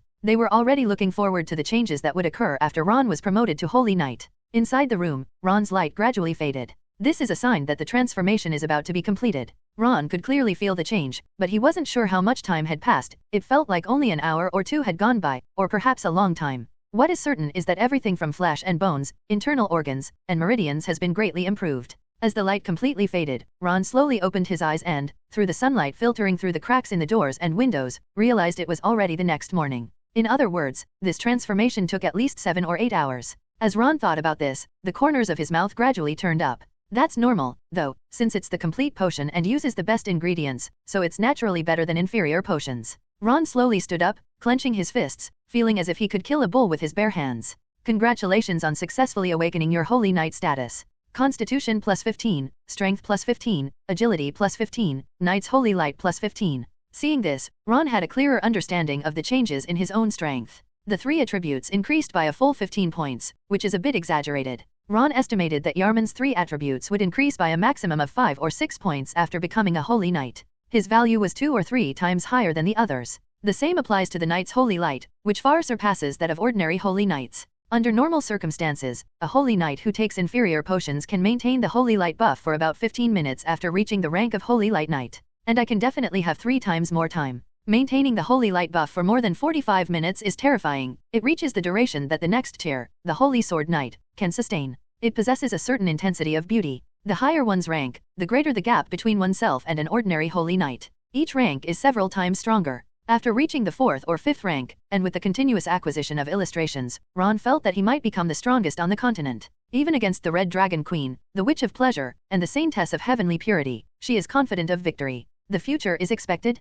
Thinking of this, Ron opened the attribute panel and glanced at it. Name, Ron. Race, human race. Physique, 24 plus 6. Strength, 25 plus 4.5. Agility, 25 plus 5. Class, Holy Knight, unranked. Knight's Holy Light, 15. Territory, none at present. Lord's profile, Water Dragon Girl, Earth Dragon Girl, Red Dragon Queen, Beginner, Common Knight, Calamity Witch. Special bonuses, Swordsmanship +1, Riding Skill +1, Self-Healing +3, Body Flexibility +3, Physical Strength +4, Spirituality +5, Curse Resistance +5, Calamity Resistance +5, Reproduction Ability +6, Fire Resistance +6, Dragon Affinity +6. The numbers are outrageous. An ordinary Holy Knight, before advancing to the 1st rank and becoming a Holy Light Knight, will generally have around 15 points in Constitution, Agility, and Strength. Even the most outstanding Holy Knight will not exceed 20 points. Ron's 3 attributes have now reached an astonishing 30 points each. Twice that of a regular Holy Knight, overwhelmingly superior in every aspect of stats.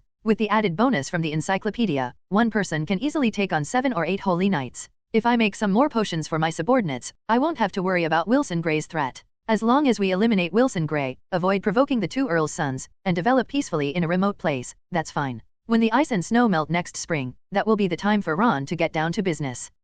Ron exhaled a breath of stale air. Now that he was stronger, he no longer had to worry too much about survival. As long as you don't provoke those powerful nobles, it's unlikely your life will be in danger. However, the kingdom of Saint Tess has many powerful nobles, so we must be prepared for potential dangers even in times of peace. Take Baron Tull's Jesse for example. He himself has reached the rank of Holy Knight and has 100 Holy Knights and 500 ordinary Knights under his command. Even if we train 30 to 50 Holy Knights, it still wouldn't be enough. So, this pioneering endeavor is far from simple. One wrong step could lead to utter destruction, requiring utmost caution. Today is the day to choose a territory, so I need to find a remote spot to hide in. Ask Fiona to buy some more materials. What we have at home is only enough to make 7 or 8 potions. This is far from enough. We need dozens more to feel secure. This way, as long as they don't antagonize the powerful nobles, they have a chance of winning and the situation won't be one-sided. Thinking so much is useless. Ron stopped worrying about it, stretched, and opened the door. Sunlight rushed in, along with Fiona's excited gaze. Master, you have awakened as a Holy Knight, right?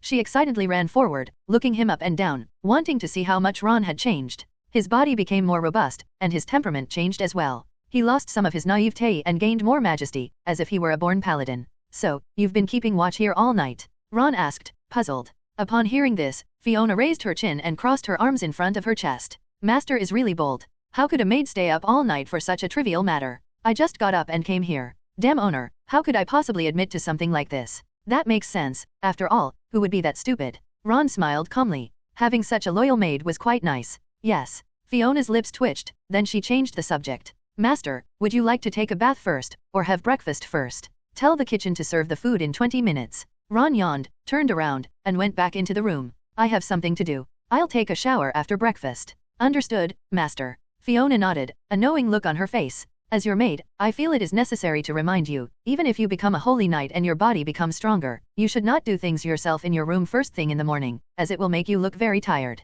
Fiona. Ron had intended to close the shop and make potions, but after hearing what the maid said, he couldn't stand it anymore. With one arm around Fiona's slender waist and the other grasping her long legs encased in black pantyhose, he immediately gave her a princess carry. Since you'll get tired if you do it yourself, why don't you just help me? You bastard, you master? How could a maid possibly do such a thing for you? Fiona's delicate body trembled slightly, her cheeks flushed instantly, and she could barely think straight. A maid is only there to take care of your daily needs. Please don't ask me to help with matters of desire. This is just a daily routine for me. You bastard master, a maid wouldn't do anything weird for you so early in the morning. Chapter 31 Teasing the Little Maid? The Adorable Dragon Girl. The door was closed, shutting out the sunlight. Ron threw Fiona onto the sofa, grabbed her chin, and spoke with a wicked grin. Not early in the morning, so that means noon or evening is okay. Fiona, who was treated so roughly, trembled slightly, her cheeks flushed, her round, upturned buttocks sank into the sofa, and she looked flustered. You bastard master, you can't, you absolutely can't. She loosened her tightly clenched pink lips and pushed the man away. Even if master is aroused by lust, he shouldn't lay a hand on the maid who grew up with him. That's just how Fiona is, she's incredibly good with words and always acts like she knows everything and dares to do anything. When she was actually treated like that, she was both flustered and shy, her delicate body tensed up, as if afraid of being devoured by the man. I remember it was you who told me to do it to you yesterday, wasn't it? When he doesn't lay a hand on her, he's verbally abusive and arrogant, but now he's like a frightened little rabbit. However, such maids are quite interesting. Damn master, stop fantasizing about things that can't possibly exist. Fiona lifted her round, purred buttocks off the sofa, smoothed her messy hair, and spoke with a look of disgust. Master, don't even think about such things. Maids are not toys for you to do as you please. Even if you said it, it would only be a joke and wouldn't count. That damn master, he actually wants to do something to me. You need to mentally prepare yourself for something like this, you can't just do it all at once. Fiona had just turned 18, the age when she was just beginning to experience romantic feelings. How could she not be shy and nervous in the face of something like this? All right, go tell the kitchen to prepare breakfast.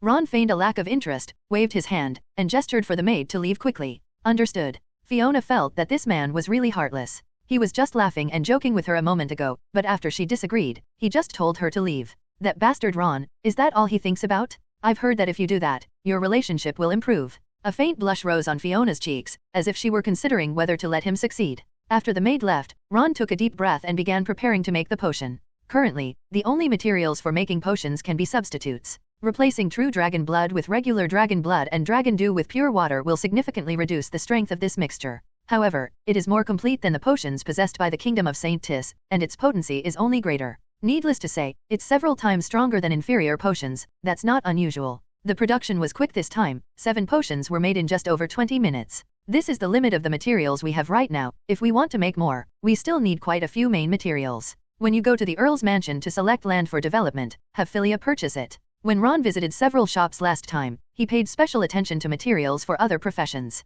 Currently, the only ones with complete materials are for mages and swift archers. When Fiona buys the materials for the Holy Night later, she can mix them in, so that her control over the potion formula won't be exposed. If this matter is exposed, we will surely suffer a devastating blow. Therefore, we must be extremely cautious.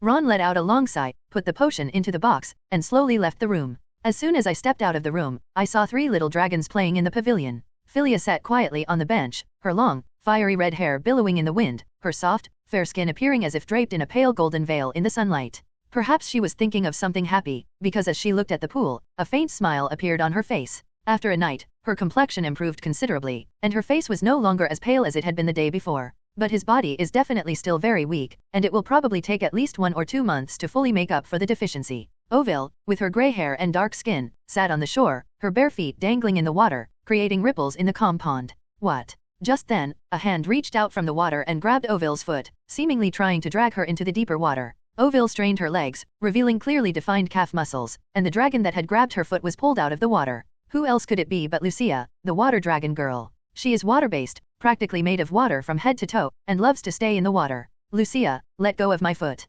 Ovil's feet were a sensitive area, and having them grabbed like that made her feel very itchy. If you don't let go, I'm going to hold on to your feet. Lucia playfully stuck out her tongue, making a face that looked like she wanted to punch someone. That's what you said. Ovil spread her big toe and second toe apart and pinched Lucia's flesh. The dragon girl has a high degree of control over her body. In addition to her tail being able to curl things up, her toes are also very strong and can lift several kilograms of weight. Wah, I don't want to hug you anymore, Ovili, let go. Ovil used only half her strength, and Lucia began to beg for mercy. Of course, she didn't really intend to do anything to Lucia. Seeing Lucia begging for mercy in a wrong state, she immediately let go. The moment her toes loosened, it was clear that Lucia's fair skin had turned red from being pinched. It hurts. Lucia grabbed Freya's slender waist and hugged her tightly. Ovili is bullying me again. That's how she is. After being beaten up by Over, she goes to Philia to complain. After getting beaten up by Phyllis, he went to find Ovili. Who told you to be so naughty? Freya pinched Lucia's cheek. It seems like the pain has subsided. Less than 2 seconds later, the area that had been pinched and turned red had completely healed. Damaged cells and muscles can heal themselves instantly. This is what makes Lucia so powerful. She can control water flow and has an extremely strong self-healing ability. Unless it's a fatal injury, it can heal completely within a minute. Keep in mind that Lucia is not yet an adult. Her healing ability will be even stronger once she reaches adulthood. At that time, the injury may be healed in a few seconds, reaching the point of limb regeneration. Lucia's combat power will see a breakthrough. It will be more than a year before she comes of age, and she will grow up by my side. Then I can take advantage of her for another year. The 3 dragon girls are quite strong now, and Ron estimates that they should have no problem dealing with a dozen or so holy knights. I wonder how good Freya's condition is. If she's at her peak, she could take on dozens of holy knights with a single dragon strike. But in order to create the highest quality potion, it's worth it for Phyllis to be weak for a short time. Moreover, her weakness might be a good thing. If she were too strong, it would be difficult to control her, so this is just right. You guys have quite the leisure and refined taste so early in the morning. Ron strode toward the gazebo. Good morning, Lord Ron. As a staunch advocate of surrender, Lucia smiled upon seeing the man. Ovil didn't speak, but simply nodded slightly as a greeting, and she didn't know what else to say. Freya glanced at the man with a cold expression, then looked away. Good morning, little dragons. Ron walked to the back of the pavilion and greeted them with a smile. Good morning, Ovil replied softly. Lord Ron, when are we having breakfast? I'm starving? Lucia felt strange. She wasn't very hungry before, but after seeing this human, she suddenly felt hungry. Normally, she would be very hungry when she woke up in the morning, but there were delicious shrimp at the bottom of the pool. Lucia went in and played for a while, and then ate all the shrimp. Chapter 32 The Unpredictable Witch, her secret elixir making is outrageous. In the sunlight, Lucia's skin and scales reflected the light. Seeing the greedy little dragon, Ron beckoned to it. Come on, let's eat now. It took me quite a while to make 7 potions, now is the perfect time to go have breakfast. Yay, we get to eat delicious grilled meat again. Lucia excitedly followed, acting as if they were old friends who had known each other for years, walking side by side with Ron. Overa and Philia behind them exchanged a glance, both seeing a hint of helplessness in each other's eyes. They couldn't do anything about it. Lucia was so naive, never thinking about anything else, her mind was always on eating. As Ron passed Lilith's room, he knocked lightly on the door. Lilith, it's time for breakfast. He guessed the witch was still sleeping in, but it didn't matter. Lilith's task was to perform divination at the right time and eliminate a wrong answer. As for witchcraft, curses, and concocting elixirs, Ron never counted on her. Coming. Footsteps approached from inside the room, stopping at the doorway, which then clicked open. Lilith was dressed in a deep red robe and a black top hat, and was holding a bottle of an unknown potion that was bubbling with green. Overall, she looks like a witch researching dark magic in a dark basement. Lilith, what's going on? Ron looked at the thing in her hand with curiosity. This is the water of life I researched. It can heal any injury, no matter how severe. Lilith confidently shook the potion in her hand. Are you sure this will heal your wounds, or that you'll die instantly? Ron was highly skeptical of anything that looked like poison. Although I haven't tested it yet, I firmly believe that it can definitely heal wounds. Lilith's eyes were full of confidence. She seems to have always been like this, with an inexplicable confidence in her divination skills. Ron's lips twitched. He dared not use the witch's secret potion. Okay, let's go have breakfast first. She can do the research if she wants, as long as she doesn't cause any trouble. Lilith saw the perfunctory look in Ron's eyes and prepared to take the secret medicine in front of him. She pulled a dagger from her robe, made a light cut in her palm, and blood immediately gushed out. The little dragons standing nearby were stunned. Although they couldn't understand what they were saying, they were deeply shocked. Lilith, what's wrong? Ron didn't know what she was planning to do at first, but when he saw her eager expression, he immediately understood. She wanted to test the drug on herself, but the end result might be testing the poison on herself. I'm ready to let you see the results of my research for yourself. Just as Ron had predicted, Lilith raised her head and poured the strange potion, which was bubbling with green bubbles, into her mouth. Cough cough cough, ugh. The pungent smell, combined with the bitter and fishy odor, made Lilith gag. Her eyes were red, but she still waved her hand, pretending to be relaxed. It's okay, it's just a small problem. Hey, this is no small matter. Lilith's face gradually turned purple, and the blood vessels buried under her skin began to turn black. Ron panicked. This guy was a real talent, his death is a huge loss. It's nothing, just a few side effects. Lilith tremblingly extended her palm and smiled as she spoke. I told you, taking it will help the wound heal. As I opened my palm, the area that had been scratched was now completely healed. No? Okay, it has indeed recovered. But you've been poisoned. Ron's lips twitched. He hadn't expected that this witch not only had unique divination skills, but also created such amazing secret medicines. Lilith waved her hand and took out a bottle of purple-green potion from her robe. This bottle contains an antidote that can neutralize all poisons. You'll be fine after taking it. After saying that, she drank the medicine in the bottle in one gulp. In just a moment, the purple hue on her skin and the dark color in her veins gradually faded. Ron breathed a sigh of relief upon seeing this. Thinking about this guy, I still managed to make a decent potion. Beep.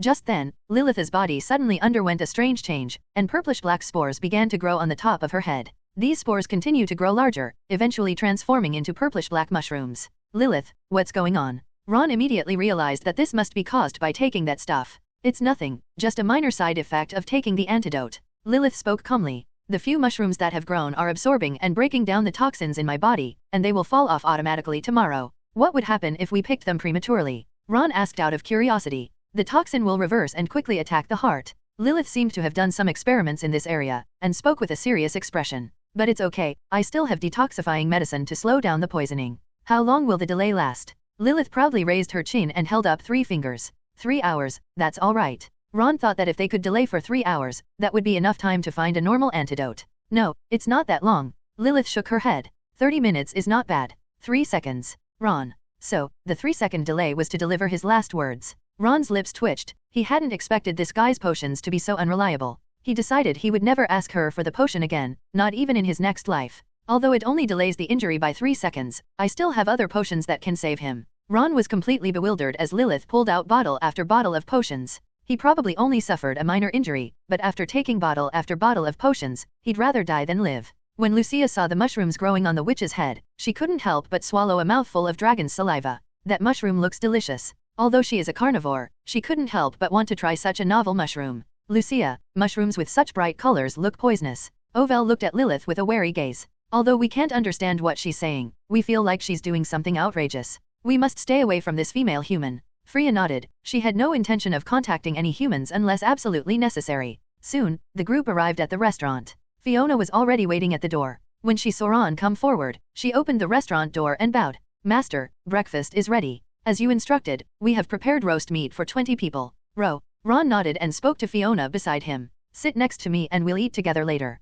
Understood, Master. Fiona pinched the hem of her skirt and lifted it slightly, crossed her legs, bent her slender waist, and bowed respectfully. Lilith, come sit here too. Although this guy's potions are unreliable, his divination is also inaccurate, so it's still somewhat useful. Just then, he was struggling with where to develop the swamp. Let Lilith eliminate one wrong answer first, then the choice will be secure. Yes, my lord. Lilith also bowed and sat down beside her. Little dragons, all that barbecue is yours, enjoy it to your heart's content. Ron addressed the dragon girls. Yay, Lucia loves barbecue the most. Chapter 33, Eliminating one wrong answer. This divination is on point. The morning sunlight streamed into the restaurant through the half-open window. Ron and Fiona held their knives, cut their food, and ate in small bites with elegant manners. Freya and Ovel don't know how to use a knife, but they eat quite well. Lucia didn't care about anything else and stuffed her mouth full, leaving no gaps, as if only in this way could she satisfy her appetite. So delicious, so delicious. After swallowing a large mouthful of roasted meat, Lucia couldn't help but exclaim in admiration. Eat slowly, be careful not to choke.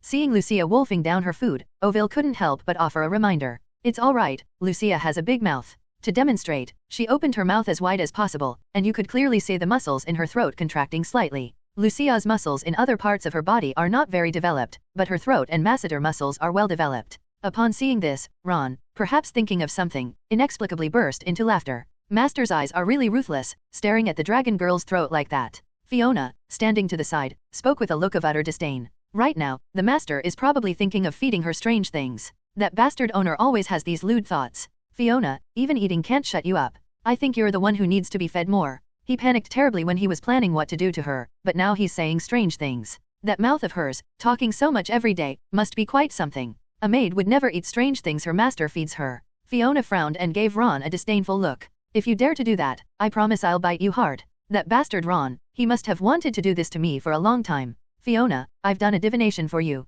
Lord Ron won't feed you strange things in the future. Lilith, who had been watching the show from the sidelines, suddenly felt an urge to perform and couldn't resist taking out her compass to cast a divination. Upon receiving this result, she looked disappointed, as things didn't go as she had imagined. That kind of thing definitely won't happen. Upon hearing the divination, Fiona's cheeks flushed, but she pretended to remain calm. This witch was wrong twice, and she probably won't be right this time either. Knowing my jerk's personality, he would definitely do that to me. Steady? Upon hearing Lilith's prediction, Ron's lips twitched. Good heavens, was he really going to do it? That makes sense, though. The two are childhood sweethearts, and Fiona is all talk and no action. She always says those things, so it must be that he couldn't stand it anymore and let her experience the real thing. Lilith, please perform a divination. Which location should we choose when selecting a territory this time? Ron wiped his mouth with a handkerchief and took out a simple map from his pocket, which depicted the terrain of the 1,000-mile swamp. This is a sketch that Ron casually made in his carriage last night after leaving the banquet. The purpose was to study which location to choose as the territory. Now there are 3 places he likes, but after thinking it over, Ron eliminated the one that is closest to the far north. The location there is not bad, but it is more than 300 miles away from the mainland, which is too far, and it will be difficult to trade with merchants. So now there are only 2 places left for Lilith to remove one wrong answer. That leaves only the correct answer. No problem, I'd be happy to serve you, my lord. Lilith stood up, bowed respectfully, and looked quite serious. At first glance, she really did look the part. Coupled with her attire, she looked every bit like a professional witch. Ron nodded in satisfaction. In times like these, having her take action was more reliable than any witch. Even under normal circumstances, a witch's divination is not entirely accurate, as there are too many influencing factors. It's simpler and more direct to use Lilith, whose predictions are absolutely impossible to make. Master, you really want Lilith to do divination? Fiona had witnessed the witch's outrageous actions, but what she found even more outrageous was that Ron seemed to trust her completely. The first time, Ron was predicted to be a woman. The second time, Ron was predicted to die. The third time, well, let's not count it since it hasn't come true yet. However, Fiona felt that given her master's personality, this kind of thing would definitely happen. Therefore, how can such a witch be trusted? Of course, she is a highly capable and outstanding witch. It is indeed excellent and outstanding. If used properly, it can be a trump card. Ron didn't waste any words. He took out a map, placed it in front of Lilith, and pointed to 2 locations that had already been circled on the map. Can you calculate which of these 2 places is more suitable for building a territory? My lord, you can rest assured to leave this matter to me. I will do my best to calculate the best location. Lilith patted her chest and assured him confidently, without the slightest hesitation. After exhaling a long breath, she picked up the compass, adjusted the star positions, and kept chanting divination incantations. The pale blue light emanating from her body was drawn into the compass, causing the stars and constellations to rotate continuously until they finally stopped. Lilith immediately opened her eyes, a smile playing on her lips, and spoke confidently. My lord, according to my divination, the area to the left is more suitable for building a territory. Thank you for your hard work, Lilith. You've been a great help this time. Ron took out a red pen and put an X in the spot Lilith was pointing to. Alright, it's clear that the territory on the right is more suitable for building a territory. These 2 locations are among the few places in the swamp that have hard ground. Although it's only a small piece, it's not enough to build a territory. But with Oval and Lucia around, they can change the landscape day by day and expand their territory every day. Perfect. It is my honor to be able to perform divination for your excellency. Lilith, flattered by the praise, narrowed her eyes with a smile, and seemed quite pleased with herself. As expected, the Lord still trusts me. They actually entrusted such an important matter to me through divination. And I lived up to expectations, calculating the most correct answer. Master, are you sure you don't want to reconsider? Fiona still felt it was unreliable. In her eyes, Lilith was like a treacherous minister who had bewitched her master. Now is the time when her loyal maidservant is needed to offer advice. Since Lilith has already performed the divination, then there's absolutely no problem. He had complete confidence in Lilith's divination skills. Anyone who could predict the future accurately would be a fraud. Miss Fiona, please believe me, this divination is absolutely infallible. Lilith was not displeased by the questioning. Instead, she raised her chin and smiled confidently. She had unwavering faith in her divination skills. But your previous 2 divinations. Fiona found it hard to say. That clumsy divination technique was completely unacceptable. Those 2 were accidents. This divination will be absolutely accurate. Lilith had absolute confidence in her divination skills, just as she had in the secret medicine she created. Seeing that it was almost time, Ron prepared to take a shower, change into a proper suit, and set off. All right, Fiona, get the carriage ready. We're going to the Earl's mansion. Understood, Master. Fiona knew there was no way to change this, and could only pray that Lilith's divination would be more accurate this time.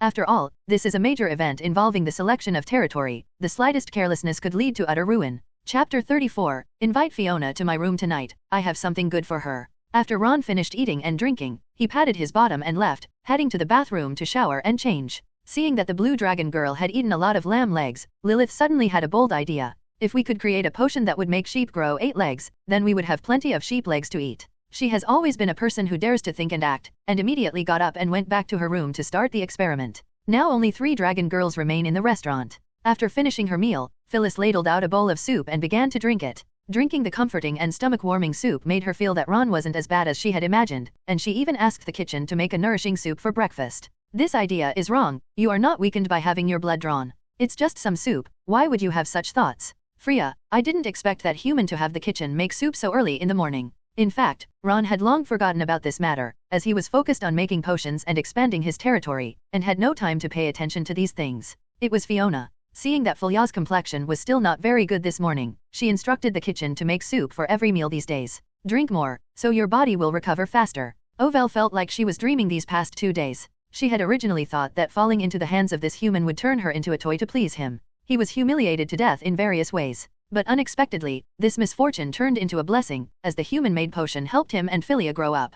Although Lucia is not yet an adult, she has gained abilities and is no different from an adult. This way, she will definitely be stronger when she grows up. That human did not do anything strange to everyone, nor did he treat them as toys to be played with at will. Instead, they treated him like a subordinate, providing him with good food and drink. If that's all there is to it, Oville thinks that staying by this man's side for 3 years wouldn't be so bad. Freya nodded, her expression less fierce than before, as if her hatred for that man had lessened somewhat. Of course, they still harbor resentment towards humans because they destroyed the homeland on which the subhumans depended for survival, causing the tribes to constantly relocate. My father and all my clansmen were killed by humans. Freya couldn't let go of this hatred, and given the chance, she would definitely take revenge on the humans who destroyed the dragon tribe. Naive Lucia didn't think too much about it and buried herself in eating. After taking a shower and changing into a well-fitting suit, Ron went out. Master, the carriage is ready. Fiona stood respectfully at the door. Ron nodded and took out a piece of paper. These are the materials you will need to purchase later. Master, please rest assured, I will complete the mission. Fiona glanced at it briefly. It clearly indicated the material quantities and which shop to purchase them from. Purchase according to the instructions above, and don't buy too many materials from one store. As Ron walked out of the mansion, he gave Fiona instructions to her. I believe you can adapt to unexpected situations. He had a lot of confidence in his maid's intelligence. He doesn't trust anyone else to handle it. Young Master Ron. If it were Yarman, who was now making the initial contact, who was handling this, Ron felt like the sky was falling. Yarman, keep an eye on those dragon maidens and don't let them leave the mansion. Although Lucia appeared obedient enough, almost to the point of submission, Freya was not so easily subdued. Perhaps they had already planned to escape. From this perspective, drawing her blood to make potions was the most correct decision. If she were at her peak right now, Yarman, with his 100 or so ordinary knights, wouldn't be able to stop her at all. As ordered. Yarman nodded with a serious expression. This is the potion I bought for you yesterday. Take it when you get home tonight. Ron handed him a full bottle of Holy Night potion. After a professional is promoted, they can take a magic potion every 2 months to enhance their physical attributes and advance to the next rank more quickly. Previously, Yarman used an incomplete version of the Knight's potion. Now, by taking the complete version, he will receive a significant boost. Thank you, young Master Ron. Yarman took the potion, put it in his bag, and looked slightly excited. Ron patted Yarman on the shoulder and got into the carriage. Master, you just gave Yarman another potion. Fiona sat next to the man, looking as if she wanted to say something but hesitated. How? Ron knew his maid was in a hurry and couldn't wait to drink what he had made himself. You bastard master, you know perfectly well. Fiona pouted, crossed her arms, and turned her face away, seemingly a little angry. That bastard Ron, he knows perfectly well that he's always wanted to become a holy knight. But they still haven't given a reply. Come to my room tonight and I'll give it to you. Ron left the remaining bottles of potions at the mansion, intending to distribute them later that evening. Does Master intend to use a magic potion to subjugate me, the maid who grew up with you since childhood? Fiona frowned, revealing a look of disdain. What a disgusting owner. That bastard Ron, he must have wanted to feed me something weird by giving me the potion. I knew Lilith's divination was unreliable. Just tell me if you're coming or not. Ron crossed his legs, leaned back on the sofa, and looked at his maid with a mischievous grin. He didn't actually intend to do anything to Fiona. His mind was entirely focused on expanding his territory, so he had no time for romance. Damn master. Fiona bit her pink lips tightly, her cheeks slightly flushed, perhaps thinking of something strange. If you're not coming, then forget it, I'll give it to someone else. Ron adopted a smug expression and flirted with the girl in front of him. Damn Ron, I'll come tonight. Ultimately, Fiona, under the man's oppressive power, chose to submit. She was considering that this might be her only chance in her life, so she decided to take a gamble. After all, becoming a holy knight was her dream. At worst, I'll just brush my teeth a few more times when I get back. Fiona thought to herself. Gumbling. But for some reason, thinking about what was about to happen, she couldn't help but swallow a mouthful of sweetness. There seems to be a hidden expectation for this.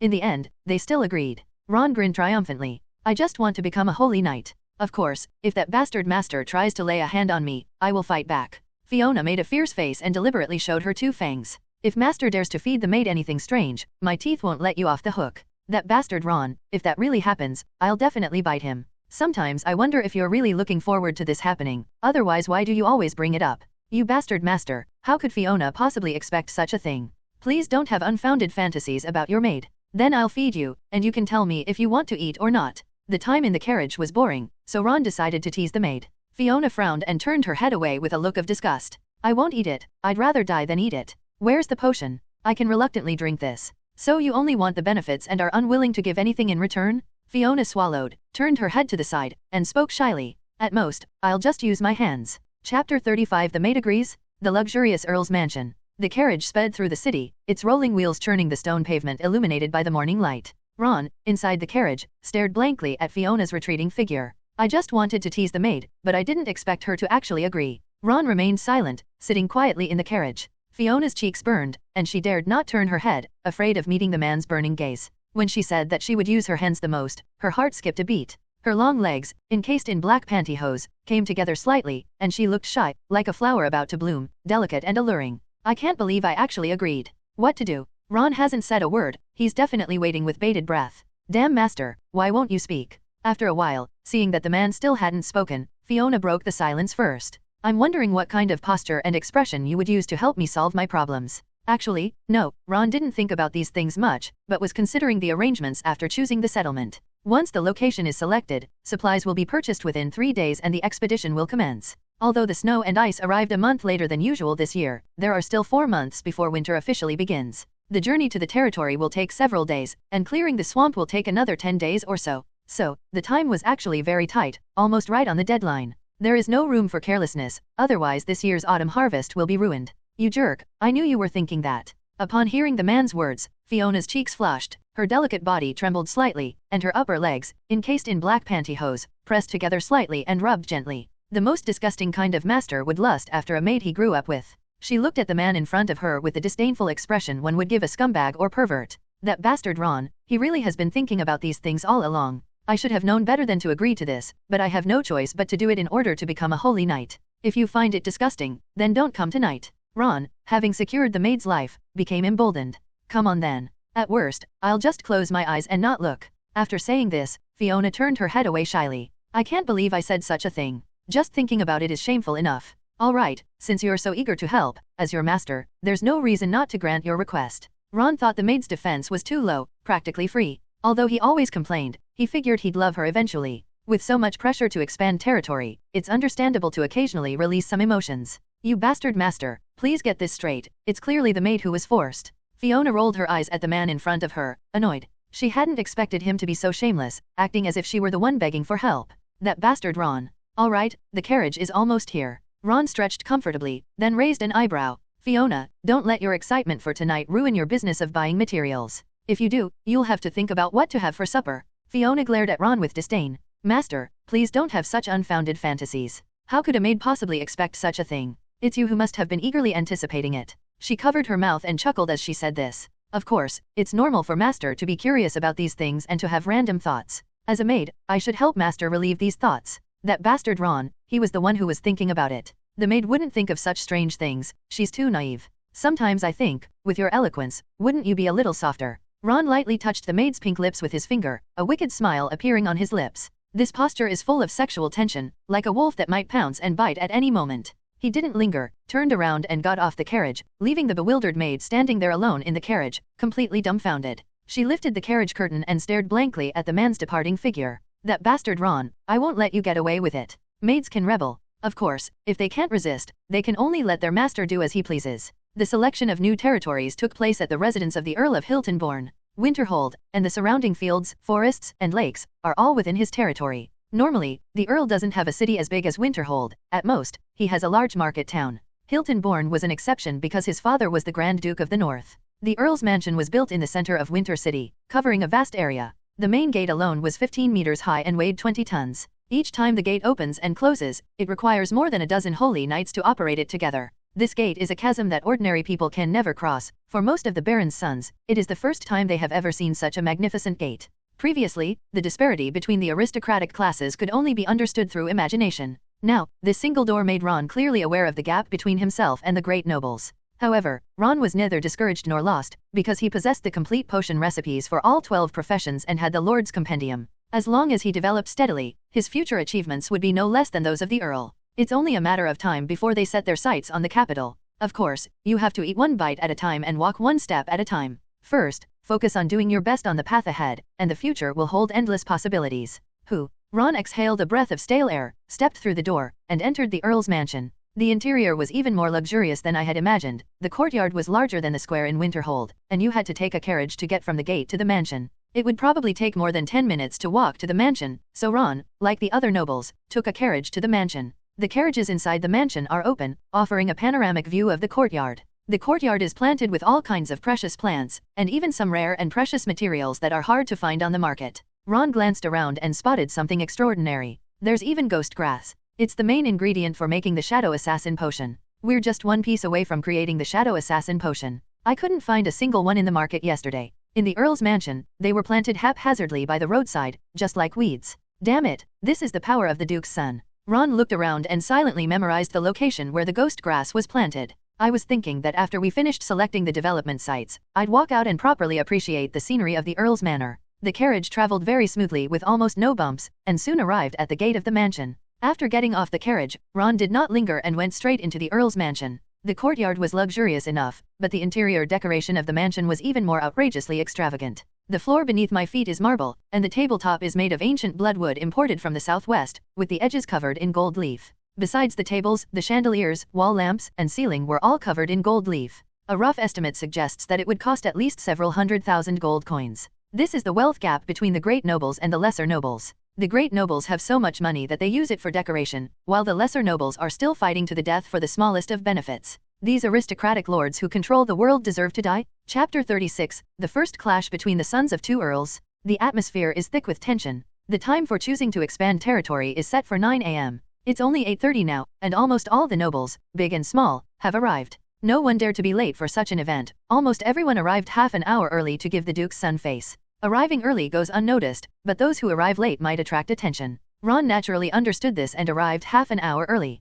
I won't be the first to arrive, nor will I be the last. It's still early, so you can chat with anyone, whether you know them or not. Everyone was dressed appropriately, however, the attire of nobles varied greatly from place to place. The local nobles of the north mostly wore black or brown suits, top hats, and carried canes with gold trim, in a low-key and unassuming manner. The central aristocratic group from the capital wore dark blue or dark purple suits with gold thread embroidered on the cuffs and collars, and a few gold leaves tucked into their breast pockets. She wore a gemstone ring with a golden sheen on her hand, and overall, she exuded a luxurious and aristocratic air. In comparison, the local nobles of the north seemed rather stingy. The central aristocratic group consisted of only a dozen or so people. Led by the Earl's son, Howell Baron, they chose to sit at the frontmost round table. The western aristocratic group presents a different picture altogether. Influenced by the subtropical climate, people living in the western region generally have dry and dark skin. After the western aristocratic group entered the hall, the light dimmed a bit. Perhaps due to different dietary habits, each of them was tall and burly, standing there like a wall. Their large waists and round bellies stretched their suits so much that they looked like they were wearing a swimming ring around their stomachs.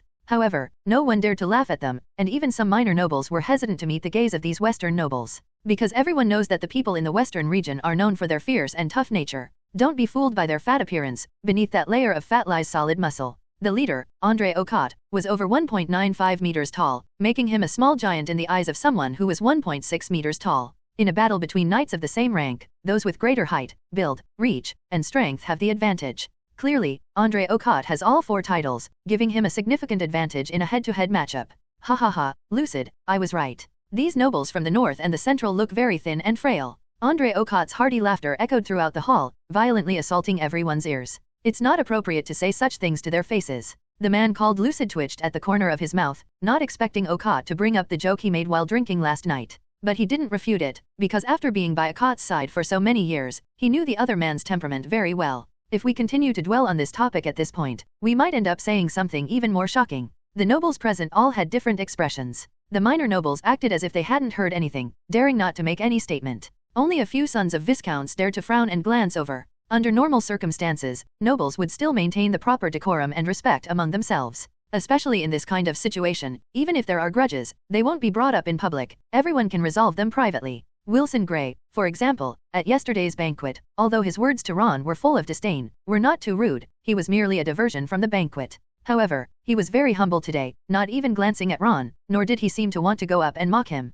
Because he knew that he was not the main character of this banquet, and that if he was not careful, he might mess things up. At this point, Howell Baron naturally didn't indulge him, because the owner of this earldom was also from the north. It could be said that the other party's words were a mockery of Hilton Byrne and even the Grand Duke of the North. He stood up, straightened his suit collar, and spoke loudly. Viscount Ocott, you are referring to something that is common knowledge. It is a difference caused by topography and climate. Like you people in the western regions, your skin is dry and your bark is like that of dead trees, black as charcoal in a fire, all due to the climate. His words were a rebuttal to the other party. It's not too aggressive, but it's enough as a return gift. That's still better than you woman-looking bastard. Don't let me catch you on the battlefield, or I'll treat your buddy the way your father treated your mother in bed. Andre Okot had a fiery temper, and without even knowing who the person in front of him was, he immediately retorted. He was like an uncouth brute, completely lacking in aristocratic manners. Faced with this humiliation, Howl Baron frowned and immediately retaliated. Sure enough, just as rumored, the people in the western region like to eat raw meat, have a preference for young boys, and have no taboo against incest. They are just a bunch of beasts that have not yet evolved. He knew that the man in front of him was Kaichuo's greatest enemy. They are also enemies we must face in the future. Whether we retaliate now or not, the outcome will be the same. So he let go of his inhibitions. You northern swine, I'm going to kill you. Perhaps touched on a sore spot, Andre Okot, like a mad dog, disregarded the occasion and lunged forward to tear the man in front of him to shreds. Of course, his anger was not without reason, because he was the product of his father's incestuous relationship with his aunt. However, this is something outsiders are unaware of. Okot, calm down. Don't be impulsive. This is the Earl's mansion. The nobles of the Western group were not all brutes. Under the pressure of several men, Andre Okot stopped. I understand, let me go. Upon hearing the words Count's mansion, Andre Okot calmed down slightly and looked at his companion beside him. Lucid, do you know who he is? He returned to his seat, panting heavily, still unable to calm down. He is the same person I mentioned to you, the second son of the Howl family, Howl Baron. Both sides were well prepared for this pioneering battle and had each other's information. Howl Baron recognized the other person at a glance. Andre Okot didn't remember all of this, but he's made it up now. This farce made everyone realize that the rumors about the West were true, and that the Western nobles were nothing but a bunch of brutes with no gentlemanly manners. Andre Okot, who dared to cause trouble in the Earl's mansion, was the most reckless of them all. This is everyone's impression of him. Only one person present opposed the idea. The look in the eyes of Andre Okot, the Count's son, changed. Ron remembered that in the original story, the final victor of this pioneering war was Andre Okot. Furthermore, this person was never a reckless fool, all his actions were deliberate. Of everyone present, he was the biggest schemer. This incident reinforced the impression that Andre Okot was reckless. In subsequent battles, he made countless reckless moves, causing the Western army to suffer repeated defeats and more than a dozen minor losses. Finally, they were driven to flee in terror by the central aristocratic group and escaped into the vast swamp. Normally, one would be cautious when pursuing an enemy, but after one victory after another, the central allied forces became blinded by the impending triumph. Everyone thought that Andre Okot was not smart enough to carry out an ambush, and that he was prepared to wipe out the Western group in one fell swoop. However, they never expected that the swamp would become their graveyard. A person who deliberately creates a dozen or so small failures to achieve success on the last occasion. How could he be a brute? On the contrary, this person's cunning is terrifyingly deep. That's how it is sometimes. People only let you see what they want you to see. Chapter 37. Ron chooses the swamp. Wilson chooses the path he has to take. The development hasn't even started yet, and such a huge mess has already occurred. This matter naturally reached Hilton Byrne's ears. He didn't show any dissatisfaction, he just smiled and commented. This Okot is just like his father, a straightforward person. The guards and maids around him, upon hearing this, all thought that Earl Byrne was incredibly good-natured. Even if someone caused trouble in the mansion, no one got angry. All right, it's almost time. It's time to preside over the groundbreaking ceremony. Hilton Byrne spoke calmly, but for a moment his eyes flashed with a sharp light, as if he had a tiger in his heart, waiting for the right moment. Soon, he arrived at the main hall. As soon as they stepped outside, the nobles present all stood up, bowed, and performed a noble salute. The Earl of Byrne. Everyone placed their hands on their chests and bowed respectfully. Seeing that all the nobles present had lowered their heads, Hilton Byrne nodded in satisfaction. Gentlemen, please sit down. Don't be too formal, just make yourselves at home. He was dressed in a white suit with gold trim, had striking features, a tall and slender figure, and fingers as delicate as a young woman's. He spoke in a gentle tone and appeared very humble. His every move exudes a strong aristocratic air. Thank you, Earl Byrne.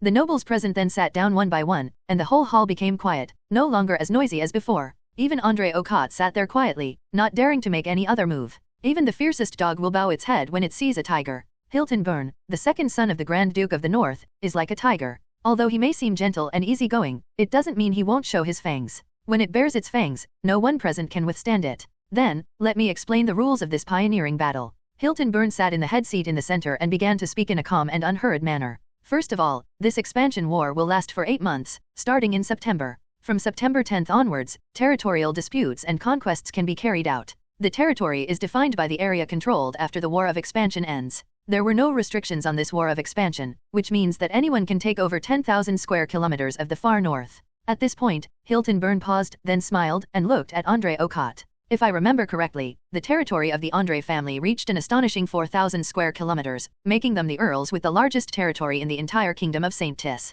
Everyone, I believe that some of you may be able to break this miracle, or create an even greater one. Now, gentlemen, please choose your initial settlement. As with the previous expansion rules of the Kingdom of St. Tis, once a new expansion site has been selected, no further expansion sites can be chosen within a radius of 20 kilometers. Hilton Byrne's words inspired many people and deeply moved them. Of course, the excitement only lasted a short while before being jolted back to reality by harsh truth. Hilton Byrne did not mention the order of events, but the nobles present knew perfectly well what was going on. After the two count's sons and the two major noble groups have made their selections, it will be everyone else's turn. Otherwise, if you choose a location near them, you might be the first to get hurt. I want the Empt Plains. Just as everyone was waiting, a rough voice brutally entered their ears. Andre Ocott, who was over 1.9 meters tall, stood up and nailed the family crest representing the Andre family to the EMT plane. Then he scanned the room and finally stopped at Howell Baron. I, Andre Ocott, want the most fertile land in the entire far north. He stared at Howell Baron with a hint of disdain in his eyes. The nobles present all knew that this place was not something they could get their hands on, and they planned to wait until the two count's sons had made their choices before trying to find a more distant location to develop.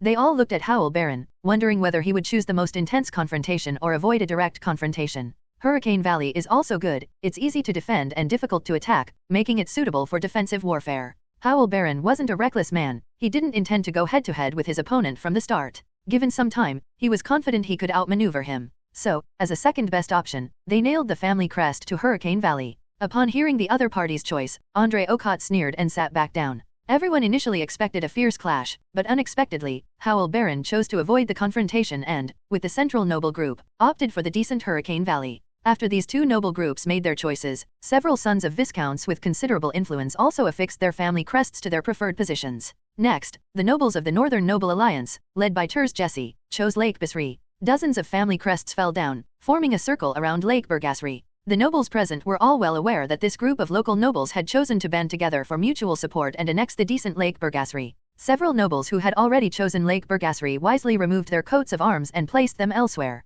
The nobles who came to participate in the expansion of their territories were all intelligent people who would not do something as foolish as throwing an egg against a rock. They all chose relatively safe places as their expansion sites. After all, this expansion has lasted for 8 months, and there will be plenty of opportunities to get revenge later. Seeing that everyone had made their choices, Ron stood up and stepped forward to nail the family crest to the 1,000-mile swamp. This is the most correct starting point after Lilith removes a wrong answer. This is a protruding rock formation, with only 2 square kilometers of it exposed above the water gate. The rest is completely hidden in a muddy swamp overgrown with weeds. It is not far from the mainland, only 20 kilometers away from the marshland. After Ron made his choice, many nobles present couldn't help but glance at him again. This is the first nobleman to choose the swamp. Everyone thought he must have gone mad. The swamp was damp, cold, and muddy everywhere. Let alone cultivating wheat fields, it was questionable whether he could even establish a proper territory. While others were unaware, several members of the Northern Noble Group wore enigmatic smiles upon seeing Ron choose the swamp. They thought Ron had been frightened by Wilson Gray the night before, which was why he chose the northernmost swamp. This terrain allows for a defensive posture, making it difficult for others to penetrate. If all else fails, one can simply escape deeper into the swamp. Of course, many people also think that Ron's approach was very wise. Knowing that the other party would make a move and that the difference in strength was huge, choosing the swamp might be the only way to survive. Wilson Gray watched Ron return and gave a disdainful sneer. You can't escape. After saying this, he stood up, removed the Wilson family crest, and planted it in Clifton Valley. This is the only way to the swamp, other places are blocked by mountains over 2,000 meters high. The nobles of the north were well aware of Wilson Gray's purpose in choosing this place. Fortunately, this location is not far from Lake Bisri, only half a day's journey away, allowing for mutual support with the Northern Noble Alliance. Ron was not surprised by Wilson Gray's choice, because he understood that the feud was irreconcilable and only one of them could survive. This is also why Luo Enko is worried. Of course, there's no need to worry too much. We can make another batch of potions when we get back, and turn about 30 people into holy knights. With the addition of the 3 dragon maidens and himself, their combined strength was almost equal to that of Wilson Gray's knights. Even if we clash head-on, we won't be afraid. However, after Wilson Gray made this choice, Ron still pretended to be frightened, his face turned pale, and he looked dejected. He did this to make the other party feel that victory was assured, so that he could catch them off guard. Ron's primary concern was eliminating Wilson Gray at minimal cost. Chapter 38 Forced to buy potions? The nobleman is oppressed at every turn? For most of the morning, the nobles were repeatedly deliberating and adjusting the location for expansion. It wasn't until almost noon that things were basically finalized. Gentlemen, the time for selecting settlements has now come to an end. Hilton Byrne glanced at his watch, stood up, and spoke with a smile. Please sit down and rest for a while. I have prepared a banquet for you to enjoy. Upon hearing this, all the nobles respectfully rose and bowed in thanks. Earl Bourne, thank you for your generosity. Please don't be shy, everyone. Please sit down. After saying this, Hilton Byrne raised his hand and clapped his hands. Clap clap. At first, everyone was a little confused, and even a few minor nobles joined in the applause. Then the door to the inner hall opened, and a group of maids in uniforms came out pushing brown wooden hand carts. On the cart were bottles of translucent glassware, filled with pale golden liquid, swaying back and forth. This is a holy knight's potion prepared for pioneering. Hilton Byrne cleared his throat and said with a serious expression. The Kingdom of Saintis stipulates that each pioneering lord can only purchase a maximum of 5 portions, but today it's different in the north. You can purchase a maximum of 10 portions of Holy Knight potion. Each potion will be sold at the market price of 1,400 gold coins. Gentlemen, in order to defend your territory, you can start strengthening your military. At first, no one was surprised, because every time they expanded their territory, they would be provided with magic potions. Lords with spare money will buy a few bottles to enhance their strength. Those without spare money could only watch from the sidelines. However, during a past expansion war, the Grand Duke of the Southern region marked all the nobles who had not bought potions. Unsurprisingly, they all died in various accidents. Since that incident, everyone prepares at least 1 potion's worth of gold coins before each expedition. Ron was no exception. He had his maid prepare gold coins well in advance. But the forced sale made him very unhappy, especially since he could make potions himself, and he was completely suffering in silence. That's true, you can resell them back on the market. Based on yesterday's potion prices, this back and forth trading resulted in a loss of 100 gold coins. I'll definitely have to make up for it in the yard later. Ron was already thinking about those few ghost grass plants in the Earl's mansion courtyard. This is the main ingredient for making the Shadow Assassin potion, which is exactly what Ron is missing. Ron was itching to get his hands on the potions even before the forced sale happened, and now he felt perfectly justified in picking them up. Without exception, all the nobles present had prepared gold coins to purchase the potion. The less aristocratic families generally buy 1 copy, not because they don't want to buy more, but because their means don't allow it. The sons of viscounts, especially those who are slightly wealthier, all buy 5 or more portions. The 2 counts' sons purchased 10 portions directly. They didn't actually need those potions, but in order to befriend Hilton Bourne and make a good impression on him, they needed to pay a price. Moreover, for noble families like them, potions are consumables. Every month involves considerable expenses, so buying more at times like these can earn you some goodwill. Ron only intends to buy 1 copy, and he just wants it not to be marked. If he had prepared earlier and made more potions to sell, he could have made quite a few, but it's unnecessary. Without real strength, even showing your face in front of Hilton Bourne won't help. Because the difference in strength is too great, even if they are not at the same level, they cannot be several steps apart. Therefore, this goodwill is futile. Buying too much might arouse Wilson Gray's suspicion, which would be counterproductive.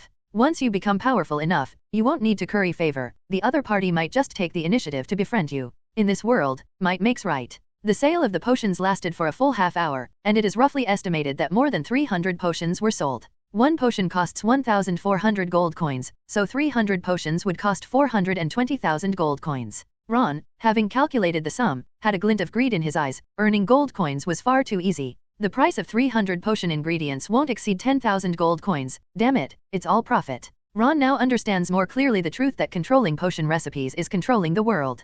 Just 1 expansion campaign brought in over 400,000, and there are also daily sales to various parts of the north. No wonder the Earl's mansion is so luxurious. The reasons are all here. Hard? The fist is hard. These noble lords who control power, wealth, and potion formulas deserve to die? Of course, there's no need to be too envious. Given enough time to develop, Ron can build a powerful force, and then he will be the one selling potions to the various nobles. I believe it will be achieved soon. After the potions were purchased, the banquet officially began. Maids in uniforms filed in, carrying various delicacies. These maids were all young and beautiful, with slender figures, and they swayed their hips and twisted their groins as they walked. The nobles and gentlemen stared at him with such longing that they practically wanted to hug him and kiss him. If they were at their own residence, they would definitely do that. If it's at the Earl's mansion, then forget it. Everyone simply admired the group of charming maids with gentlemanly eyes. After reading it, Ron started to think about whether he should also create a maid troupe in the future. Ideally, it would be a maid troupe of different races, including dragon girls, cat girls, animal-eared girls, cow girls, and fox girls. All of them should be included.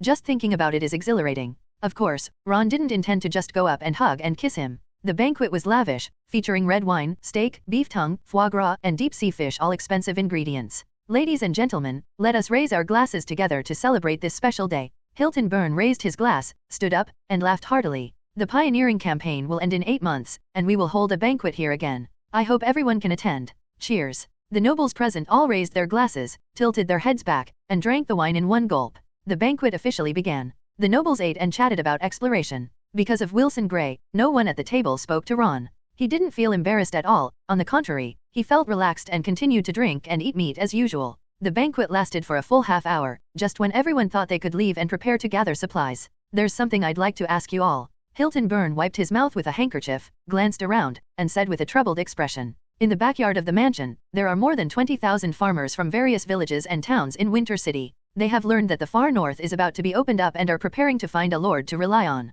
He sighed softly as he said this. I understand everyone's difficulties. After all, there are less than 3 months left before the snow and ice cover everything. Such a short time is not enough to grow wheat. But I still can't bear to see those kind farmers not make it through this winter. So I hope that you future lords will think of a way to help these farmers. Chapter 39 Gathering materials at the Earl's mansion. This can be considered compensation for being oppressed. These tens of thousands of farmers have arrived in Winter City over the past 2 weeks. Under normal circumstances, when expanding their territory, lords would compete to settle farmers, because development is only possible with their own people. But this year's exploration in the far north is different. Everyone believes that in 3 months, the ice and snow will cover everything, and the ice and snow season will last for 4 or 5 months. If farmers are resettled now, they will have to provide food for an additional 4 or 5 months. Moreover, they had almost no work to do during this period. How could those high-ranking noble lords possibly support these people for nothing? Given the uncertainty of whether they could survive the winter, and adhering to the principle of spending money wisely, everyone seemed to have agreed beforehand.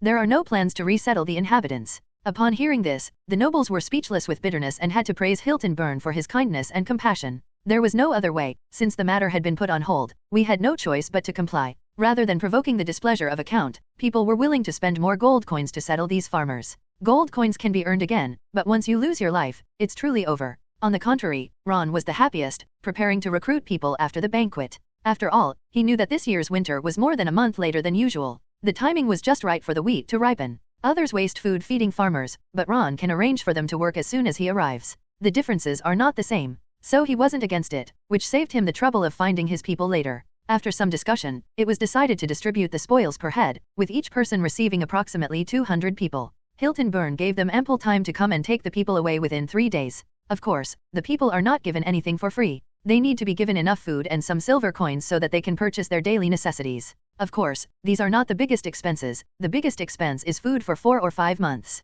Due to its topography, the northern region has low yields of crops such as wheat, which indirectly leads to higher grain prices than in other regions. Over 4 or 5 months, each person would consume approximately 2 to 3 gold coins, so for more than 200 people, that would amount to 5 or 600 gold coins. Apart from a few wealthy families, the rest of the nobles felt a pang of heartache just thinking about it. Some people have even started to have wicked ideas, planning to take this group out of the city and abandon them somewhere. Ron, on the other hand, thought 200 subjects were too few. If we get 4 or 500, then we can expand our territory much faster in the future. He began to think that on the way to the settlement, he could see if anyone was unwilling to take over the people and could help share the burden. They would gladly hand over their damned subjects for free if they just asked. With the issue of the people settled, the exploration of the far north officially began. Winterfell will be very lively these next few days. Once the settlement is determined, each noble family will purchase the necessary supplies according to their own circumstances before officially setting off. The banquet was almost over, and Hilton Byrne had already left. After he left, many nobles followed suit.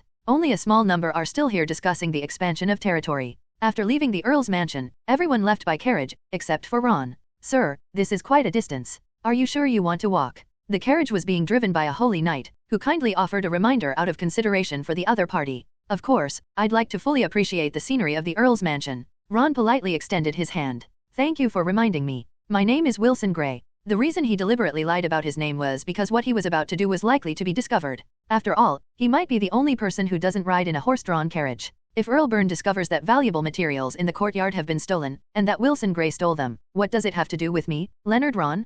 Hello, Mr. Gray, my name is Truey. The knight named Truey nodded and smiled as he spoke. Mr. Gray, you are the second most respectable gentleman I have ever met. Ron smiled upon hearing this. Knight Truey, you are the second most loyal knight I have ever met. First and foremost is his own Yarman, no one is more loyal than him. Ha ha ha. The two looked at each other and smiled, both agreeing that the other was a humorous person. After Ron left, he headed towards the location he remembered, and along the way, he didn't miss any of the materials he came across for making potions for other professions. However, they didn't pluck them all, picking about 10 or 8 plants was enough. Because I'm afraid I won't be able to fit too many in my bag. Along the way, Ron encountered many materials he wanted to pick, but due to the difficulty of carrying them, he had to reluctantly leave and head to the flower garden where ghost grass was planted. This time, Ron picked all 32 ghost grass plants from the entire flower bed.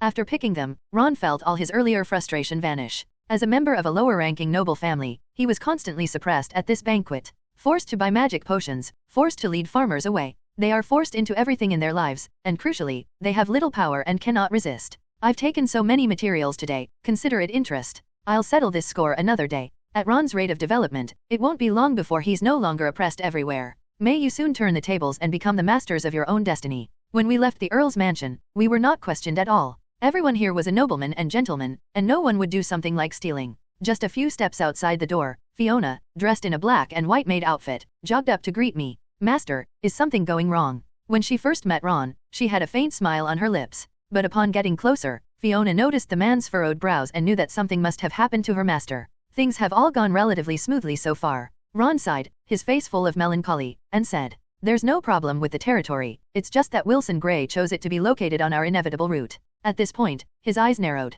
In other words, it will be difficult for us to get in and out in the future, and we are only 30 or 40 kilometers apart, so he can call us at any time. It is indeed difficult to get in and out. He actually hoped Wilson Gray would attack, so he could take advantage of the terrain and eliminate him with fewer casualties. What? Upon hearing this news, Fiona's mouth dropped open, and her face immediately turned rather pale. What can we do then, Wilson Gray? We have a full 50 holy knights, and our combat strength is completely unequal. I thought expanding my territory would go smoothly, but the situation turned out to be so complicated. What can we do? We can only hope that when they attack, you won't be the first to run away. Ron plopped down in the carriage, looking utterly helpless. But what can a little maid like me do? Suddenly, as if she had thought of something, Fiona's cheeks flushed slightly. If things really turn out like this, at least we should leave Ron with a child. Grumbling. She couldn't help but swallow, seemingly considering the feasibility of the idea. As she thought about it, her upper legs, tightly encased in black pantyhose, involuntarily closed and then trembled slightly. Chapter 40. The maid reveals her feet encased in black bodysuit stockings.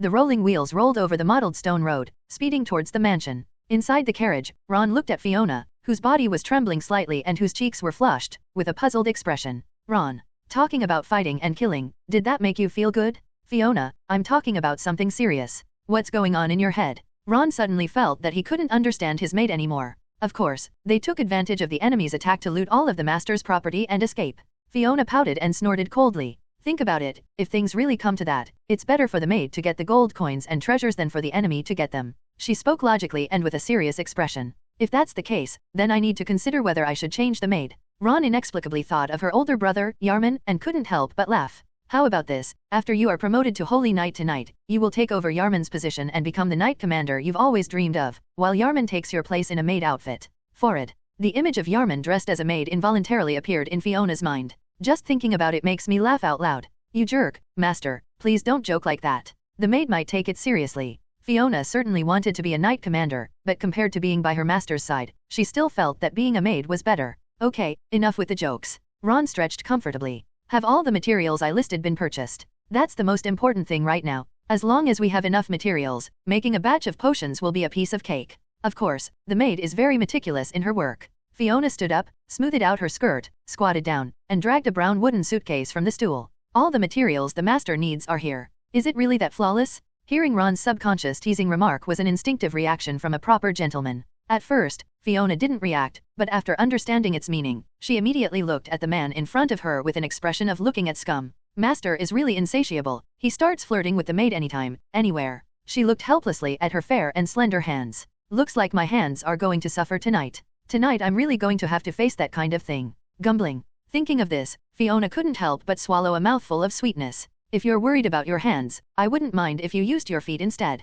As a gentleman, Ron found the maid's feet, encased in black stockings, to be rather alluring. No wonder my master likes to look at my legs, so he has this peculiar fetish. Fiona frowned, looking at the man in front of her. A master who likes maid's feet is too lewd. Of course, a maid would never agree to such a thing. She gave a sly smile as she said this. So the master can see and think, but cannot touch, let alone do anything strange with the maid's feet. How come I never noticed before that Ron had this kind of fetish? Of course, this kind of thing is very common in aristocratic circles. It is said that some nobles would play with and kiss their maids' feet every day. That bastard Ron, he must have wanted to do this to his feet for a long time. At this moment, Fiona's face was burning, and her pink toes, encased in black pantyhose, were fidgeting restlessly. She seemed very scared, worried that the man in front of her would pounce on her and bite her. Ron isn't that twisted yet, so of course he wouldn't do that. After, Ron couldn't guarantee that. I only said I didn't mind, not that I liked it. Ron was also helpless, he didn't mind, but he couldn't say he liked it that much either. However, after Fiona said that, he was tempted to give it a try. Sometimes it's like that, you don't really want to do something, but after being provoked like this, hey, you want to do it.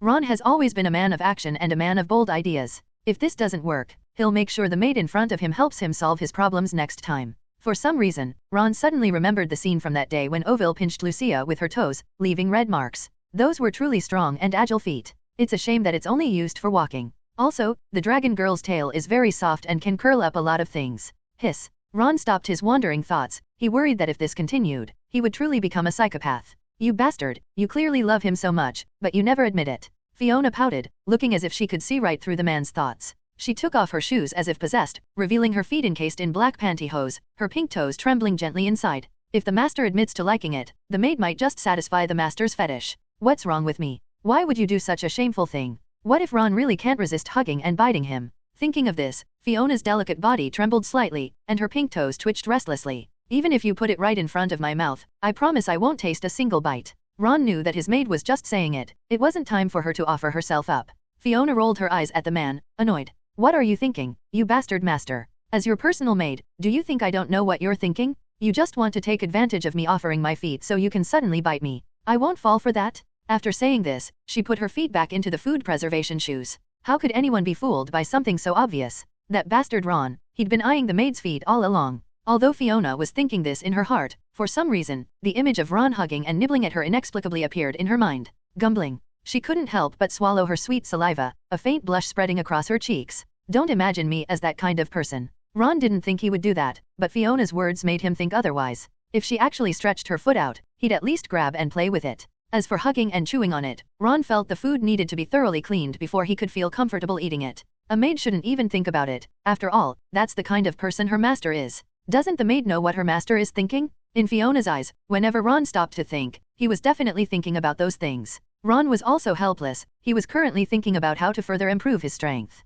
The potion can produce about 30 holy knights. There are also potions that can be made for Shadow Assassin, Swift Archer, and Archmage. By having subordinates consume it, you can obtain 3 types of illustrations, upgrading the ordinary knight illustration to the holy knight level. Once I get back, I'll make all the potions and have my subordinates take them so their combat strength can increase rapidly. However, after purchasing the materials, I ran out of gold coins again. We need to make a few more batches of inferior potions to sell, and at least purchase all the necessary farm tools, daily necessities, and wheat seeds. Winters in the far north can reach temperatures of -30 to 50 degrees Celsius, so you need to prepare enough cotton supplies, which will cost a lot of money. A newly promoted holy knight must be equipped with at least a longsword made of fine steel, which costs around 100 gold coins, so he needs at least 3,000 gold coins. You don't know until you become a lord that you need money for everything. Same old routine, go back and make 4 or 5 bottles of inferior potions to sell, and exchange them for gold coins to buy resources for expansion. Chapter 41, Successfully crafted 30 portions of Holy Night Potion.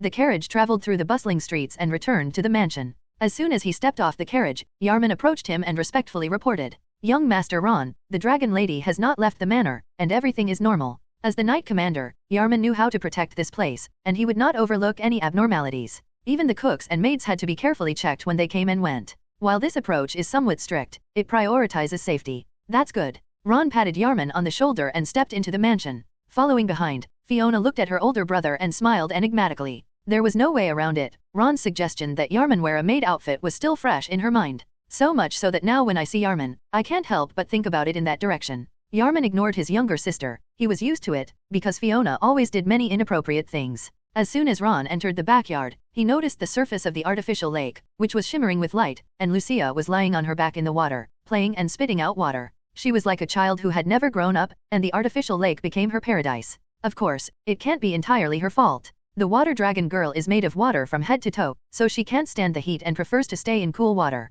This small lake is the only place that can make her feel more comfortable right now. Ovil leaned against a willow tree on the bank, dipped her little feet into the water, and gently swayed them. She squinted, enjoying the gentle breeze caressing her body. To Ron's surprise, Freya wasn't in the pavilion. He only noticed her after scanning the area. She was diligently practicing her skills under a fiery maple tree. Perhaps because she had been kept in a cage for a while and hadn't had much exercise, Freya felt her limbs were a bit stiff. In order to prepare for a potential crisis, she decided to first get her body back to its best condition. This way, you'll have a greater chance of winning in battle. Glug glug. Lucia, lying in the water, wanted to greet the man when he returned, but the water submerged her body, preventing her from speaking. When she surfaced again, she finally spoke excitedly. My lord, did you buy any delicious food on your trip? For her, what Ron did was not important, what mattered was whether he brought back something delicious. She had just eaten 8 lamb legs and 10 roast chickens at noon, and now she was craving them again. If she could have a hearty barbecue for afternoon tea, she felt this place would be paradise for the Yelong people. As long as I'm not treated like a toy to be played with, I'd be willing to stay here for the rest of my life. Lucia didn't quite understand what the toys were actually for. Definitely next time. Ron had no time to pay attention to Lucia, he was going back to his room to make the potion. Okay. Naive Lucia couldn't tell that this was just a perfunctory response and was already looking forward to the next time the man went out. When Oville saw Ron return, she didn't greet him, but her gaze kept drifting towards him. For some reason, after glancing at the other person a few times, I felt a little nervous, and my tail swayed involuntarily. This must be caused by the gradually increasing reproductive desire in the body after adulthood. But how could I have such thoughts about a human being? Oville found it strange, she thought all humans were ugly, but this particular male human was quite handsome. This cannot go on. Oville suppressed her desire to reproduce. But what she didn't know was that this was a genetic, instinctive need from her body, something that her little dragon couldn't suppress. The longer such things are suppressed, the more they will erupt like a raging tide, eventually spiraling completely out of control and turning into nothing more than a dragon's weapon, only capable of reproduction. Hearing the noise behind her, Freya did not turn around and continued training her physical functions. For some reason, she always felt that the man was staring intently at every inch of her skin with a burning gaze. We must gouge out his eyes? Just as she turned her head to check, Ron had already turned and walked towards the room. He was 2 seconds late, otherwise, he was indeed looking at her, but not as brazenly as she had imagined. He was merely admiring her in a gentlemanly manner. When she saw that the man wasn't looking at her, Freya's tense body relaxed. Watching the man's departing figure, she seemed lost in thought, only her tail swaying gently from side to side. Ron was oblivious to the subtle changes in the dragon girls, his mind solely focused on making potions. Master, do you need any help? Having bought so many potions at once, Fiona figured Ron must be planning to make them, and she wanted to help him out. No need now, you'll be busy tonight. When making potions, Ron prefers a quiet environment where he won't be disturbed. You bastard master, you can't wait to get the maid's help, can you? Upon hearing the man's words, Fiona's cheeks flushed, and she felt incredibly shy, but she still managed to show a look of disgust. I knew my master was thinking about this kind of thing all day long. Of course, as my master's personal maid, it's my duty to help you solve your problems. Ron has probably been hoping for my help for a long time. Although she complained, Fiona secretly felt a little expectant. It seems to be looking forward to serving its master more. Okay, see you tonight. Ron didn't actually have high expectations for this, they weren't as high as making potions or obtaining illustrations to improve his strength. After all, the unpredictable Lilith had divined that Fiona wouldn't eat what she fed her in the future. Therefore, this matter is practically a done deal. Sooner or later. Master, please don't get distracted by your high expectations for the maid's help. As she closed the door, Fiona smiled slyly and deliberately licked her pink lips, her expression alluring.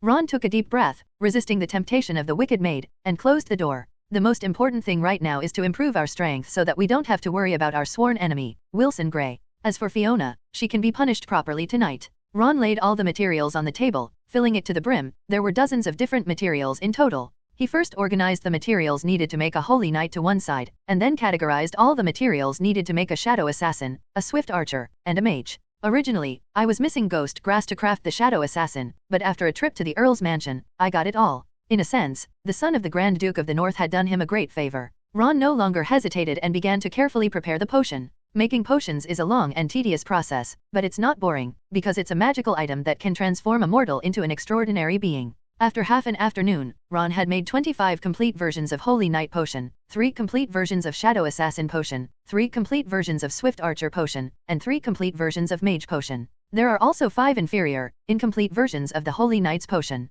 Ron originally planned to make 3 inferior versions of the potion to sell, but he was forced to buy a bottle from the Earl's mansion because he still had one. If 4 portions are sold at the same price as last time, they would be worth 5,200 gold coins. After much deliberation, Ron realized that funds were too tight, so he made an extra copy. This way, we won't be restricted when purchasing resources for development. These potions are now ready for the knights to take that night, along with the potions left in the box. There are a total of 30 complete versions of the Holy Knight Potion. After tonight, Ron will become a lord with more than 30 holy knights. Among the sons of a baron, his strength is among the best. Even against Wilson Gray, the Viscount's son, he still has a very good chance of winning. Chapter 42 That slutty maid has a sharp tongue. She needs to be taught a lesson? Please continue reading. At this moment, the sun was setting in the west, disappearing into the horizon. The sunset glow, like a spilled ink painting, transformed half the sky into a breathtakingly beautiful picture. Outside, the sky gradually darkened, and lights from countless homes began to illuminate the night. Ron, inside the room, looked at the dozens of bottles of potions on the table and let out a long sigh. Finally, I no longer have to be afraid of wolves in front and tigers behind, and be timid and hesitant. Apart from a few powerful sons of viscounts and earls, there's not much to worry about regarding the rest. Once Wilson Gray is dealt with, we can develop peacefully within our territory. We'll wait until next spring to consider how to divide up this lucrative piece of land in the far north. Master, are you finished with your work? The dinner is ready. A sweet, charming female voice came from outside the door. No matter how busy you are, Master, you must eat on time. Otherwise, if your health deteriorates, you will only be able to satisfy your cravings. It's obvious without even thinking that it must be that wretched maid, Fiona, outside. Fiona, I'll let you have your fill of verbal sparring soon. My maid looks innocent and well-behaved, but she always likes to say lewd things in private. The maid said she wouldn't eat anything her master offered, and she absolutely wouldn't. Upon hearing this, Fiona, who was outside the door, couldn't help but swallow, seemingly having her appetite whetted. The bastard master always tries to feed the maid weird things. If you don't want to be silenced, then don't keep saying things like that. Ron opened the door and looked helplessly at his maid. Sometimes he wondered if he had heard too much of this kind of talk, causing his personality to develop in a more perverse direction. I remember that at first I wasn't very interested in the dragon girl. It was Fiona who was always making flirtatious remarks in my ear. It inexplicably makes me want to give it a try. Just as Ron wasn't particularly interested in the girl's feet, Fiona insisted on talking about them, even waving her feet, which were covered in black pantyhose, in front of her. Damn, if I ever go astray or develop strange fetishes in the future, it will all be because of the maid. Damn master, you clearly wanted to do this to the maid a long time ago. Whether you told me or not is irrelevant. Fiona pouted, looking as if she could see right through the man's thoughts. Of course, Master is at an age where he is curious and yearning about these things, so the maid doesn't actually think that Master is a perverted person. Of course, it would be quite fitting to describe Master as a pervert. Damn owner, he's already getting into heat as soon as it gets dark. Ron. He was quite impressed with his maid's sharp tongue. What he says is always amazing, yet it's hard to find any major faults in it. Alright, let's go eat. Ron didn't want to dwell on this matter. He knew that when Fiona came to his room, she would find out that what he had said during the day would become the bullets she used to attack him. This is called reaping what you sow. Unable to win an argument, Ron had no choice but to teach the wretched maid a lesson in his power. The master must be exhausted and hungry, having worked hard alone in the room all afternoon. Fiona followed beside the man, teasing him meaningfully. You really should replenish your energy for tonight. If you're too weak, the maid will definitely laugh at you for being all talk and no action, when you're actually quite incompetent. It's better for the master to be weak, the maid alone can satisfy him. This way, the owner, who is naturally averse to sex, won't always be promiscuous outside. Fiona, I want to shut you up right now. These words are insulting. Ron felt an urge to show the maid his strength right there and then. He wasn't weak before, but after the Pokédex increased his breeding ability by 6 points, his strength improved in all aspects. Let alone maids who are still innocent and haven't experienced any pioneering work, even dragon girls with strong reproductive abilities, Ron is now fully confident in conquering them. Under normal circumstances, humans simply cannot meet the requirements that the dragon girl needs. Previously, Ron could only look on longingly at dragons, but now things are different. He has met the requirements of the dragon girl, and even exceeded that standard. You damn master, you'd better just think about it. There are people everywhere in the yard, how could you possibly be in a place like this? Upon hearing this, Fiona's breathing quickened. Just thinking about it in this environment was almost unbearable. The owner really has some wild ideas, but I wonder if they dare to actually do it. Are you ever afraid? This was the first time Ron had seen Fiona get the short end of the stick. It was definitely too much for her. How could a maid be afraid of such a thing? She's just afraid that if people find out, it will tarnish the Leonard family's reputation. Fiona felt a little guilty and made up an excuse, saying that she wasn't afraid, but that was a lie. She felt ashamed even in private, let alone in the yard. Really? Ron nodded, recalling the Leonard family's century-long history. 100 years ago, before the kingdom of Saintis existed on this continent, when it was still known as the Black Iron Kingdom, Leonard, the current head of the family, was a marquis with unprecedented power. However, after the Black Iron Kingdom was defeated and ruled by the Saintis family 60 years ago, it was fortunate that the nobles who had resisted the most fiercely were not wiped out. Fortunately, he retained a noble title. However, according to the laws of the Kingdom of Saintis, the title of Baron can only be inherited for 2 generations, meaning that the line will end with Ron's generation. Further down the line, they will be stripped of their titles. This is why Ron participated in the Arctic expedition. I want to make one last desperate attempt. If successful, the Leonard family could continue for at least 2 or 3 generations. If it fails, the Leonard family will be lost to history. The Leonard family's wish was originally going to be dashed, but now things are different. Ron is now confident that he can restore the Leonard family to its former glory, or even make it more glorious. However, one must eat one bite at a time and walk one step at a time. Right now, surviving this expansion war and seizing more territory is of paramount importance, otherwise, everything will be for naught. When Ron arrived in the backyard, he found the dragon girls resting in the gazebo. Perhaps because the night was still relatively cool, Lucia did not lie in the lake, but instead slept on Ovaly's round and slender legs. This guy is either eating or sleeping. If she doesn't work when it comes to officially expanding the territory, Ron has already figured out how to punish her. We can't let her stay idle. If she doesn't want to do the dirty or hard work, then she'll just have to become a dragon weapon. Little dragons, the banquet is about to begin. Lucia, still half asleep, shuddered and mumbled something incoherently. Barbecue? Lucia wants barbecue.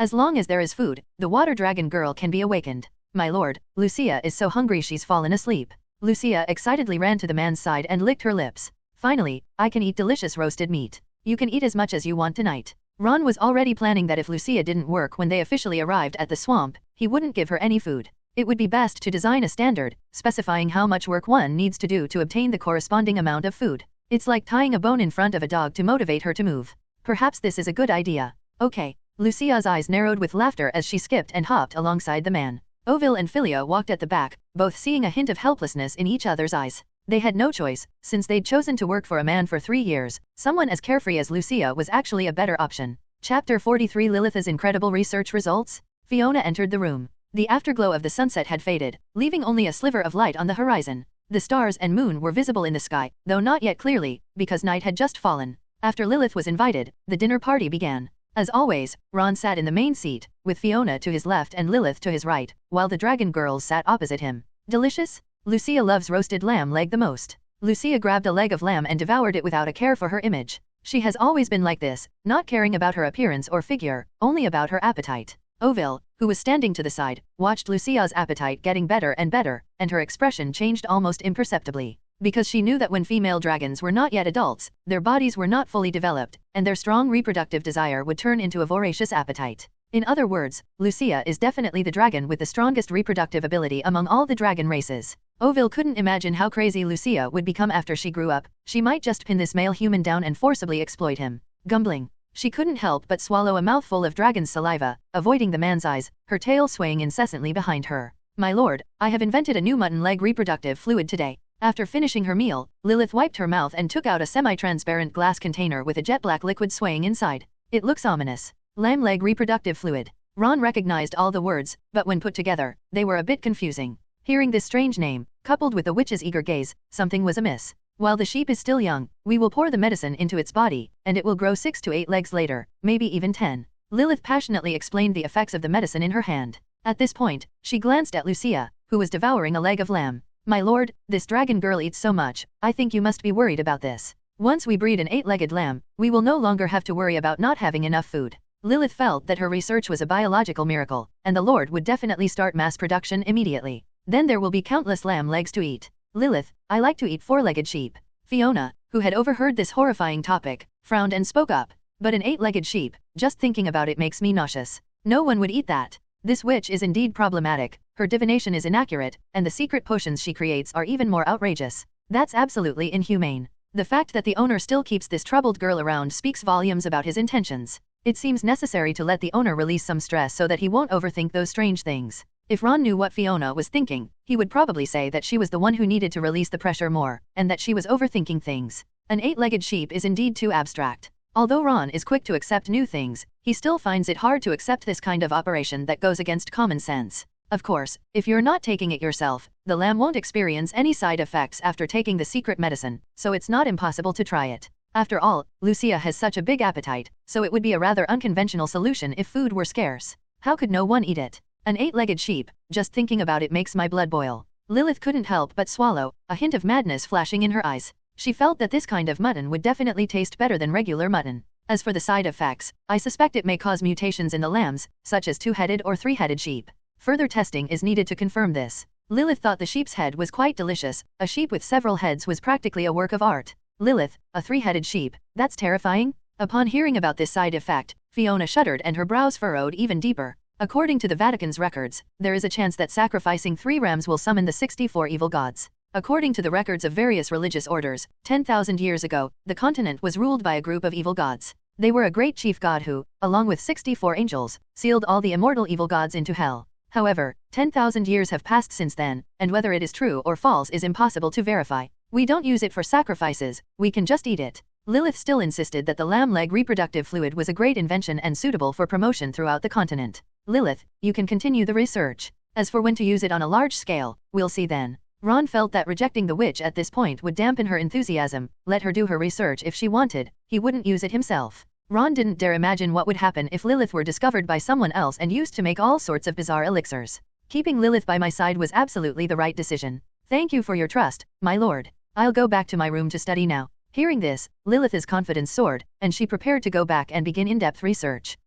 Ron couldn't help but laugh as he watched the witch's departing figure. He only knows how to research secret medicines and divination. He's truly a pure-hearted person. Master, you actually allowed her to conduct such bizarre research. Fiona crossed her arms, frowned, and looked at Ron with disgust. That bastard master must have taken a fancy to this witch's body, otherwise why would he let her do whatever she wanted? Don't talk nonsense, I simply admire Lilith. Although Lilith has a great appearance, a great figure, and delicate skin, Ron isn't very interested in her right now. He wasn't even as interested in the maid. TCH, do you think I, the maid, don't know what my master is thinking? Fiona had an air of knowing exactly what was going on with the man. You'll find out what I'm thinking when you come to the room. Ron stretched, got up, and prepared to go back to his room, then handed the potion to the maid. You damn master, you've only just finished dinner, and you're already so impatient. Fiona raised her chin and glared at the man as if he were a scumbag. After a satisfying meal, shouldn't we enjoy life? Ron had been to many places today and was quite tired. He felt he really should have his maid help him relax. The most disgusting thing is a master who only knows how to coerce his maid with magic potions.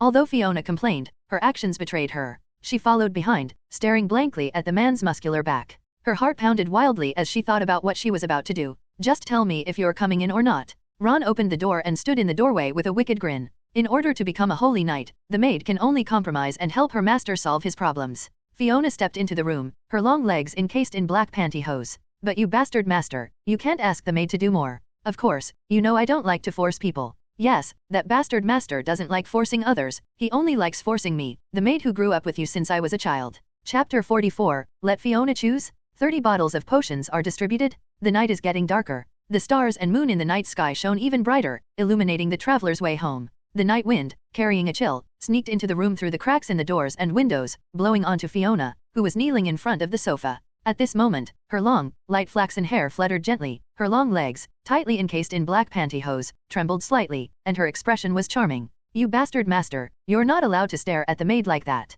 Feeling unbearably ashamed as the man stared at her like that, Fiona's face burned and her delicate body trembled slightly. So you can be shy after all. Ron watched his maid with great interest, feeling inexplicably pleased. Of course, after all, the maid has never had any experience in that area. Fiona rolled her eyes at the man, annoyed. But master seems to be very familiar with everything, and doesn't feel ashamed at all about that kind of thing. That bastard Ron must have fed himself to countless women long ago. Only those with filthy hearts feel ashamed. Ron, with a solemn expression, began to speak in a serious tone. This is a sacred ritual that allows humanity to continue. It is sacred and great. Master, your eloquence in this area is beyond my ability to refute. Damn owner, how can this be described as sacred and great? Fiona didn't understand, but she was deeply shocked. Take the potion. Ron took a bottle of specially prepared potion from the table. The ingredients were of a higher quality than those used by the knights. Because when we asked Lucia for the dragon's dew before, she was too aggressive and filled a glass container the size of a fist with it. This resulted in some residue remaining after the potion was made last time. Ron doesn't want to give it to anyone else, but it's fine for Fiona to take it. Master, don't you intend to let the maid help you solve your problems first? Fiona has everything prepared, she'll go back and slowly take the potion after she's finished helping out. Need not. Ron, with a serious expression and a stern face, spoke. Fiona, this potion was prepared for you long ago. Whether you help or not, it's yours. As for helping, go back and think it over before making a decision. Ron's relationship with Fiona was practically a done deal, and he didn't want to force anything. You need to get your maid to help you wholeheartedly. We must not let this relationship change. You bastard master, why are you suddenly saying such things? This completely confused Fiona, who was already kneeling on the ground, ready to go. Now she's in a dilemma, unsure of what to do. That bastard Ron? He spent the whole day preparing himself to help, and then suddenly he said something like that. If you are hesitating, it means you haven't thought it through. Ron gently patted the maid's head. Here's what I'll do. I'll distribute the potions from the box first, and you can think about it carefully in the meantime. If you've thought it through, come over and I'll leave the door open. If you haven't thought it through, come back tomorrow morning. After all, Lilith had divined it, so feeding Fiona was a done deal. So there's no need to rush. Only when Fiona is fully committed will the experience be even better. This is what Ron expected to see. Understood. Upon hearing this, Fiona looked dejected, her voice low, and slowly walked out of the room. Once inside the courtyard, she clenched her teeth, and her beautiful eyes were filled with a misty light, as if they were about to overflow. Ron must dislike me, that's why he said that. If you like someone, how could you possibly leave under those circumstances? You would definitely be unable to resist pouncing on them. That bastard Ron, not only did he not pounce on me, but he also told me to think it over? That bastard, doesn't he know that he wouldn't have agreed to this if he hadn't thought it through? What a bastard? I'll never help that bastard owner again. Fiona stormed back to her room, slammed the door shut, took off her shoes and socks, and collapsed onto the bed, letting her body sink into the soft blankets. After the maid left, Ron stretched and didn't pay much attention to the matter. Carrying a chest full of potions, he headed towards the night camp. Tonight, 30 holy knights will be born. They will be my strongest support and the foundation for my expansion into new territories. My lord, what brings you here? The 2 knights on guard at the gate greeted Ron respectfully. I came to inspect the area and brought some nice things with me. Ron kept the purpose of his trip a secret. Summon all the squad leaders to the main camp. A knightly order has various ranks, including commander and squad leader. The knight commander was in charge of all the knights, and then they were divided into groups of 5, with each group having a squad leader. During battle, the squad leader can better command the knights in combat. Of course, this is also why Ron only has 100 knights under his command. If the knightly order is large enough, the squad leaders are in groups of 10, 20, or even 100. Yes, Lord. After receiving the order, the knight walked steadily to inform the various squad leaders. Ron only waited a moment before 20 squad leaders appeared before him. Lord. They placed their hands on their chests, knelt on one knee, and respectfully performed a lower-ranking salute. This action usually only occurs when a subordinate is facing a superior. Everyone, get up. These are the most loyal knights under his command. They came from impeccable families, each of their fathers was a knight loyal to the Leonard family. Some families have even served under the Leonard family for generations. Therefore, these people are far more loyal than the recruited foreign knights, and are Ron's most trustworthy core group. We're about to expand our territory, and we'll likely be facing off against the enemy head-on. Are you afraid? Ron scanned the familiar faces, each with a resolute expression, a result of their knightly training from a young age. We are not afraid to fight for our lord. As long as I think about fighting for you and for the Leonard family, I have nothing to fear. They spoke each sentence with unwavering resolve, as if they were all born warriors. It is good. Seeing this, Ron nodded in satisfaction and then opened the box. Here are 30 doses of Holy Night Potion. 1 dose for each of you, and the remaining 10 doses are for you to choose who to give them to. Ron only knew that his squad leaders were quite strong, but he didn't know much about the ordinary knights under their command. Of course, no matter how well you know someone, it's not as deep as the understanding you have of the squad leader you share meals and sleep with. It's best to let them distribute the potions. Doing this also makes the squad leaders feel trusted. When facing enemies in the future, they will only fight even harder. Their eyes lit up at the sight of the bottles of potions. No knight wants to be a holy knight. They dream of becoming holy knights. I never expected Ron to bring out 30 potions today. My lord, we will certainly not let you down.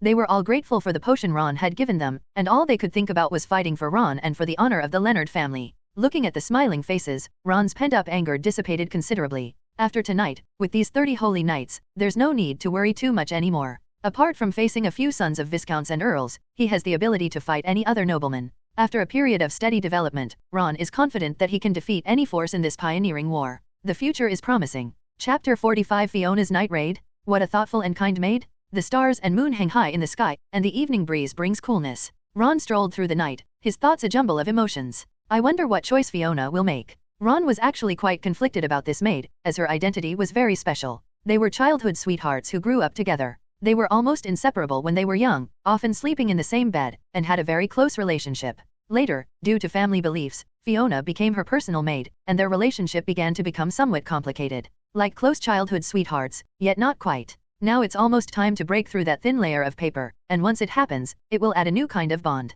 Hey, why think so much? Ron stopped worrying. There's always a way out, and true feelings come from deep sleep.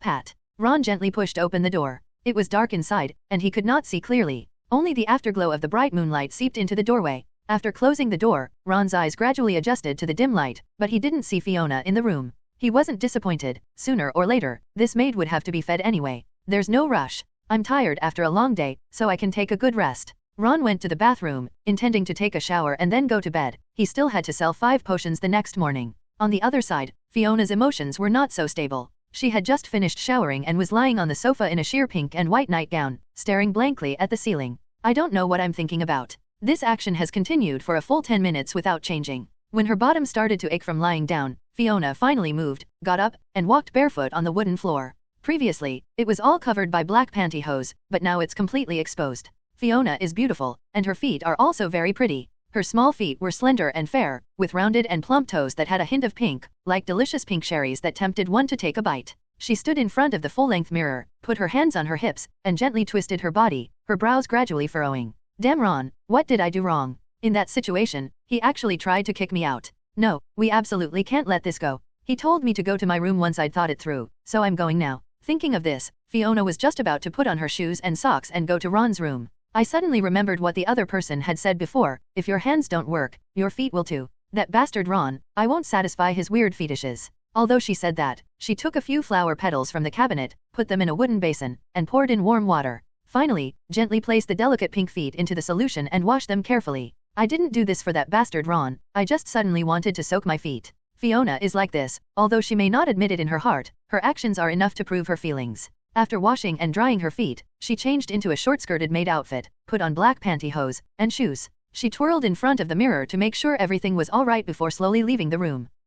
Under the moonlight, Fiona stood in front of Ron's door, took several deep breaths, and gently pushed the door open. Sure enough, the door was not closed. Damn owner, you must be tossing and turning all night, eagerly awaiting my arrival. Tisk. Fiona tiptoed into the room, turned the handle, locked the door, and walked step by step toward the bed with her long legs encased in black pantyhose. After her eyes adjusted to the darkness, Fiona gradually saw that the bed was empty and she found no trace of a man. Damn owner, where is he/she? Just as she was wondering where Ron had gone, she caught a glimpse of a figure lying on the sofa. Upon closer inspection, it was indeed Ron. Why aren't you sleeping in bed? You're on the sofa instead. Fiona rarely saw Ron sleeping on the sofa. There were only a few reasons why someone would sleep on the sofa. They either played on the sofa for a long time and fell asleep when they got tired, or they lay on the sofa waiting for something or someone to arrive. That damn owner? Turns out he'd been waiting for me all along, and even fell asleep while waiting. I knew it would be like this. Fiona approached little by little, gently placing her round, pert buttocks on the soft sofa. Her beautiful eyes sparkled,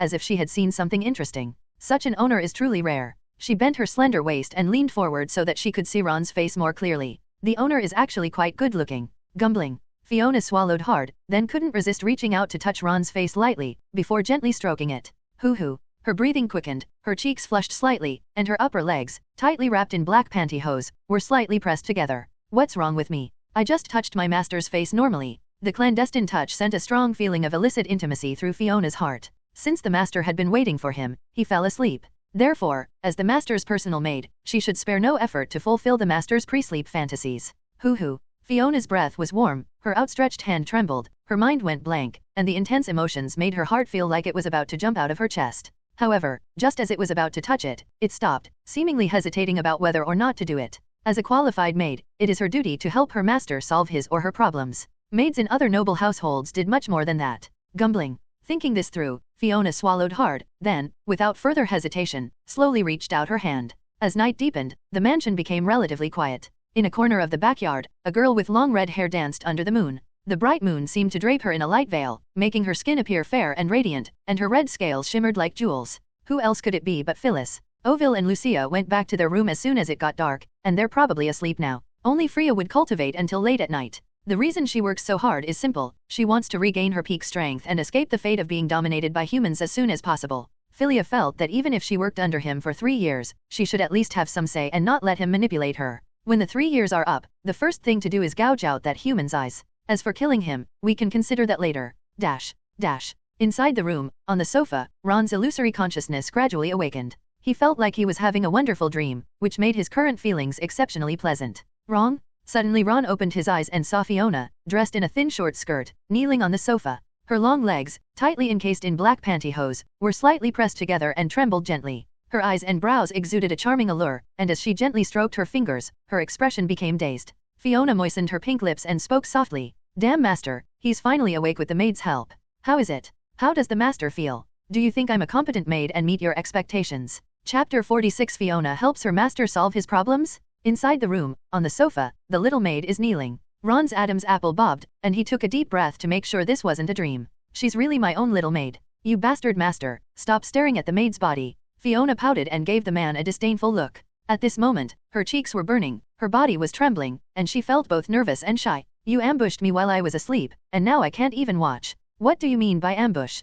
Wasn't it because Master threatened me, this little maid, with a magic potion that I was forced to agree? Fiona slightly raised her chin and continued to be stubborn. If the Master hadn't forced me, the maid wouldn't have helped him. That bastard Ron, he's the one who made me do it. I told you before, think it over carefully before you come. Ron waited for a while, thinking that Fiona wouldn't come, so he simply lay down on the sofa to sleep. Who knew she wouldn't arrive until I was asleep, and she was still keeping our previous promise. Yes, I've thought it through. After all, I accepted the Master's potion. If I can't help the Master solve his problems, I won't feel at ease drinking the potion. Feeling a little embarrassed by the man's intense gaze, Fiona deliberately changed the subject. But Master isn't as powerful as he says. Now I'm just being stubborn. Ron increasingly felt that his maid was just saying one thing and meaning another. Fiona gave a disdainful snort. Masters are nothing but weaklings. Damn Master, do I look so weak to him? Fiona, it seems you didn't eat much for dinner tonight. Ron inexplicably changed the subject. This statement left Fiona somewhat bewildered. And then? What does the Master want to express, or what does he want the maid to do?